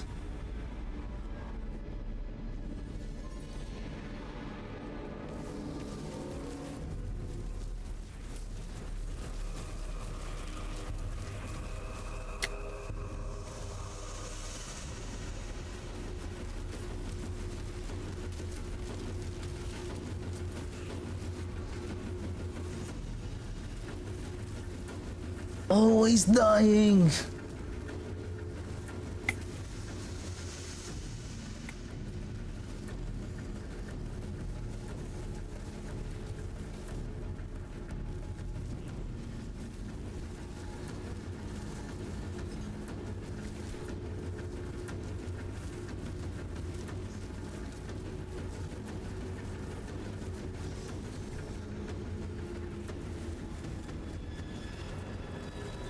Oh, okay. We need to be careful since we have 2 stacks already. Now we have 3. We need to be careful in that.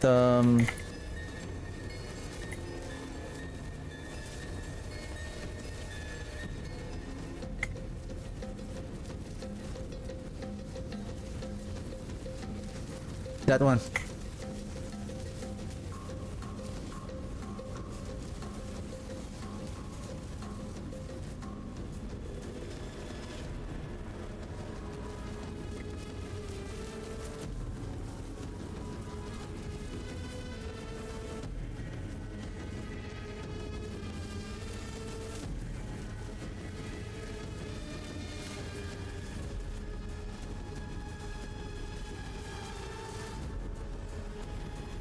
Right.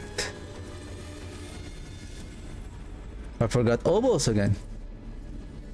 I mean, I don't mind because obols is just...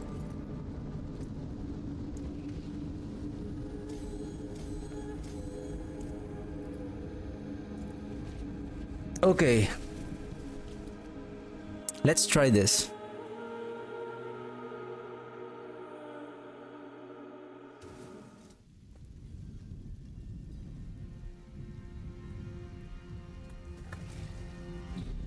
For pit pushing,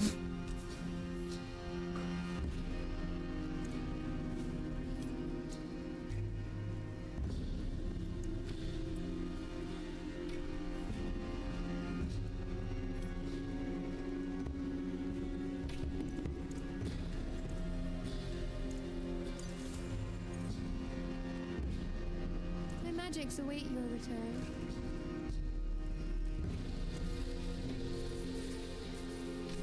Fine indeed.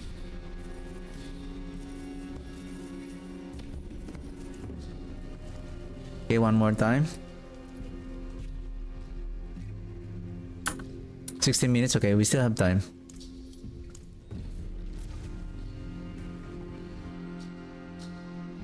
Pit 100. We can manage to clear the pit, but we're not that strong in terms of single target. Now, become unstoppable. Become unstoppable.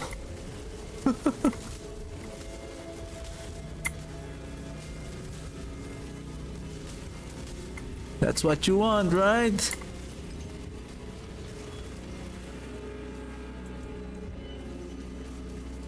You want to become unstoppable?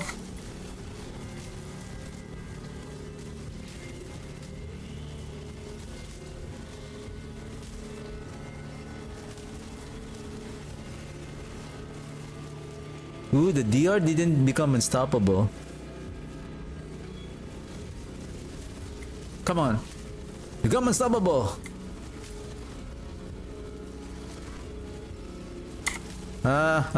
I deal 45 damage on you, sir.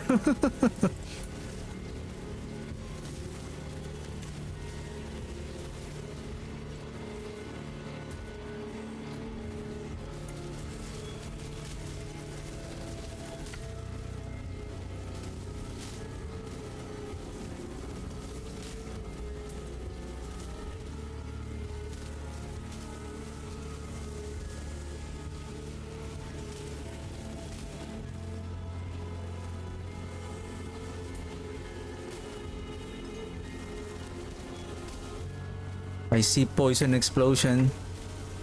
Or is it because of the plague bear, the poison enchanted? But there it is. And of course, when it dies,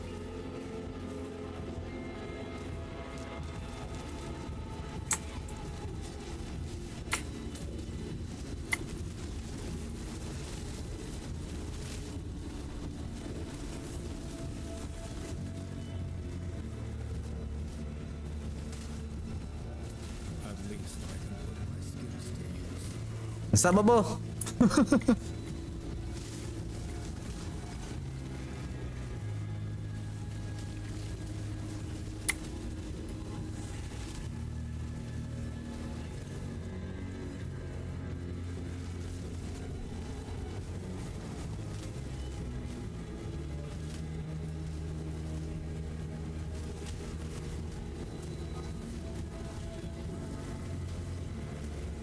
Oh,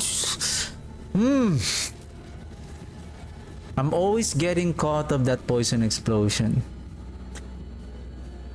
Bad reflex, bad reflex. Like by the time that I see the poison explosion is happening, it's already too late.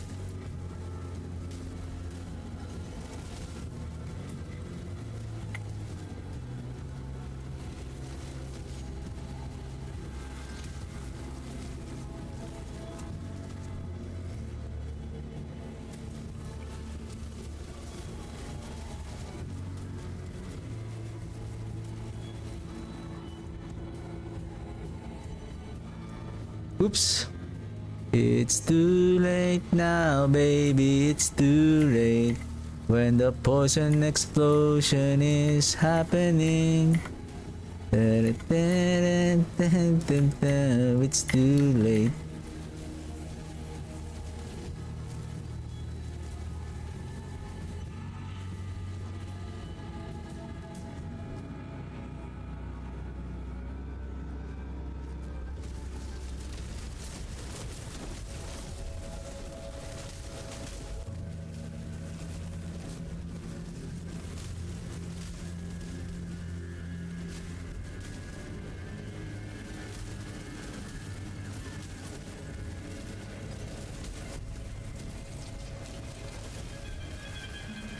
Why did you join the fight, sir?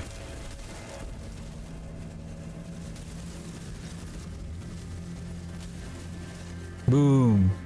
You're dead.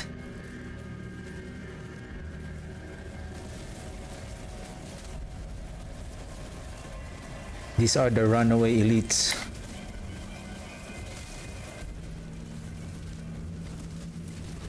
Yes, I have run away. Oops! No shrine! Oh, it's an explosion! Let me out! Let me out! Let me out!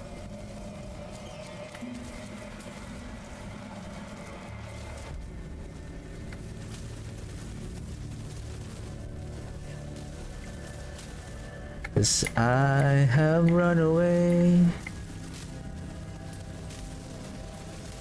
I have run away with you.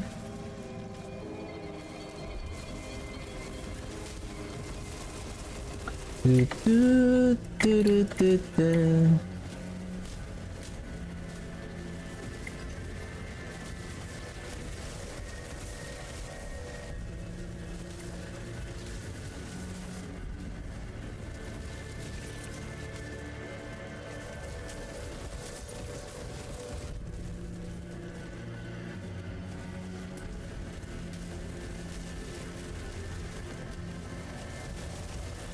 Yeah, technically, I'm not really taking advantage of the blood begets blood and the flesh eater.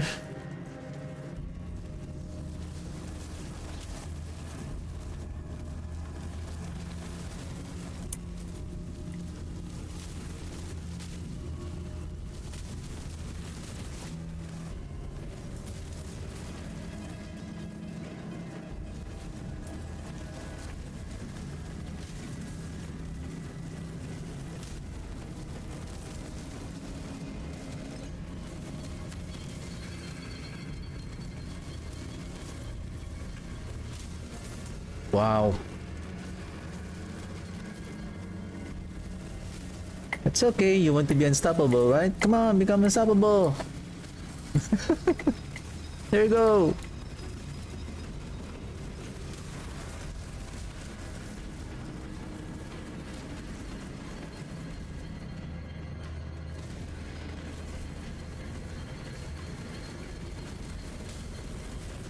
Okay. There's a DR.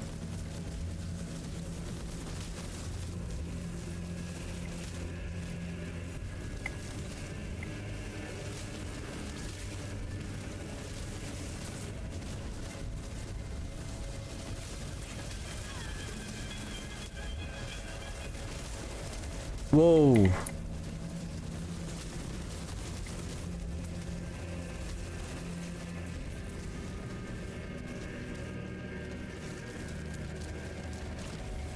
Where's your other comrades? You have a single modifier, single affix, so it means that you have two other comrades. We need to be careful. These are poison explosion elites.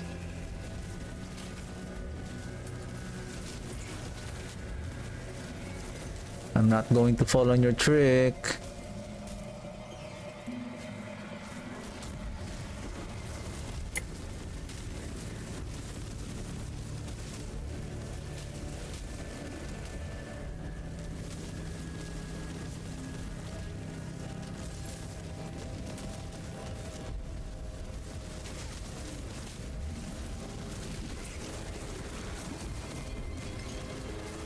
Oh, nice.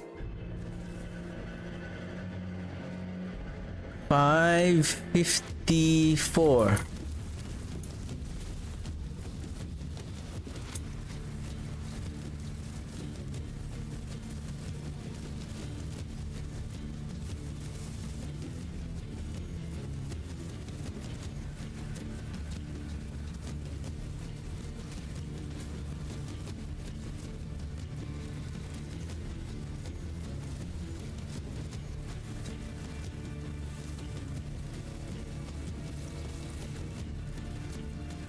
Uh-oh.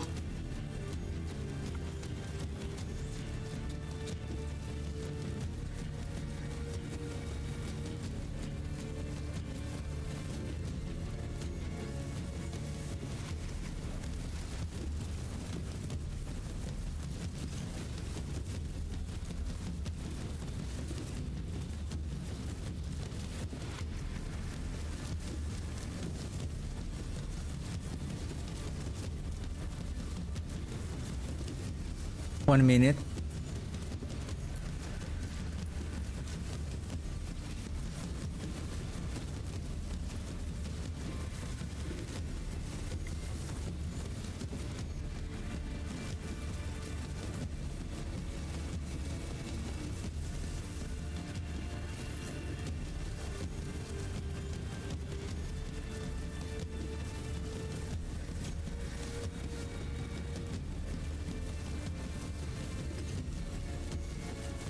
Why did you stay at the very corner of the map? Like...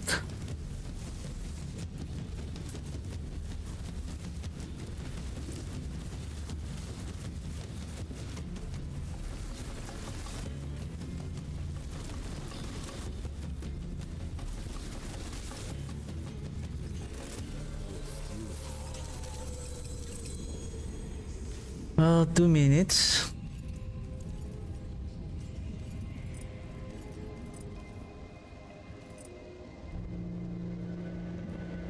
Two minutes.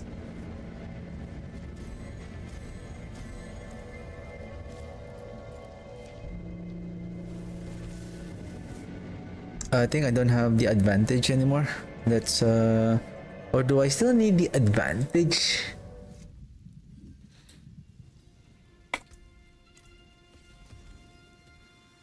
I have enough attack speed.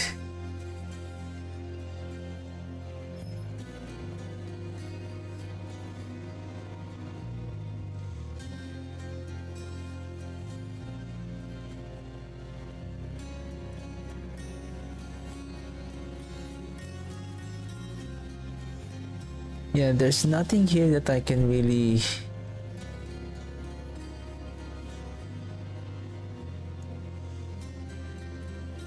Well, of course, basic is basic. Increase in vulnerable damage. It's different than increased damage to vulnerable enemies. This is different. Scaling your vulnerable damage.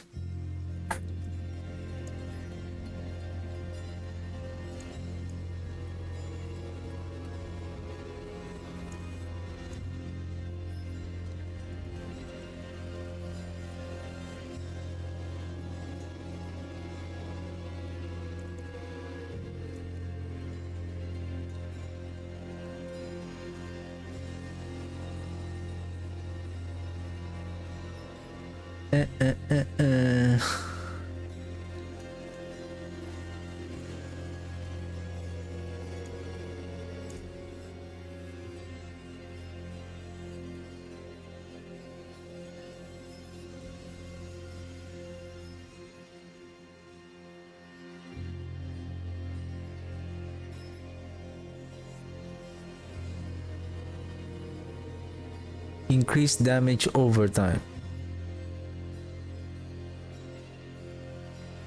Increased shadow damage.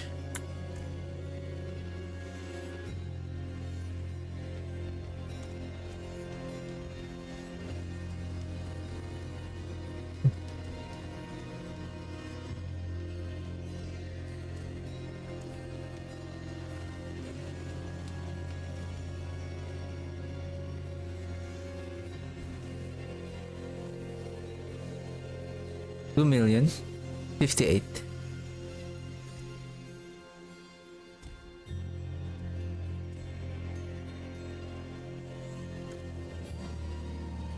Huh?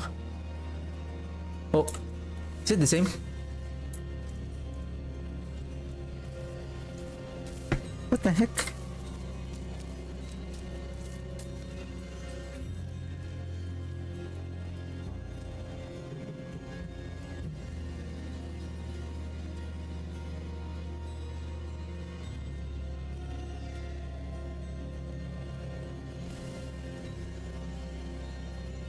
It's the same?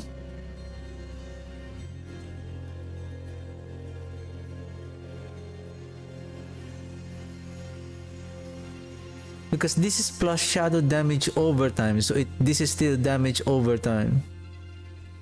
This is plus 10.13, this is 10.1. So they have the same output.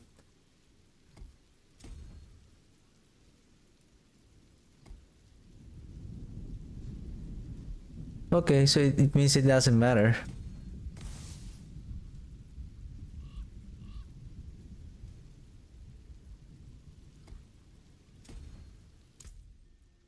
Are we missing anything on our Paragon board? I mean, here, damage while healthy. If you are good with armor, then also on resistance, then we don't need that. We can go this way.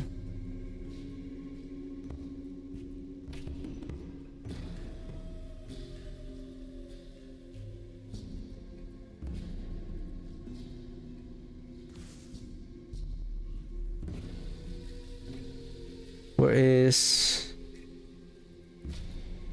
amplify here?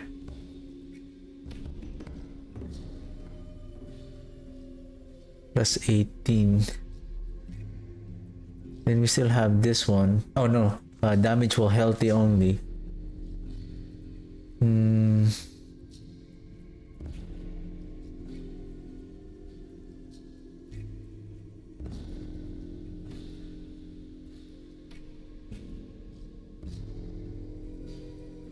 I have this also.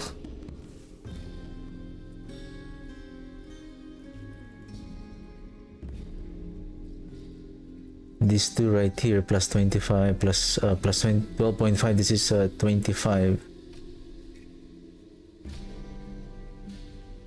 Damage reduction.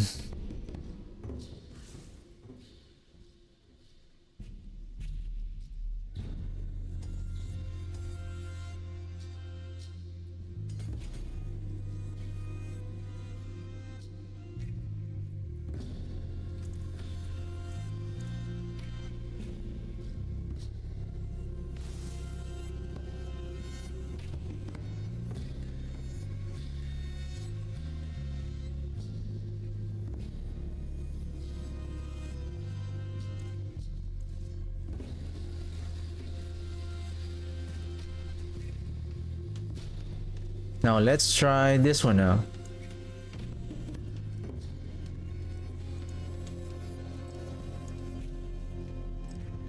With the exploiter aspect. If that additional 20%, because 4 plus 2, so that's 4% times 5, so that's 20% additional damage compared to an additional.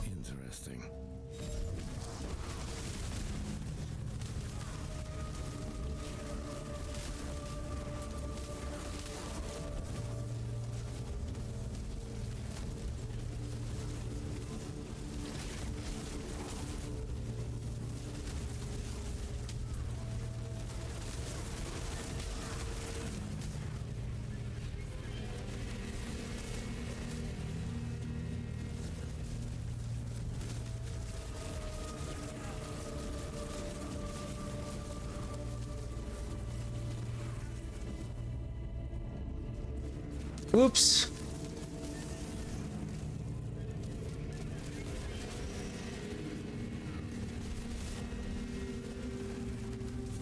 Ah, ah, ah, ah.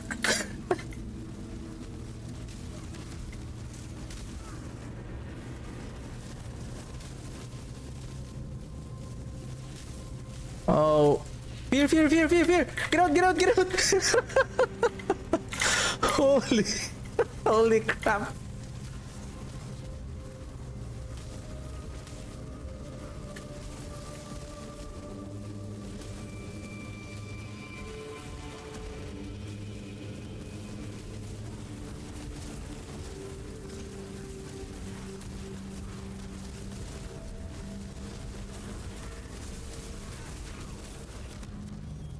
Ooh. No, no, no.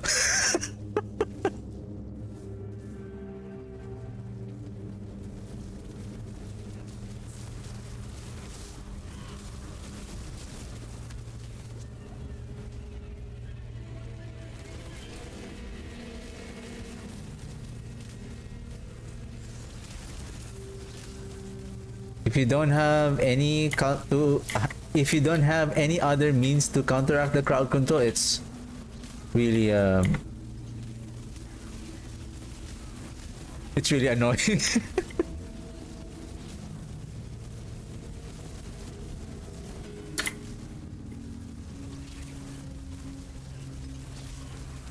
Yeah, you can run, but you can't hide. You can run from me. That's what you like.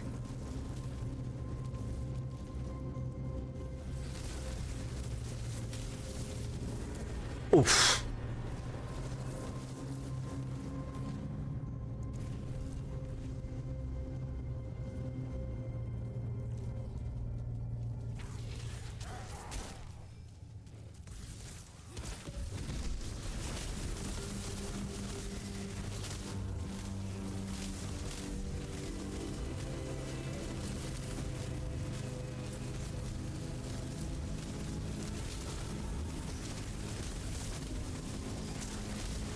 Yep, I will face tank your shock lancer.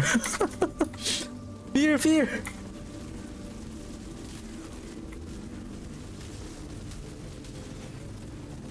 Ah ha ha ha.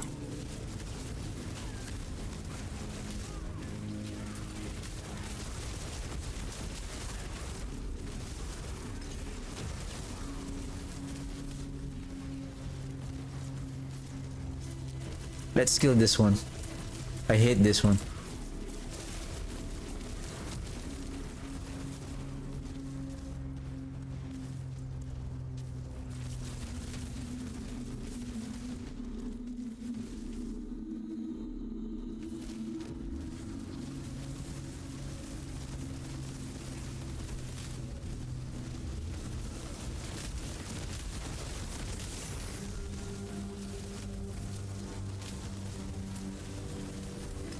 Oh! Whoa!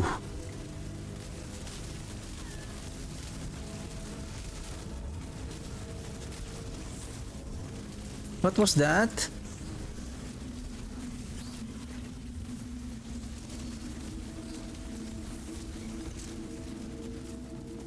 What was that?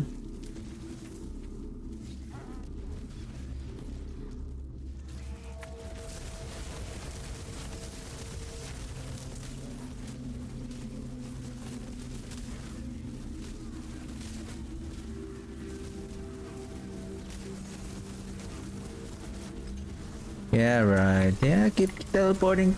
You think you can escape from me, sir? No, no, no.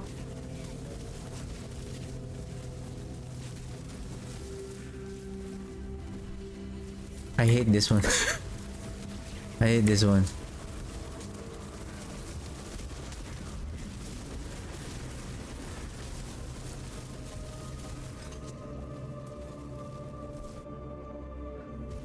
I need better map and better monster.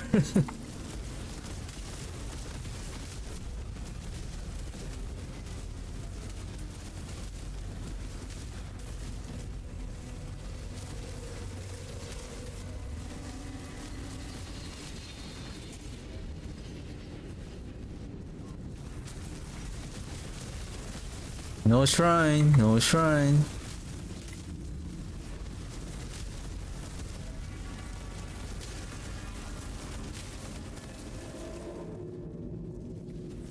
No shrine. Plague Bearer.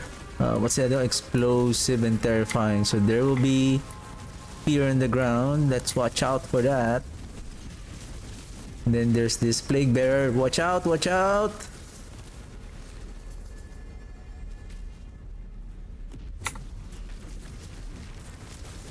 Okay, we have 2 instances of freezing here. Killing Wind and the Cold Enchanted. We need to be careful.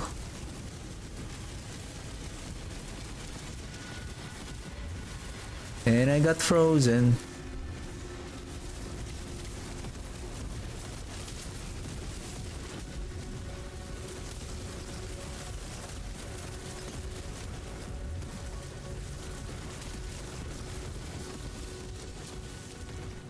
I feel like I'm slow.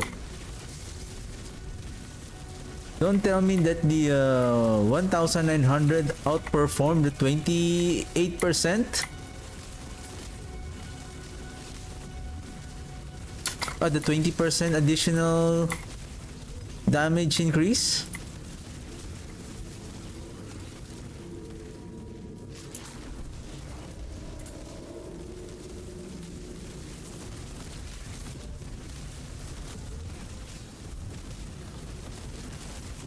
We can do this.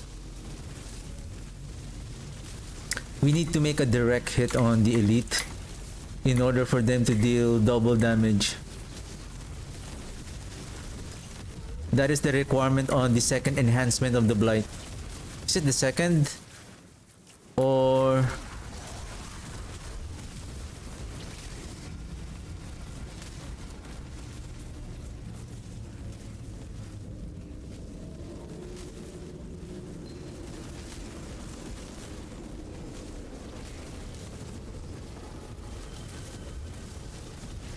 Woo!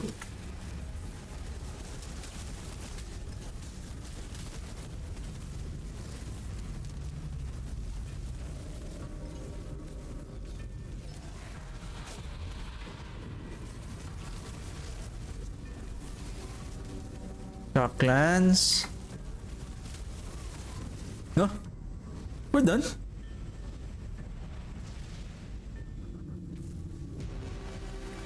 $544.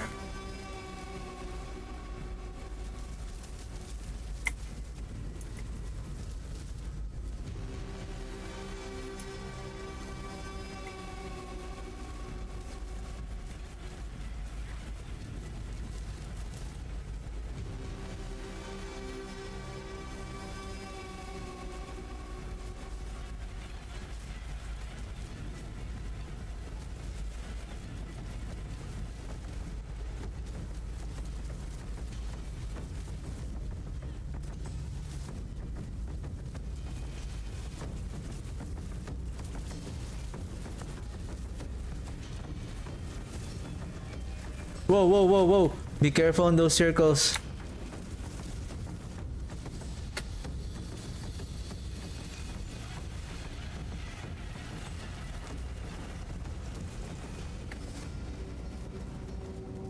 Oof. Oof.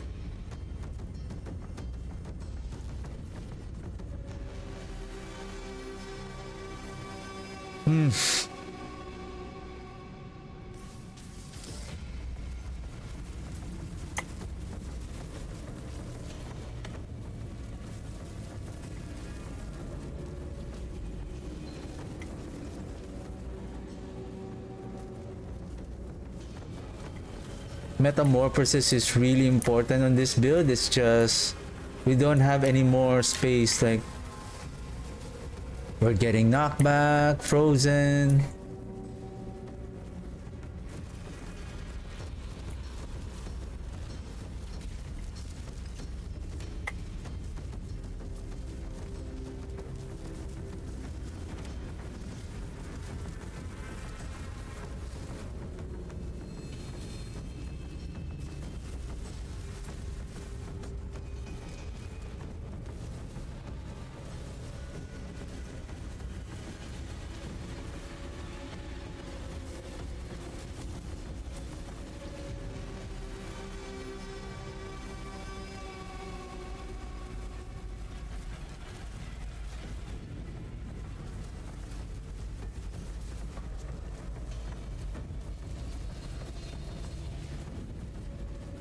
I think I see the signal when it will start shooting the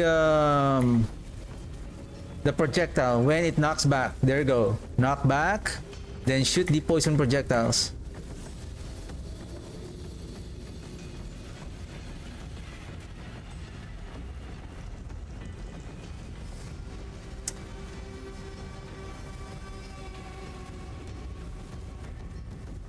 Whoa!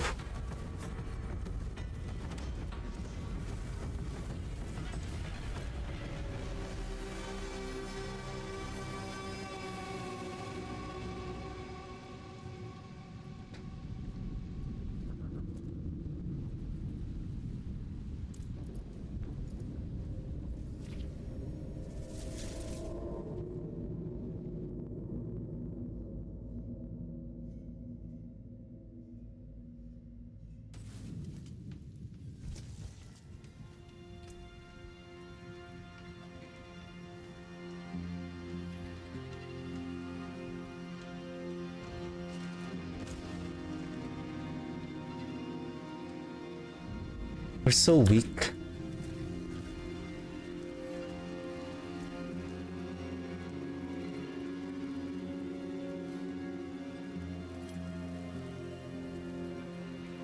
Even with the damage reduction from the darkness, we already have this.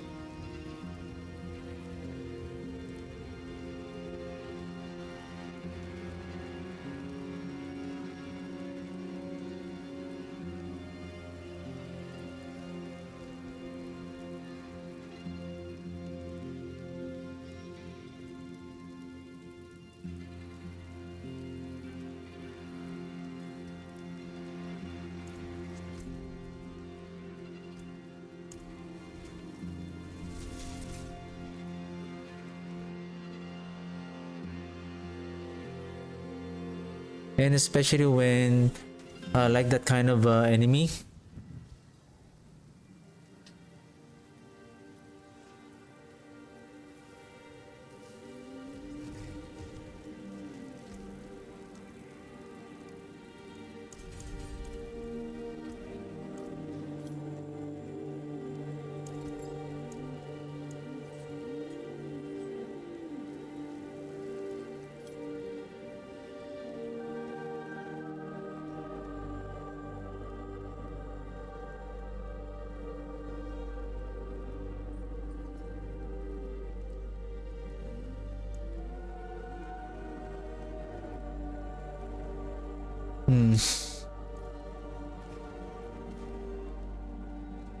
It is done.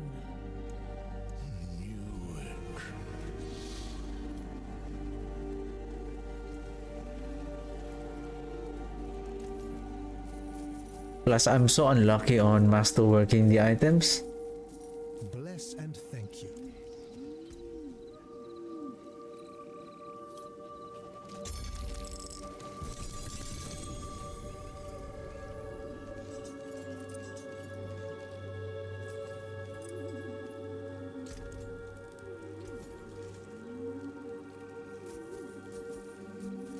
Of course, our build is still not like we only have 1 GA, most of our gear. So to really push this build to its maximum potential, you can,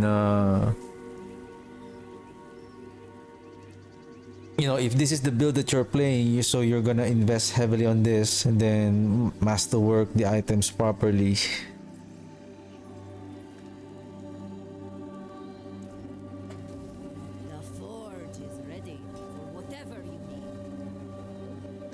And of course,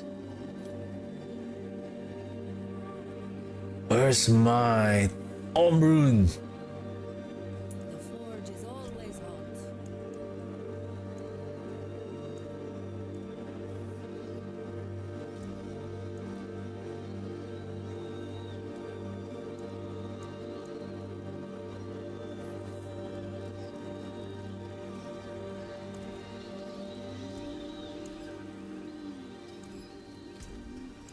Omrune.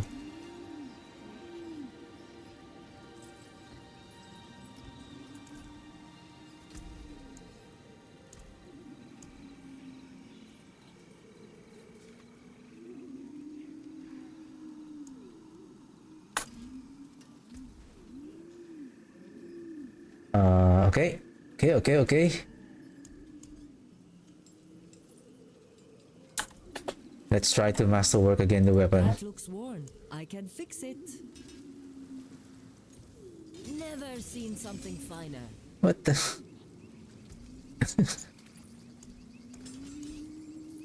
What happened?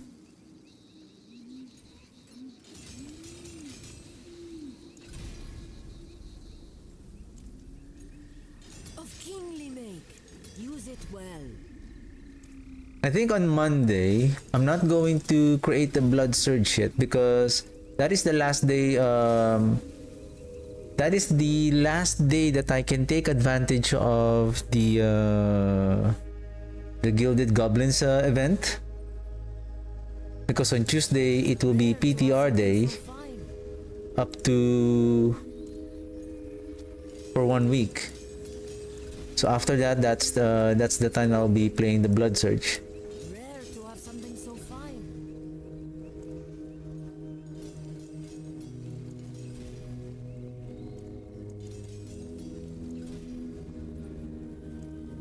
There we go.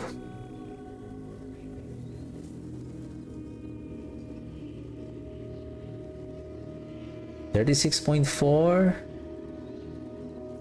81%.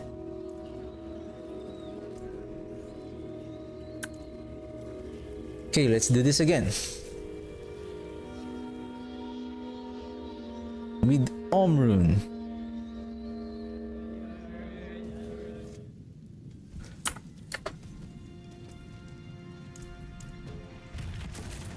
$12 minutes. I would say so. I think. Okay, good map.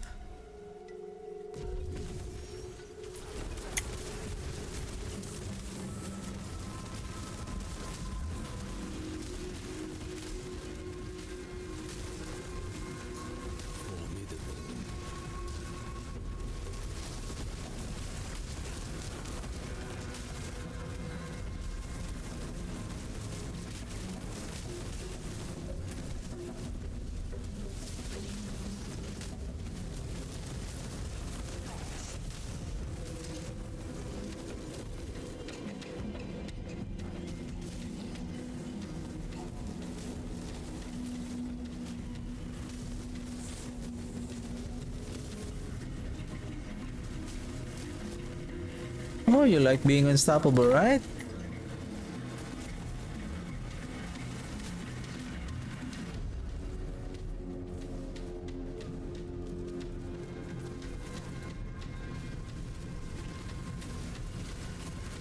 Eee.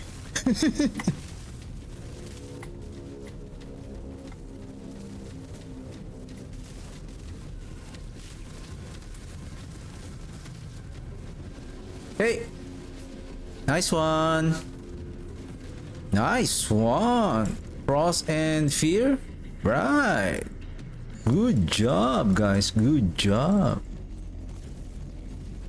Can you do that again? Right? You're good, and that's why like I said, the Fear and the that Frost Bomb is a very dangerous combination. Like if you don't have the crowd control, you're done.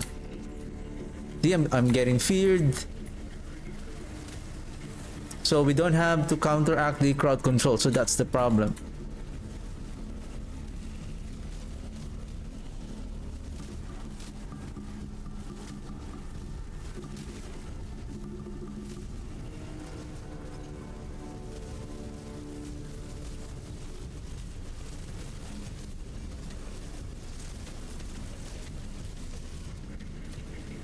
Yep, getting frozen. Poison explosion.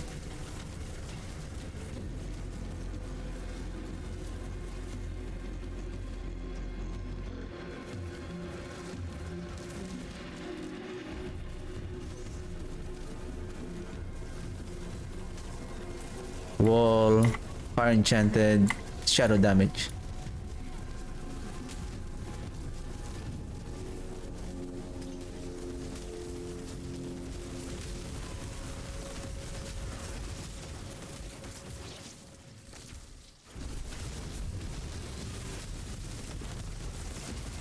Shocklands and then Plague Bearer.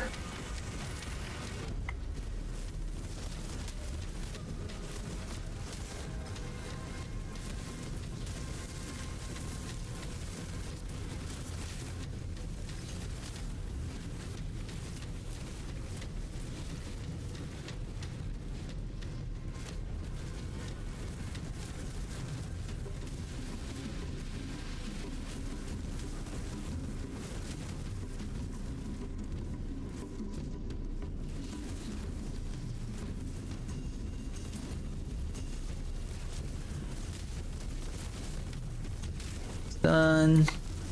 DR.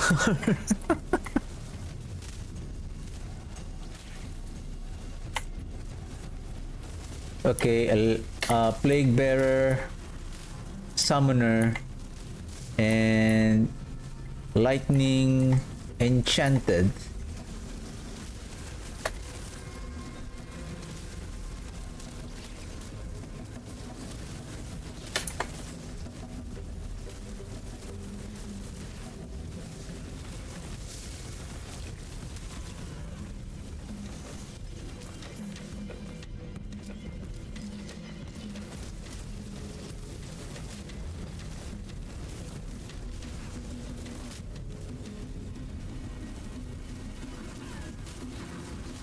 Oh, oof.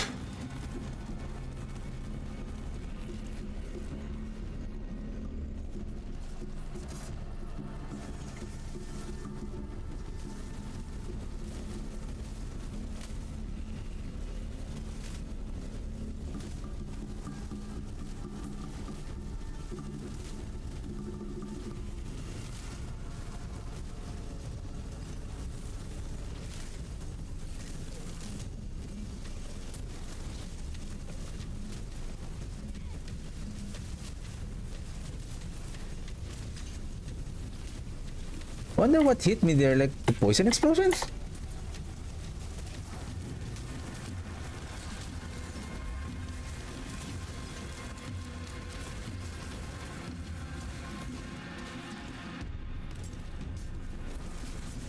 Uh-oh, 2 Chilling Wind and 1 Suppressor.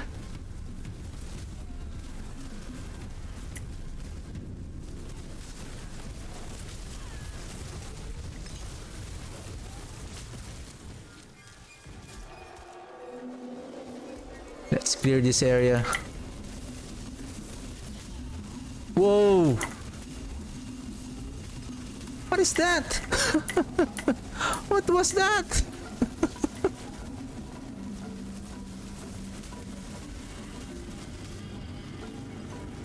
Like it almost deleted my life. Cheaters. Okay, Cold Enchanted. What else? Ooh. Ooh. 2 Cold Enchanted and a... was that? The Tempest? That is a dangerous elite. Elite.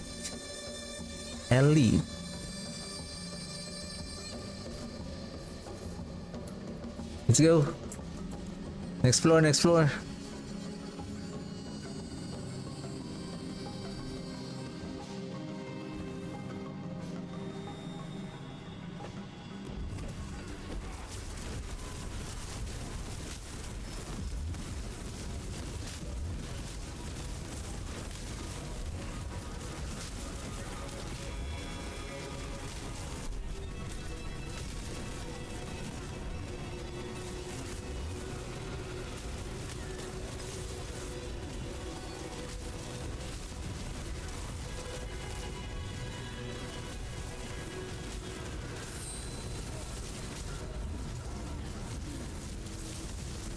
Those markings on the floor.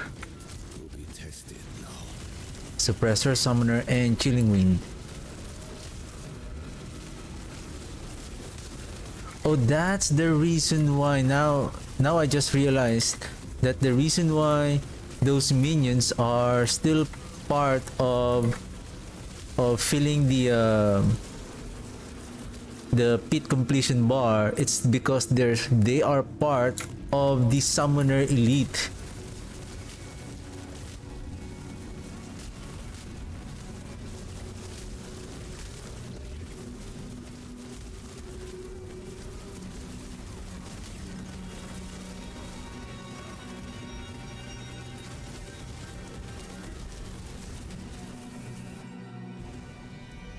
$554.54.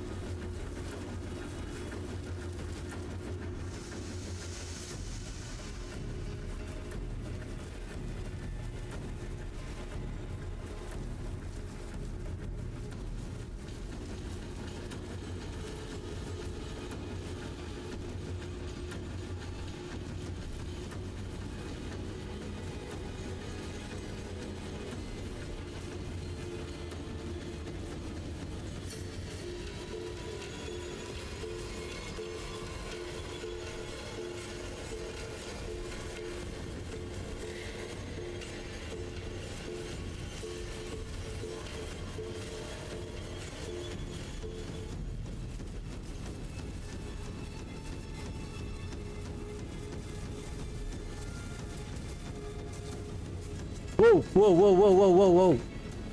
Easy, easy.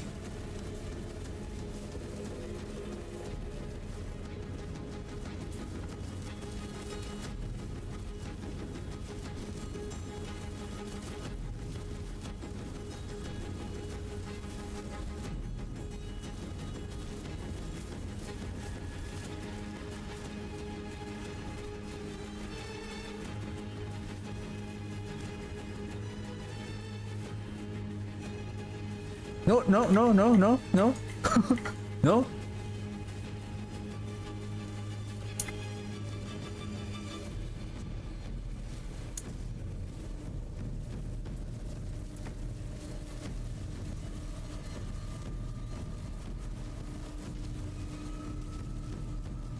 Wow, the whole floor is already starting to be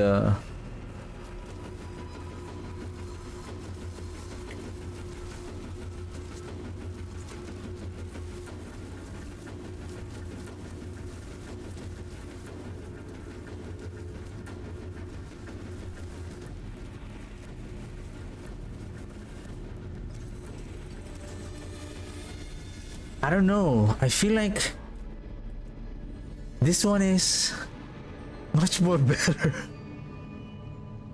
To be honest.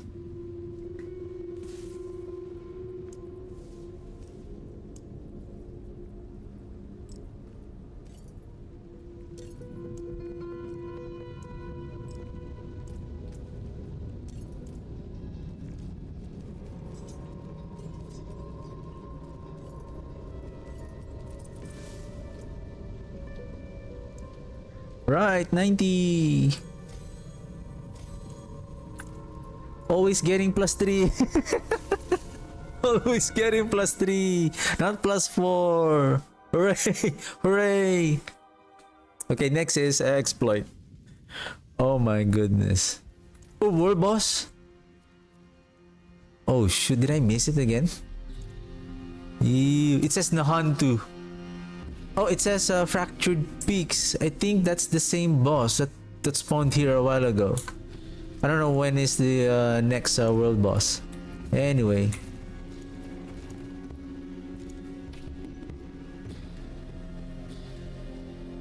No more advantage potion. Okay, okay. Let's see, let's see.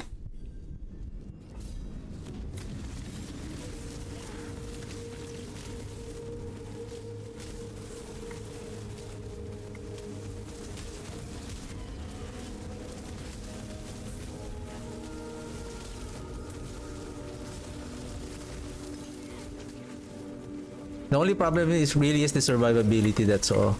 Like you really need to pay attention to those big damage instances like potion explosion, shocklands, when you are cornered in a room with a tight space and then there's obelisks like this, so you need to pay attention to those and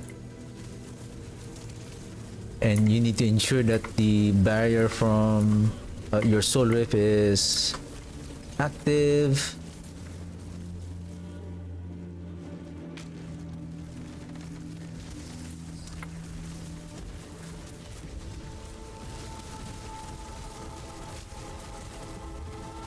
And we have already the Om Rune, right? We haven't tried the Om Rune with this build.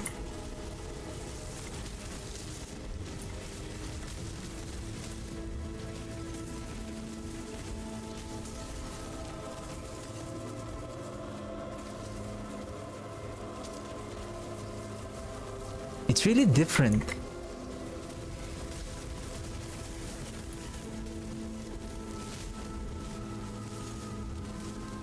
If you are only lucky to get a maximum, then triple GA, or even just double GA with the Reaper's Pursuit, and then almost maximum unique power.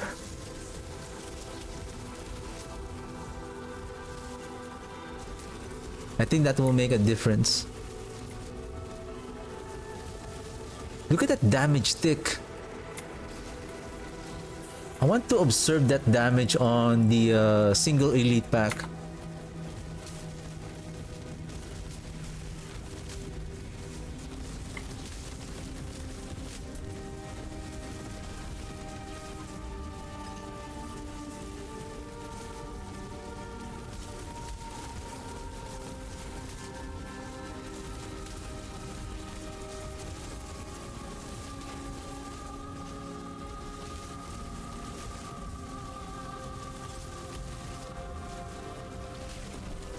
And take note, I'm not consuming corpse. Meaning, I'm not proccing the flesh eater.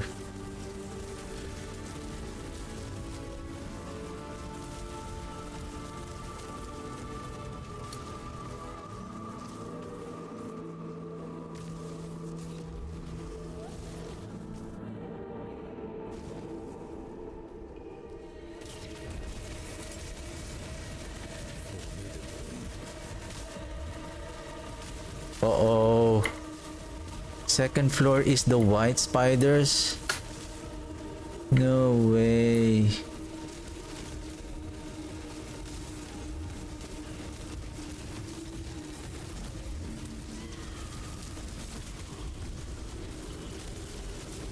And they can shoot their projectiles at longer long distance.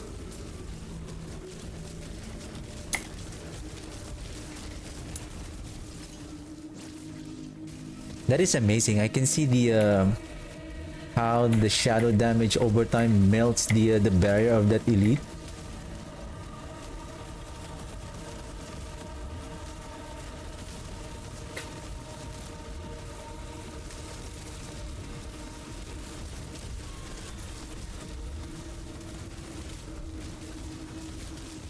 You don't want to be unstoppable?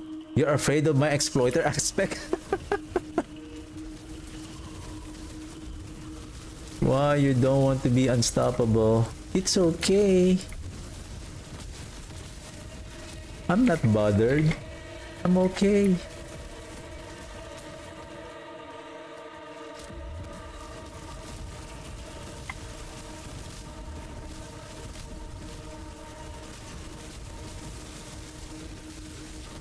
Oh, no, no, no, no, no, no. Get out, get out, get out. Get out. Get out. Freeze, freeze, and then mortar incoming, and then shock lands.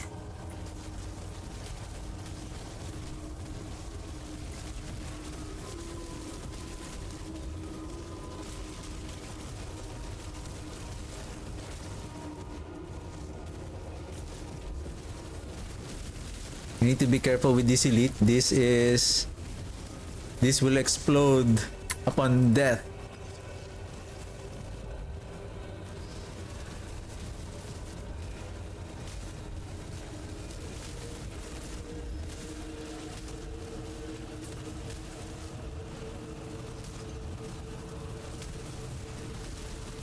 Explode, explode, explode. Oh shoot! Blast wave! Well...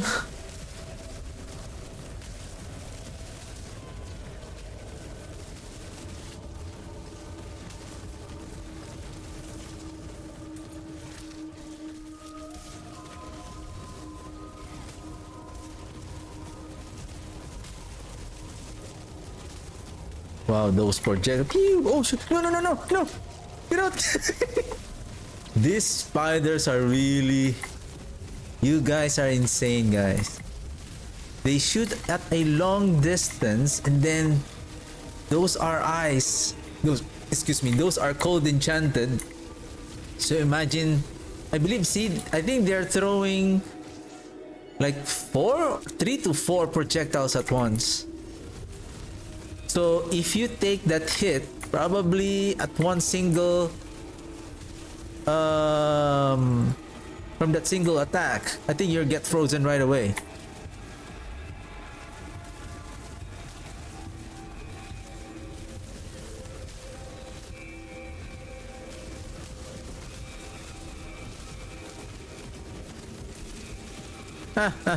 The spider died through the damage overtime. That is nice. Like, oh, you got frozen. Like, oh shoot, I'm still getting hit. The damage overtime on the unique power of the Ebon Piercer, somehow it has a significant effect. It is much more potent than the GA on the Reaper's Pursuit. Considering that the Reaper's Pursuit that you have... Oh! considering the Reaper's Pursuit that you have on the maximum Ebon Piercer is also like higher tier value. Like what I have is 5. So at least you're not losing too much of the damage. Oh, what the heck?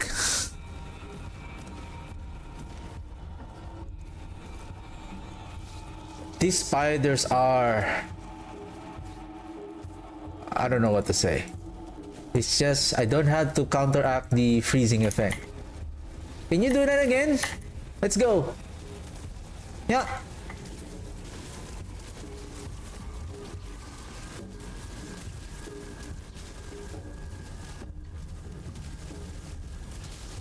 You guys are such a cheater. Cheater. No, it's just they shoot at long range, shooting 4 projectiles. If you take that hit, those 4 hits, you are froze right away. I don't care. I'll take that hit. I don't care anymore.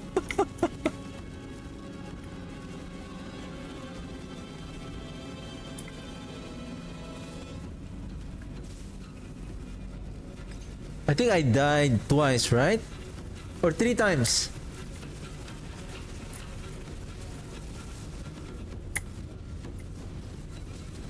So I lost 2.5 minutes. So if I add the 2.5 minutes here, so I'm running at 6.5 minutes before I started killing the pit boss.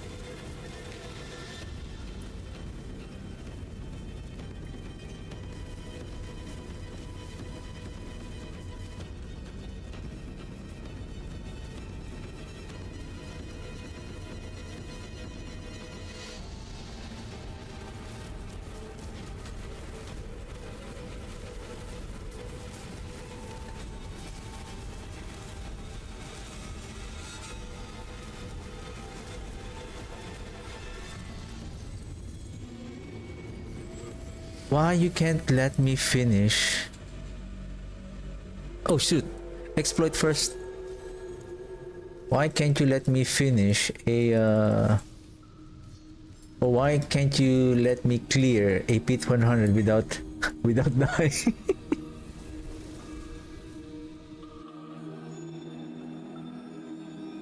Let's just say we didn't do that blast wave.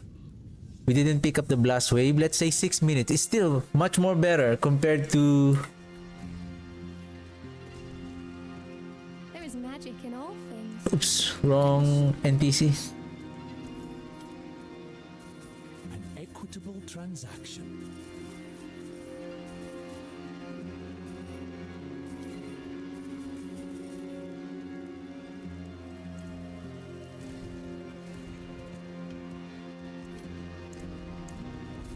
$18 minutes, okay? Still have time. Still have time. No shrine, no shrine.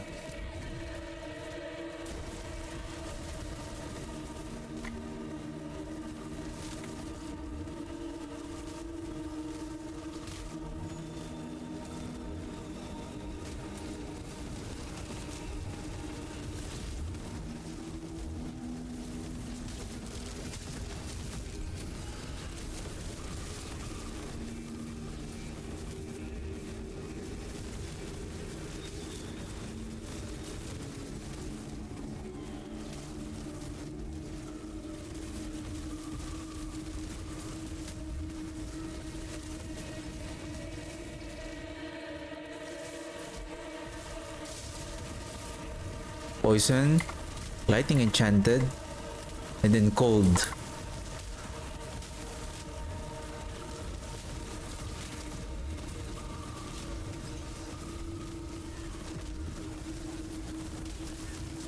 We need to be careful.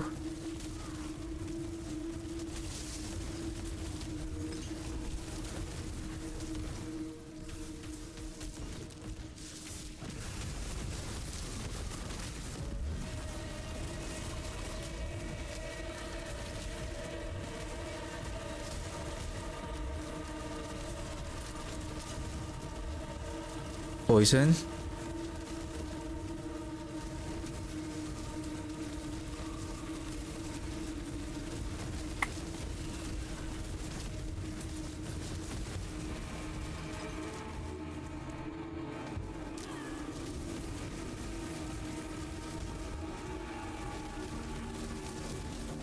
Unstoppable.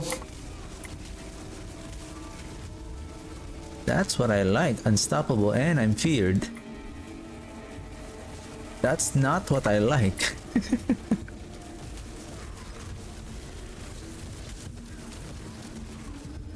Where did he go? It's dead? Wow.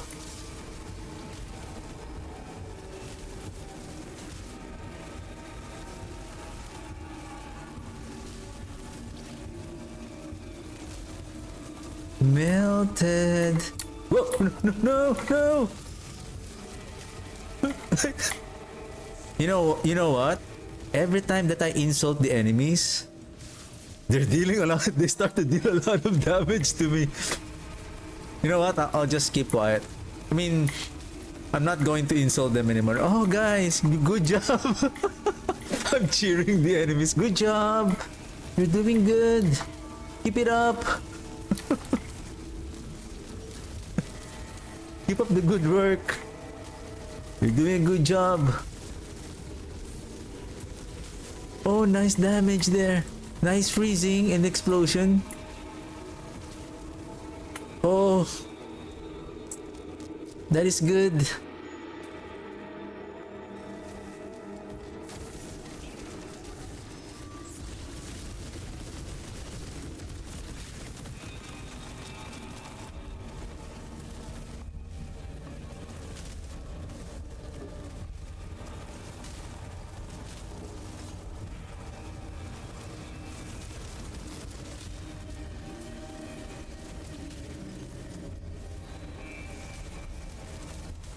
Yeah, this build is really interesting. Like, if you don't consume corpse, the more potent the damage is.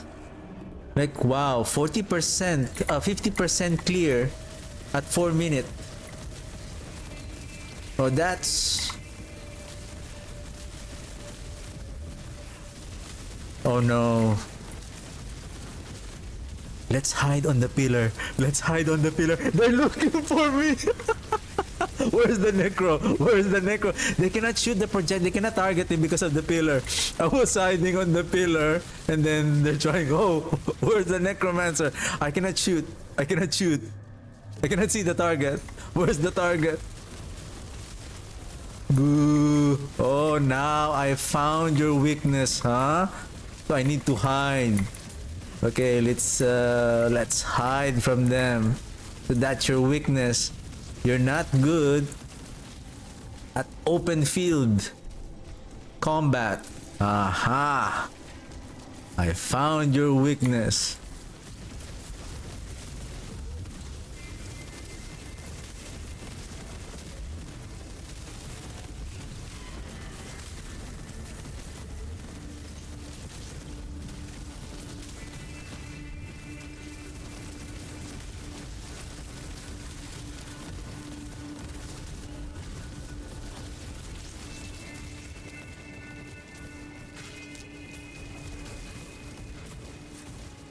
Elites.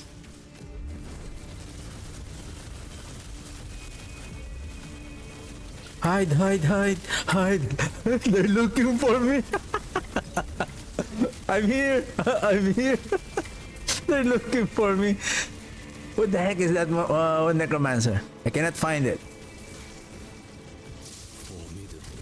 Let's hide here. Oh, I'm stuck on the wall. Let's hide here on the fountain.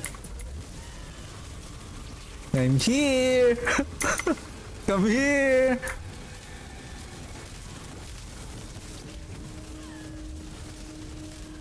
Sometimes you have to play smart, you know? Come here. Oh, I'm here. I'm gonna hide here, sir.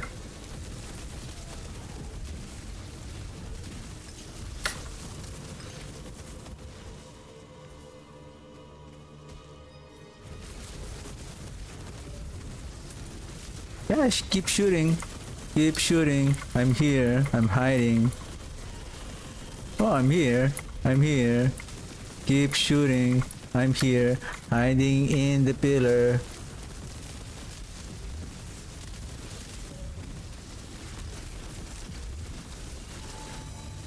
Oh, no, no, no, no, no. Get out, get out, get out.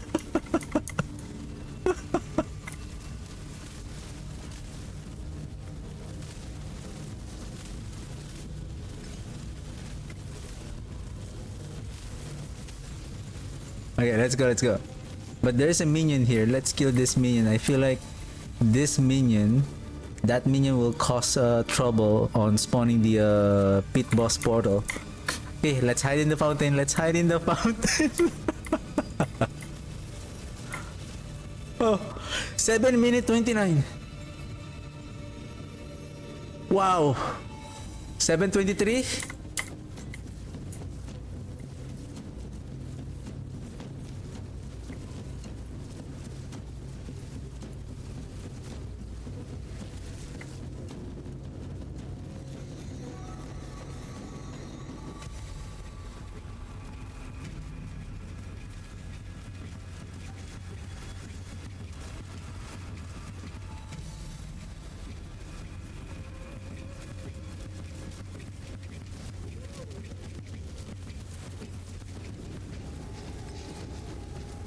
Let's not face tank that the bone spirit coming from that bone prison. We need to be careful with that. We have already 2 stacks.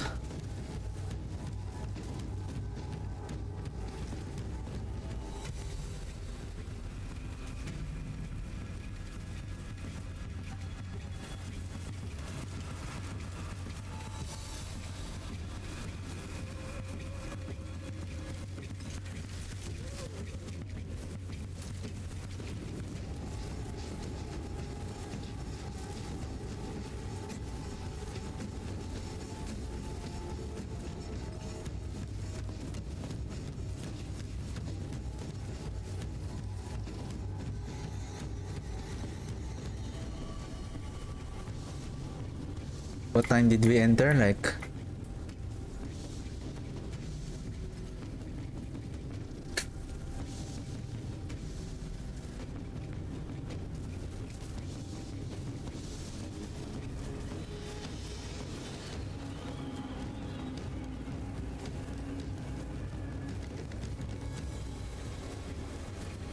we cannot just stand in one place. It's because of those damage instances. Now we have 3 stacks.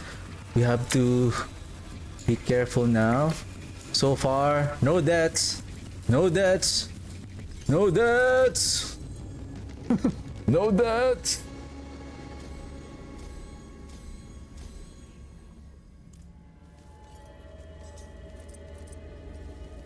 We are much more better. Much more better without, with that Ebon Piercer. Yep.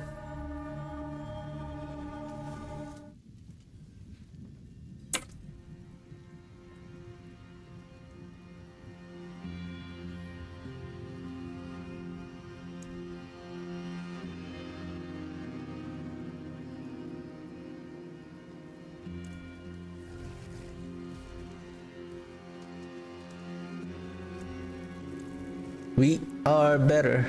We are better. I think one more push. Yep, let's make the exploit at least 90. Even though the amplify is 82. I believe because I want to I can still stream for, I'll be streaming for another hour. And after that tomorrow I'll be preparing for the build guide video for this build. It is not as strong as the other build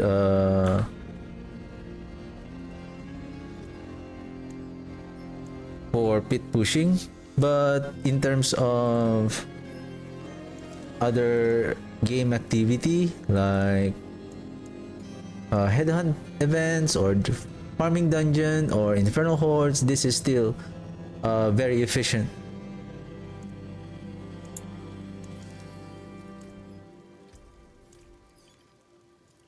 Magic in a bottle. I think there's no other, or maybe did we go with fortitude for more life? For more survivability?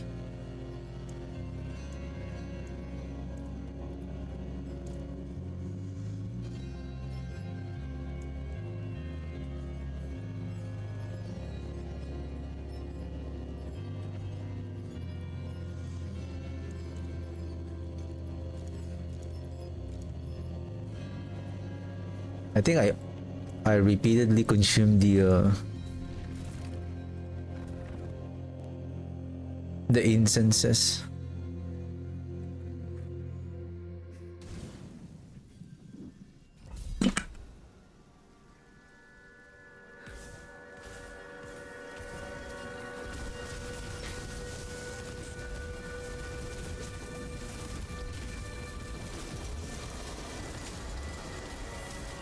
DR.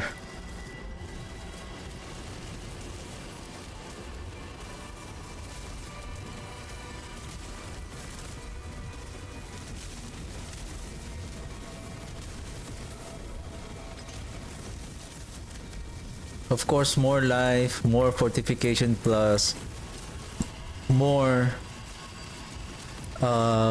barrier, because your barrier value is based also on, on the life of that you have. So if you have, say, 20k life, that will also be the amount of barrier that you will have.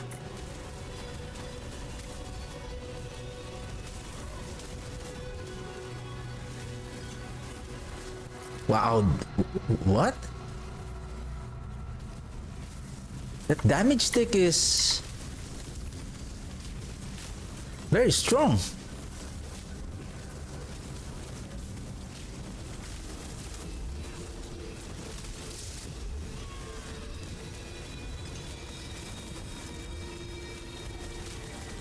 Tick, tick, tick, tick.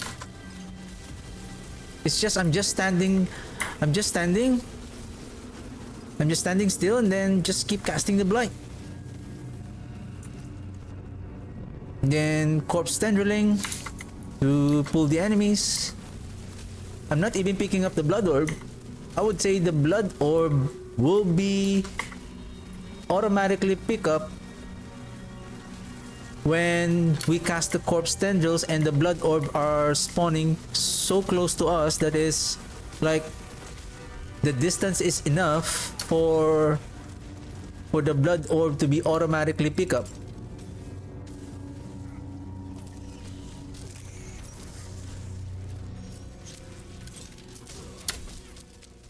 Yeah, I hope there is a way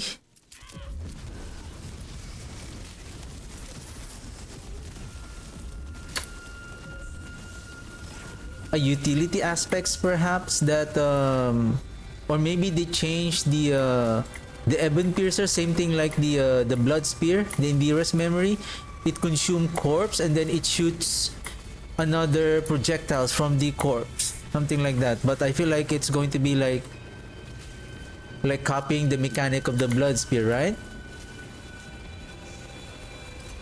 But is it the same as the mechanic of the Crewer's Embrace, consume corpse and then do the mini novas?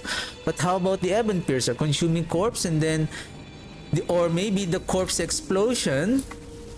The corpse explosion is triggering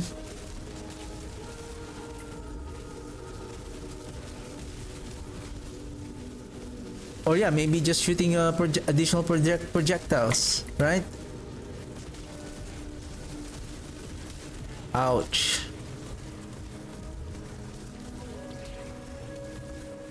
Where's the chilling wind?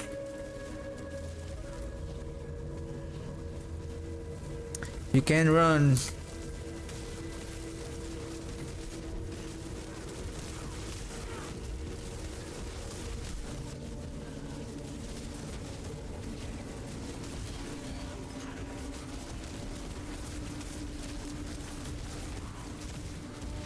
Because the thing with the shadow damage over time is that the more that you cast the skill, the more that you are building up the damage over time, and then for the up to the maximum damage over time per second that you are applying, plus the buff that you're getting, and then when all of those buffs are coming in together, and then proccing the 71% of the chance for your damage over time to deal a 300% increased damage, that's going to be huge.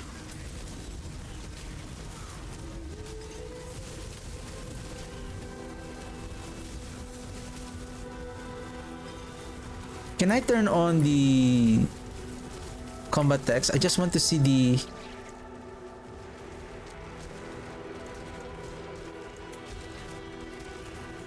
what is our damage output now.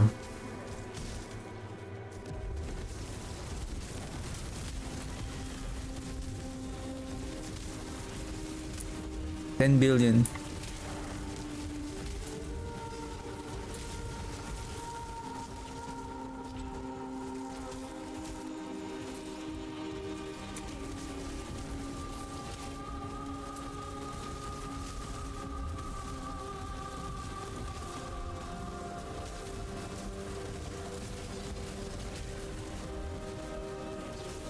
I see 17 billion per tick now.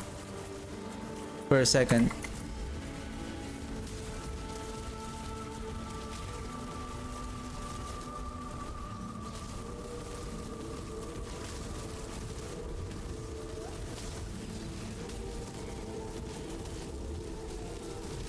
It's hard to see because the somehow the damage over time combat text, I can't see it. I see 28 billion. I see 28 billion.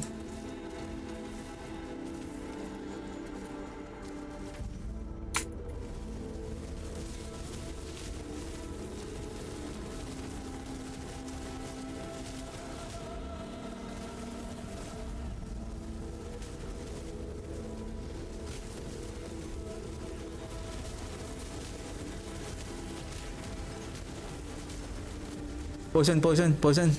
Be careful.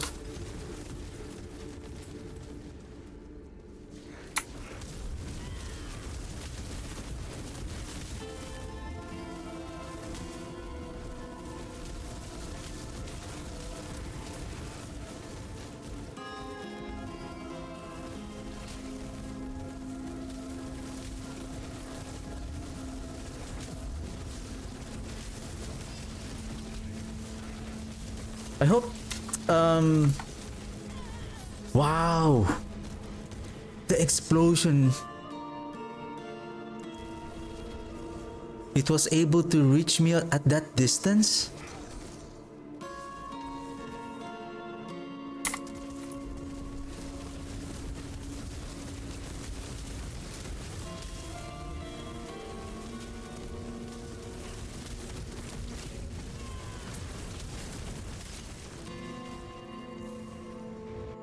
If I didn't die, I should have entered around 7 minutes, which is okay. Good. See Hag 619.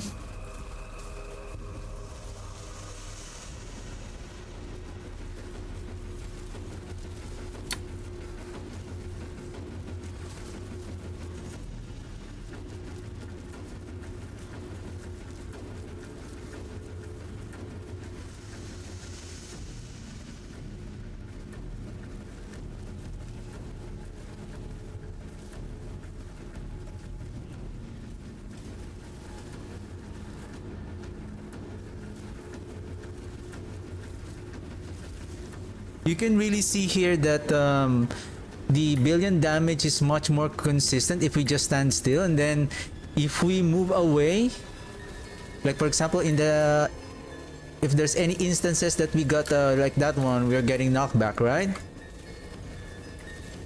our damage overtime instants are getting lowered, right? I'm not consuming corpse, I'm not getting any buff from the blood begets blood.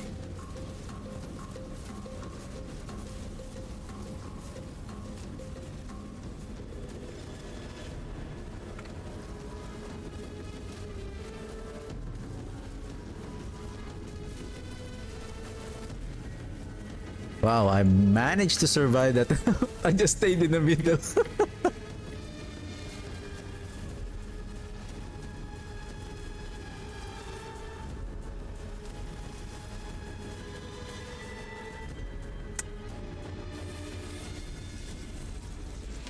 think that's it.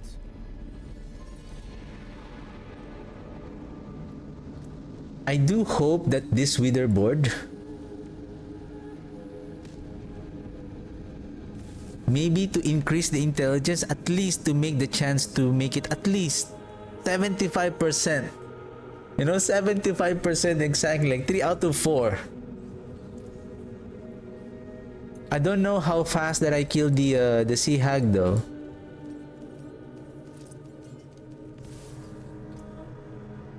I died, right? So exactly 3.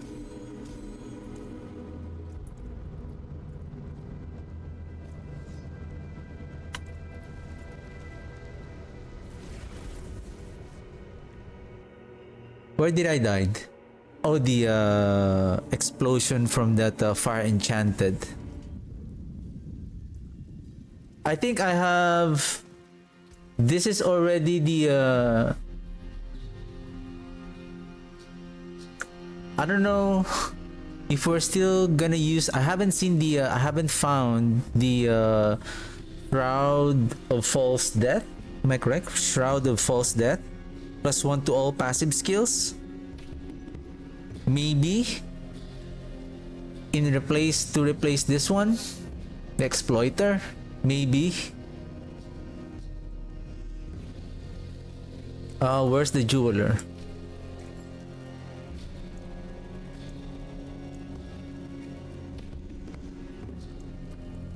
Bake rune. Bake, cry, Moni.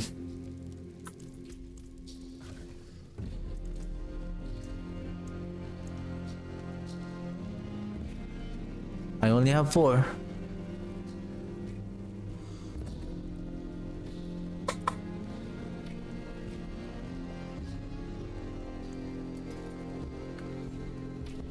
Cry.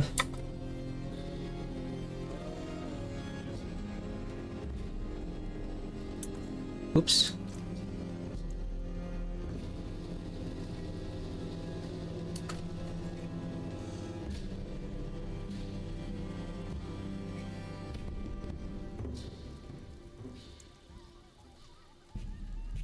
Mooney is rare. Oh, here.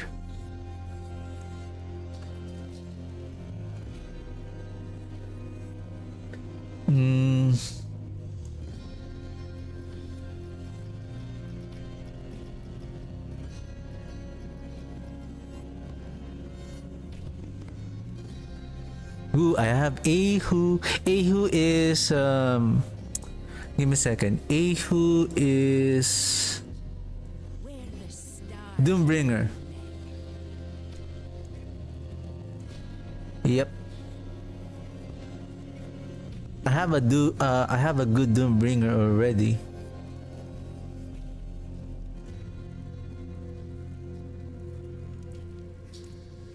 I don't have that chess piece. So only Tyrael's might.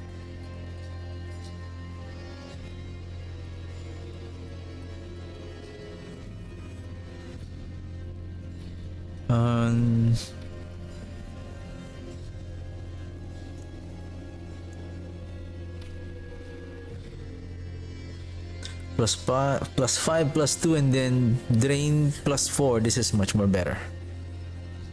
Sorry, sir. Sorry.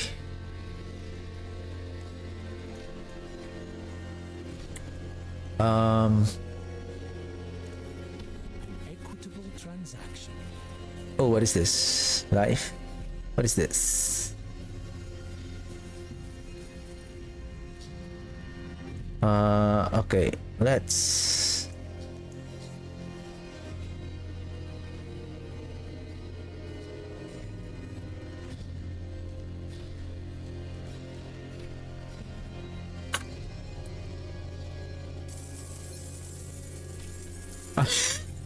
I have so many obols.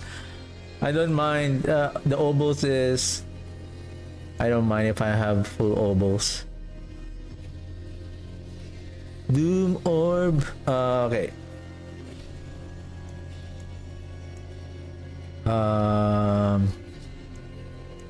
What else did I miss? Yeah, maybe if you have the shroud of the false death, maybe.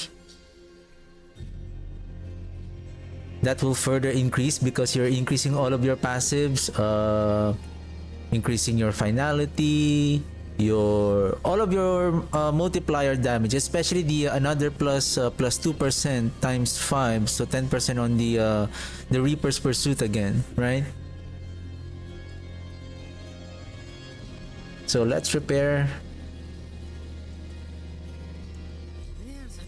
I think this is the ideal setup for the build, including the Tam and Om, and then we also need the where is it? The Seer and Loom for that, just in case we need resource, right?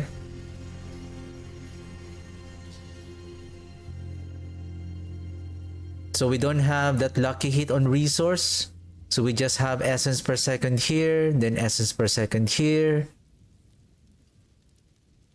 Do we have essence per second on the pants? I don't think so. There is magic in all things. Let me show you.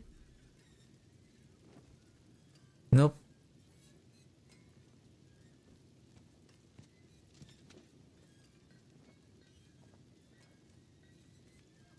We can just add resistances if you need it. Right now, I feel like my armor is bad.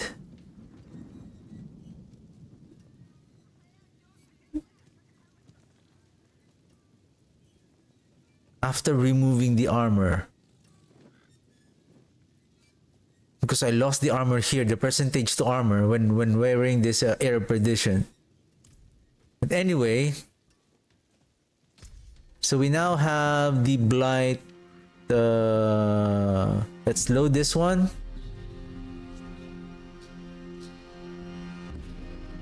Are you sure you want to load this build? Your current build will be lost. Oh, give me a second. We need the Great Feast, and then we bring back the Helm. Is this the one?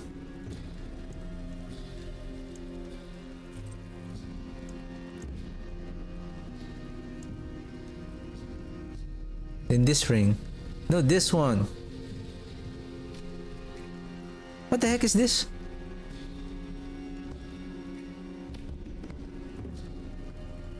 Oh, maybe this is the one that I used before. Oh, for the void. For the void. Okay, then this one, and then this one. So I'm gonna wear this one, and then this. This is the Blight Farm.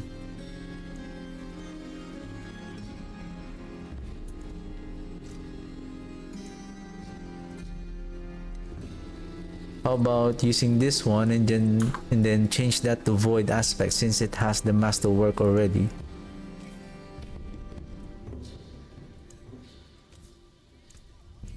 What is this? Void. Sublime.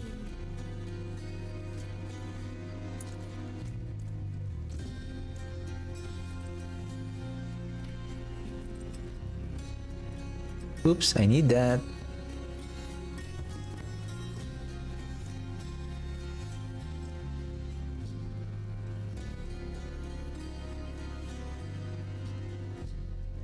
Alright. I'll be streaming for the next 30 minutes and then I'm done for the day. And let's just have fun on the headhunt events. Guess let's go with this area right here.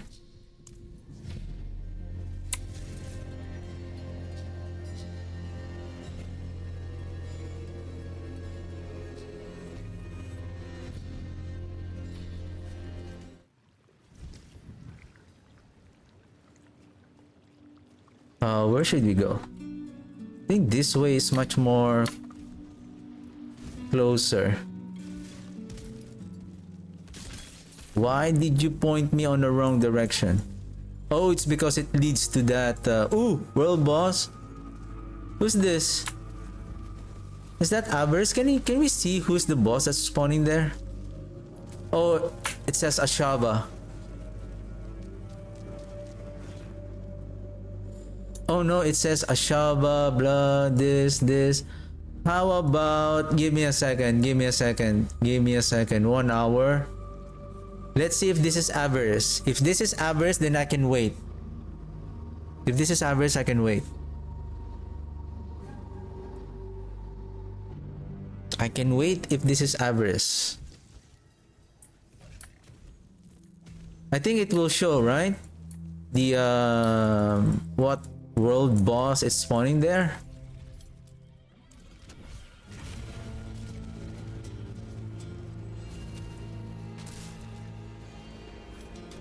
Who is that? Greech, right? Ooh, it says Greech. Is that Greech? Oh yeah, it is. Woohoo! Let's find Frederick. Who's this? Wandering Death. So no. I'm not going to wait for that boss. I want Avarice. Okay. I see enemies. So where's our path? Going down.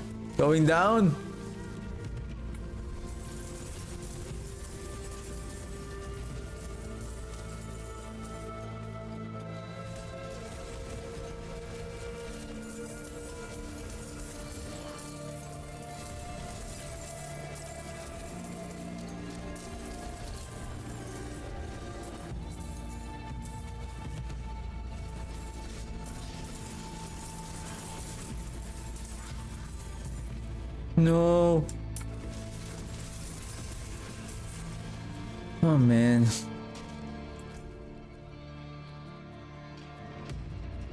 Where is it?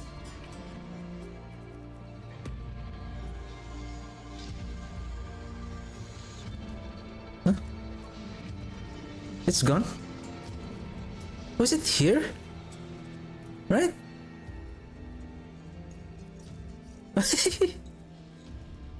Anyway. Oh, speaking of speed farm, so we need to replace the Om rune with the Zek rune. We need cooldown. Oh shoot. Where's my chest? I need to get that Zek rune.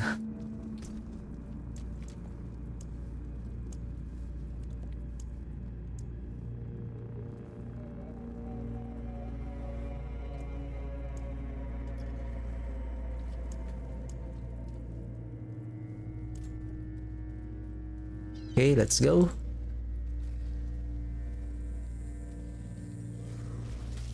Patrol.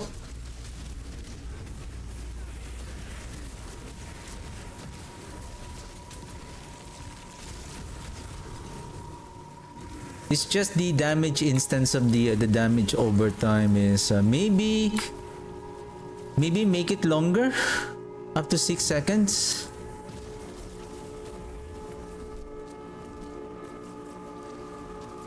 Three seconds is I feel like it's too short, especially if you got knockback, right, to build up the damage over time again.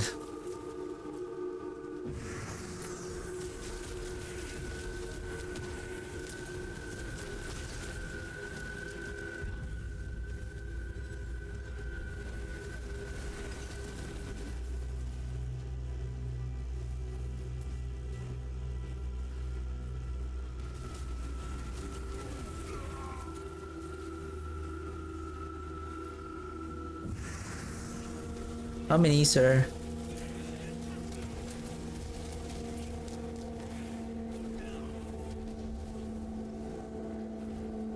Okay, 30 more.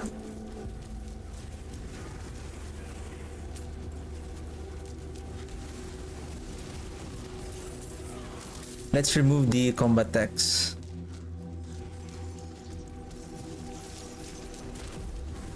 Oh, goblin, goblin! Where is it? Goblin!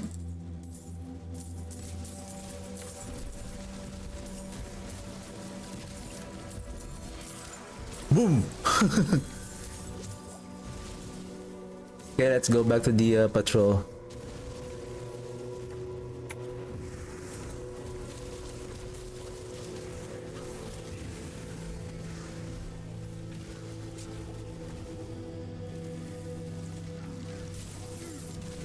Exposed roots.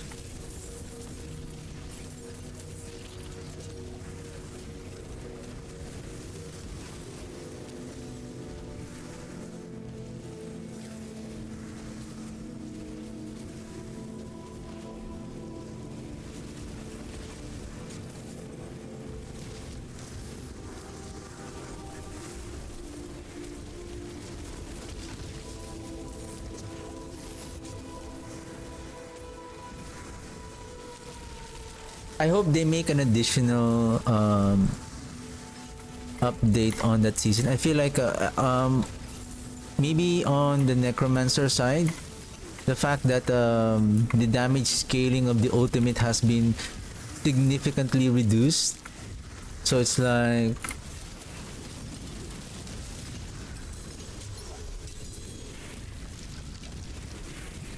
you have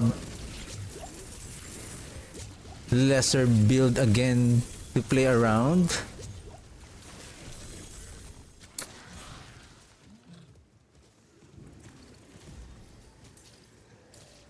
Let's get the plan. What is this? Blast wave. Don't need blast wave.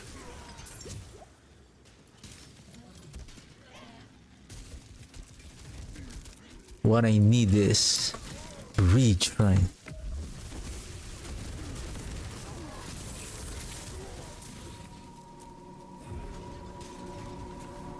Okay, Wisp, and then our friends. Where's the exposed root? Oh shoot.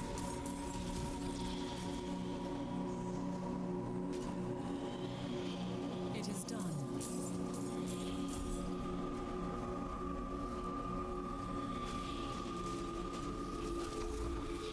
Wake up, little Wispy, wake up.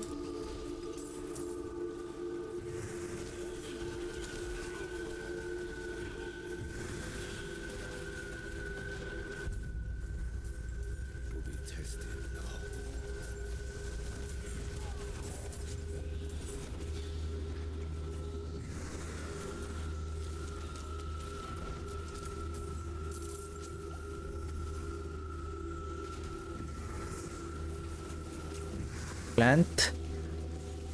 Okay, one more for the plant.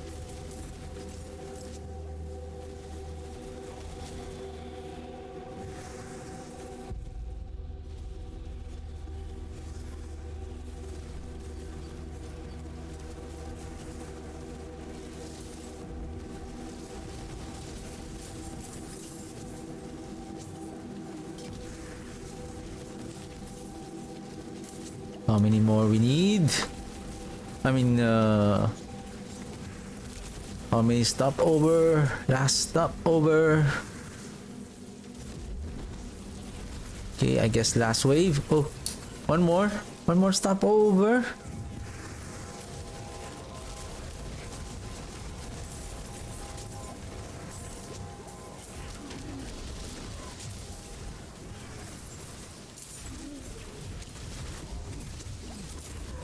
Alright, it's done. Okay, let's help our friends.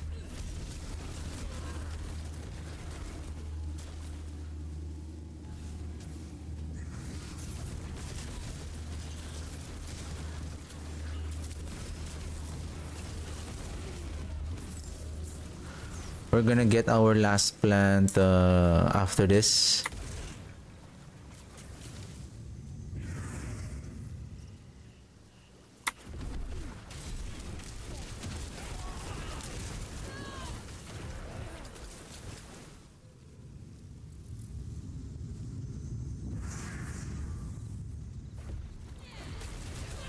why I didn't use the Ring of the Starry Skies though, right?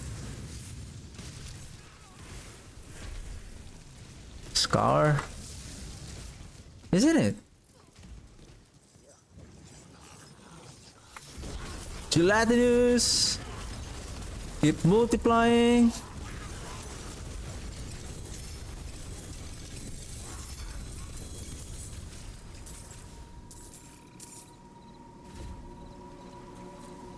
I'm not gonna pick up those just the legendary.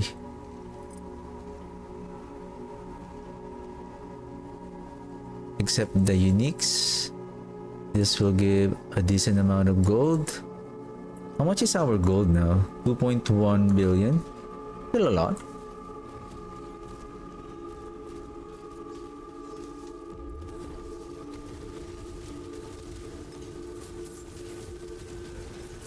Scar done. Okay. Wait a second. What is this one? Slay. Is that the 1 point green favor? Okay. So one more. Harvest. What is this? Blast wave.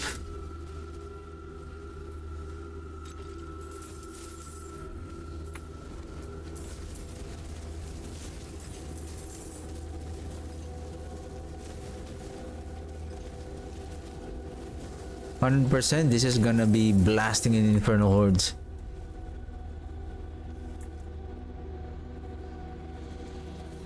Next one.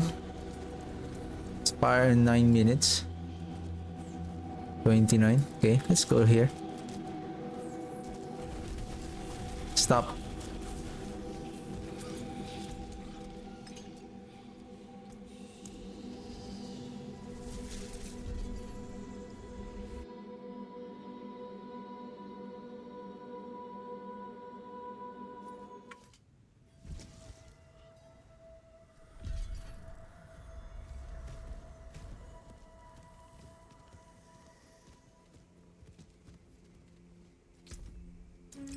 Treasure bag.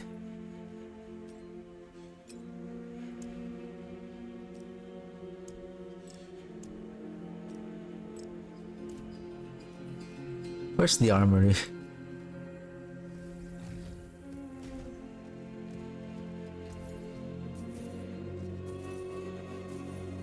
This I can sell.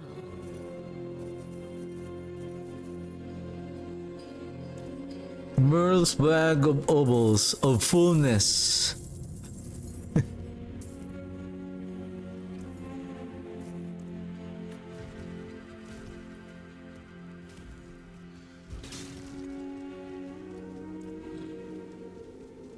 So many whisper caches.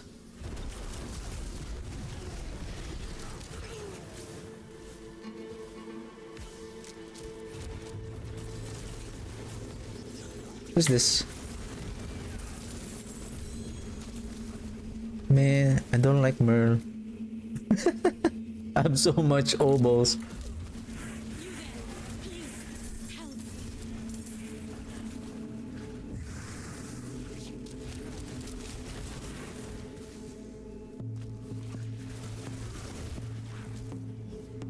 Let's go, Wisp. We can finish the patrol later.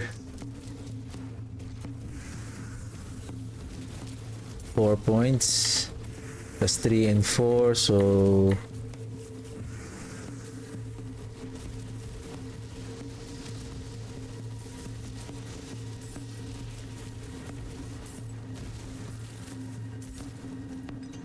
Let's go.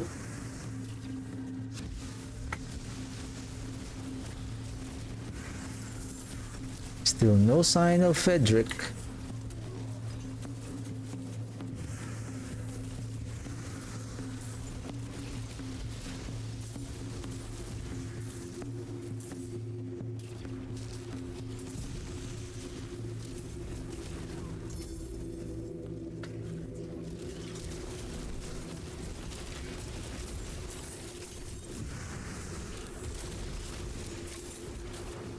Melting the enemies, right?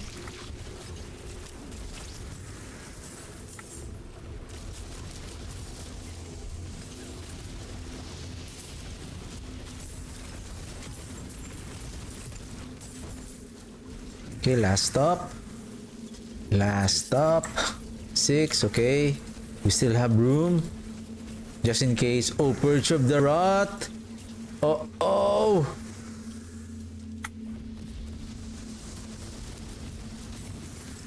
Let's clear the Perch of the Rot first. Oh, we're good.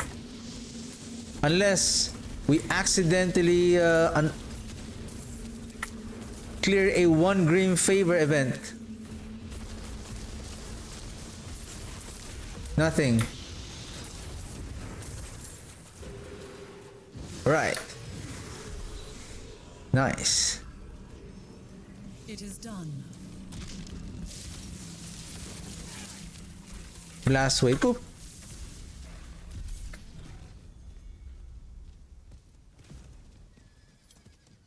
Hey Patrol, are you coming back? No one is helping you on your journey.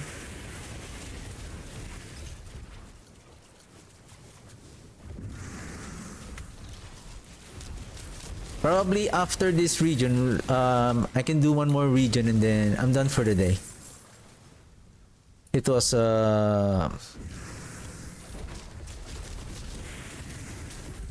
having fun blasting with our Blight build here.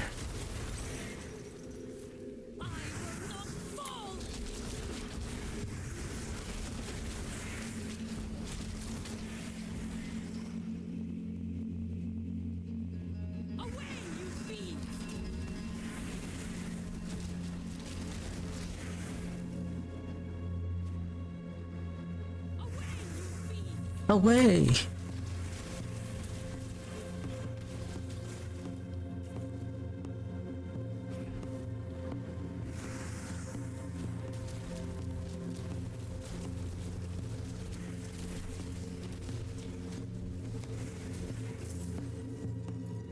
42, 32 more.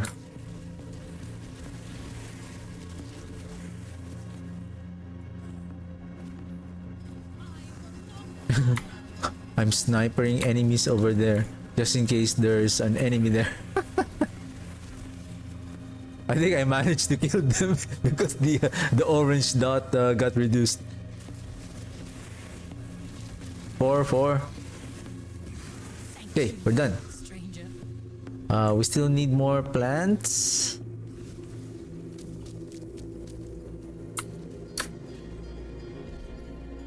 And I think we're ready. Let's summon the Headless Husk.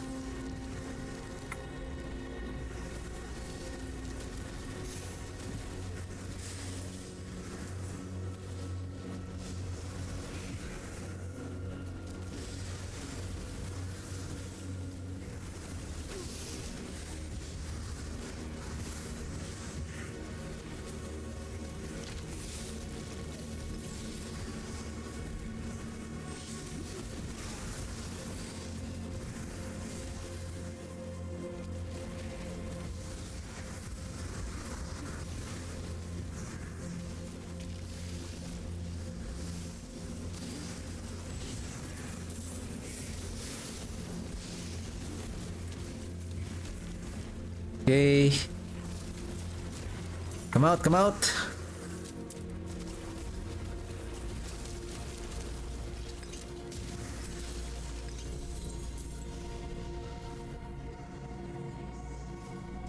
It is done. Okay, we need to pick up more plants. Okay, we need more 6. Let's go on this area. What is this? Channeling Shrine.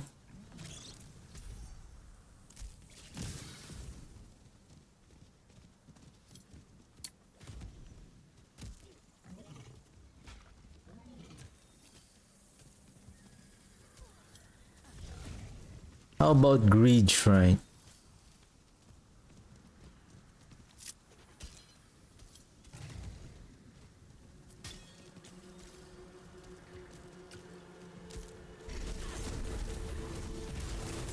I need to unmount because the we don't have any more sprinting stack, and I don't want to get unmounted, and then you will have a 15-second cooldown to mount again.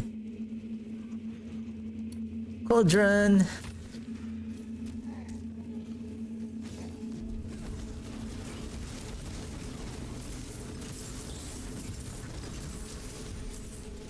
Scar is finished. Okay, where's our friends?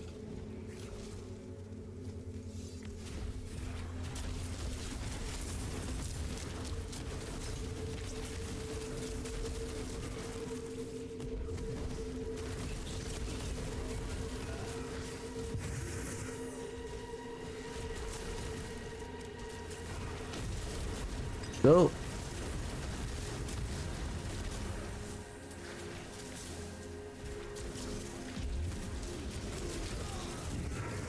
Okay, 2 more.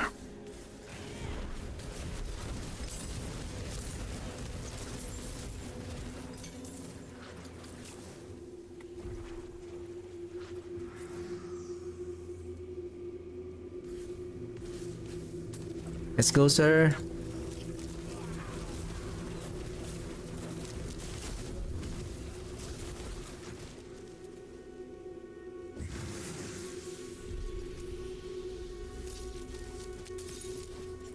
Okay, we're clear here, so let's move to the next event. 39 minutes. Okay, let's go there. Okay, last headhunt event.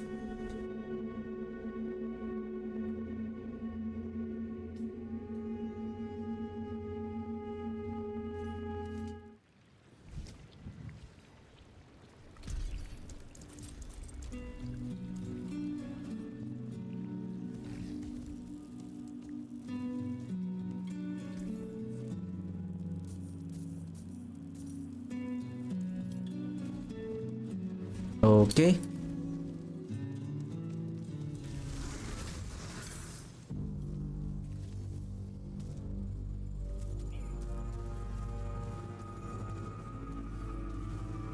Any shrine nearby?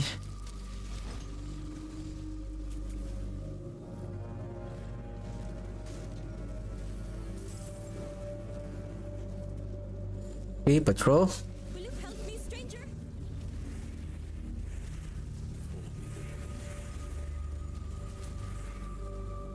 Modes for the harvest.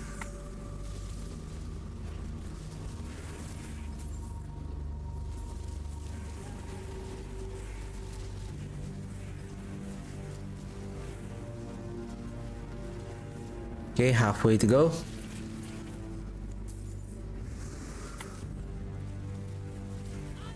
Even though this is not as strong as the like the blood spear, like in terms of like playing here and then Inferno Hordes, this build is still very efficient. I mean, I don't mind if this one is not that strong. I'm not disappointed that oh, it can only clear pit 100 so far. Like, I'm still having fun. You can still have fun with this build, especially if you're fantasy, if you have this fantasy of melting the health of your enemies. Like this build is still for you.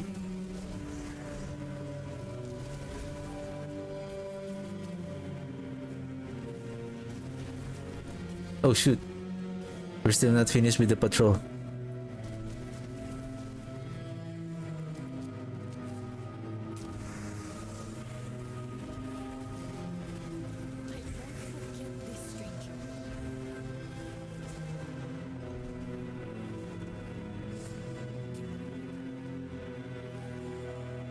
Go, guys.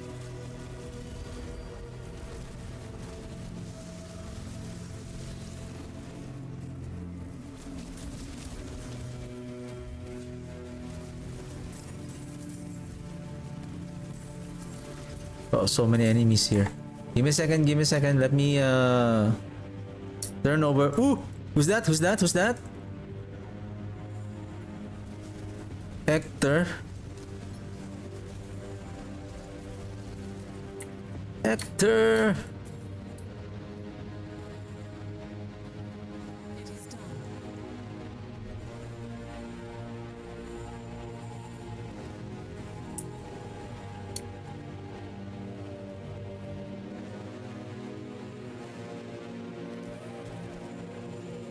Where's the plant? Oh, there it is. One more for the plant, and then where's our friends?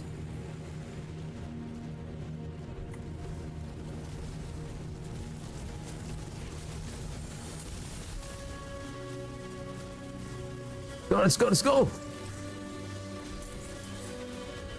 Right, finish. Then plant. Where's the cauldron? I see a notification on the map. Okay, there it is. We still need harvest, wisp, and then fugitive head.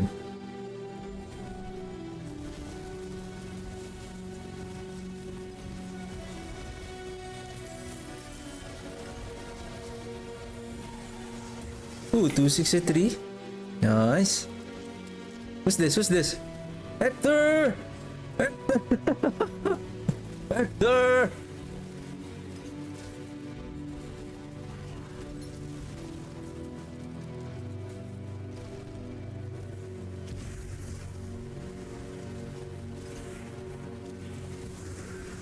Hey, we're done with the plant, right? The scar? Okay. Because again, we got preoccupied by that goblin. We didn't pay attention if the scar event is already completed.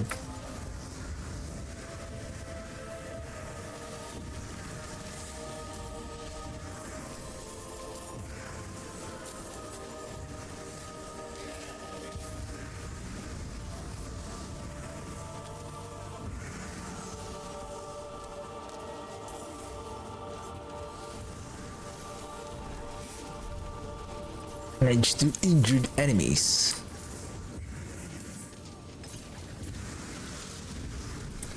Head? Yeah, it is a head. Headless husk, but not huge. What is that? 2GA on what? Was that? 2GA on what?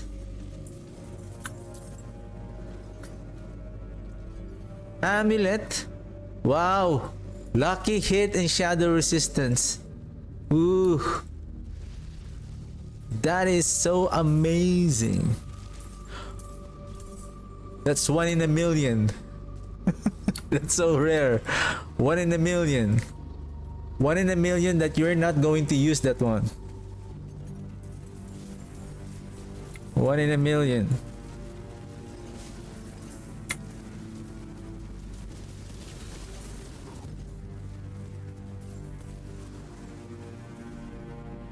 Right. I think last one. Let's go. Come on, let's wisp again, like we do last summer.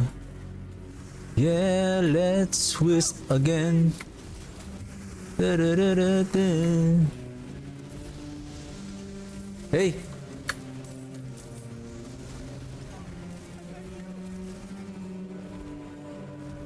Sorry, I'm busy. I cannot help you. Sorry.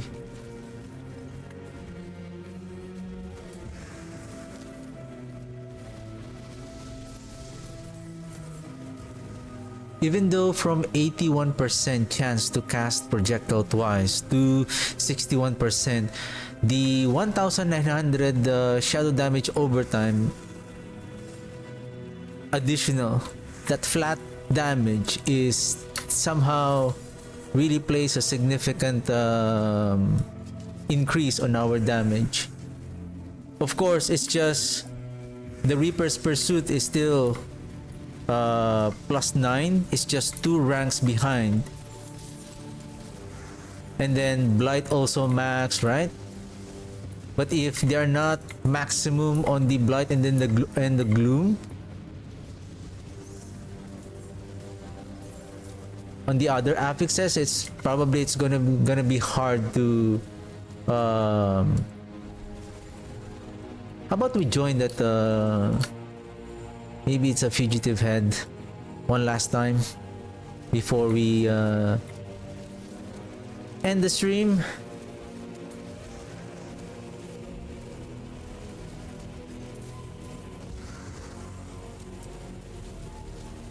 Steel Headless Husk. Headless Husk. Oh! Oh! I didn't complete the Fugitive Head!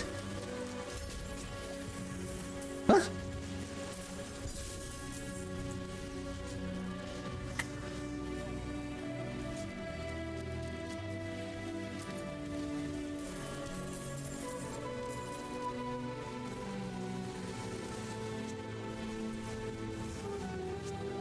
Right, we're done. We are done. So next build will be Blood Surge, but since next week is PTR, so on Monday I'm just gonna farm just headless. It's also the last day of the not the last day. Last day is on Tuesday, 10 a.m. But I will not be able to play during that time. So for me, my last day for me to take advantage of the Goblin event is on Monday. So I'm just gonna farm one last time. Oh, I favorite this. What is this? Very good. Thank you. The forge is ready for whatever you need.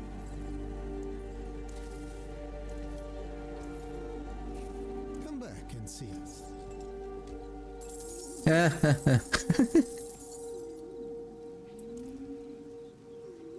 Okay, let's have so much Whisper Cash.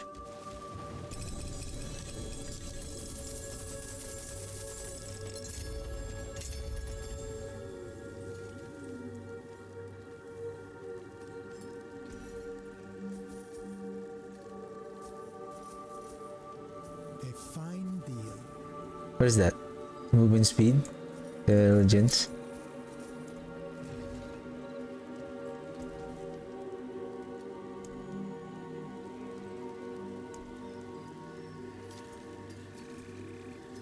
Oh! Root Hold. That's a Root Hold, sir. Uldur's Cave, this is a good map. I carry the best. Shards of the heavens.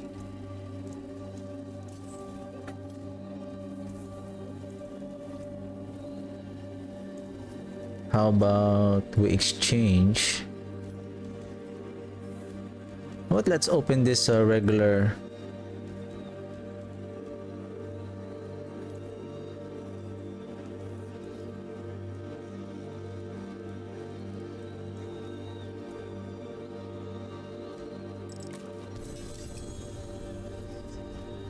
That's it. Bless and thank you. Another time then.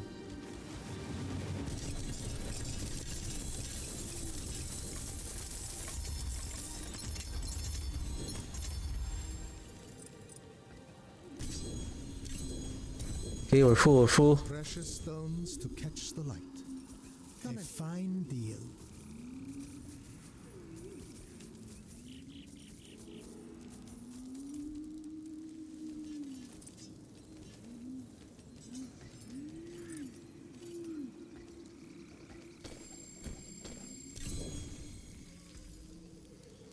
Sell, sell, sell, sell.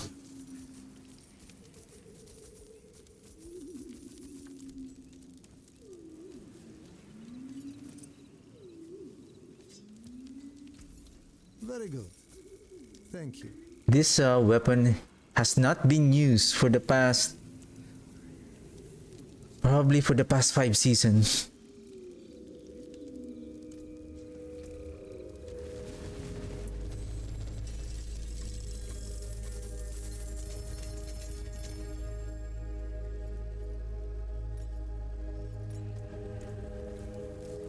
And I think I'm full of Rare, bless and thank you. dungeon keys.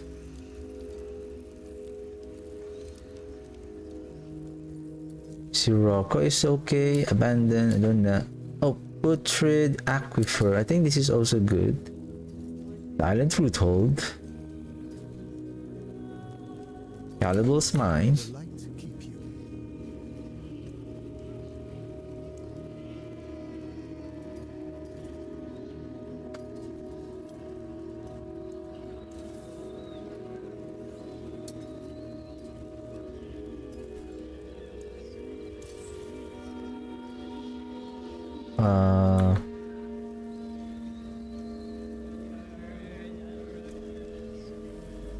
What is my next?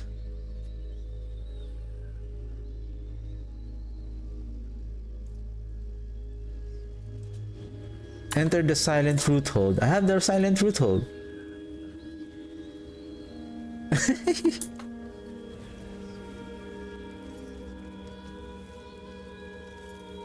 We can finish the Tree of Whisper event. The seasonal quest event. Oops.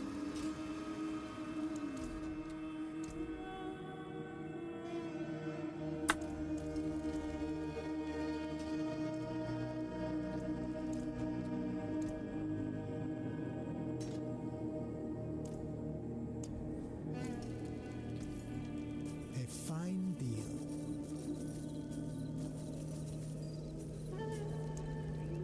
What is this?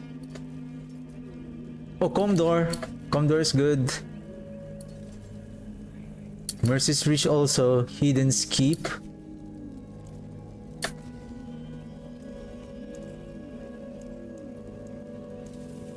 I have so many good dungeons already. Plus I have the oh, speaking of mythic item, I have how many? 16? 15 Tribute of Ascendance.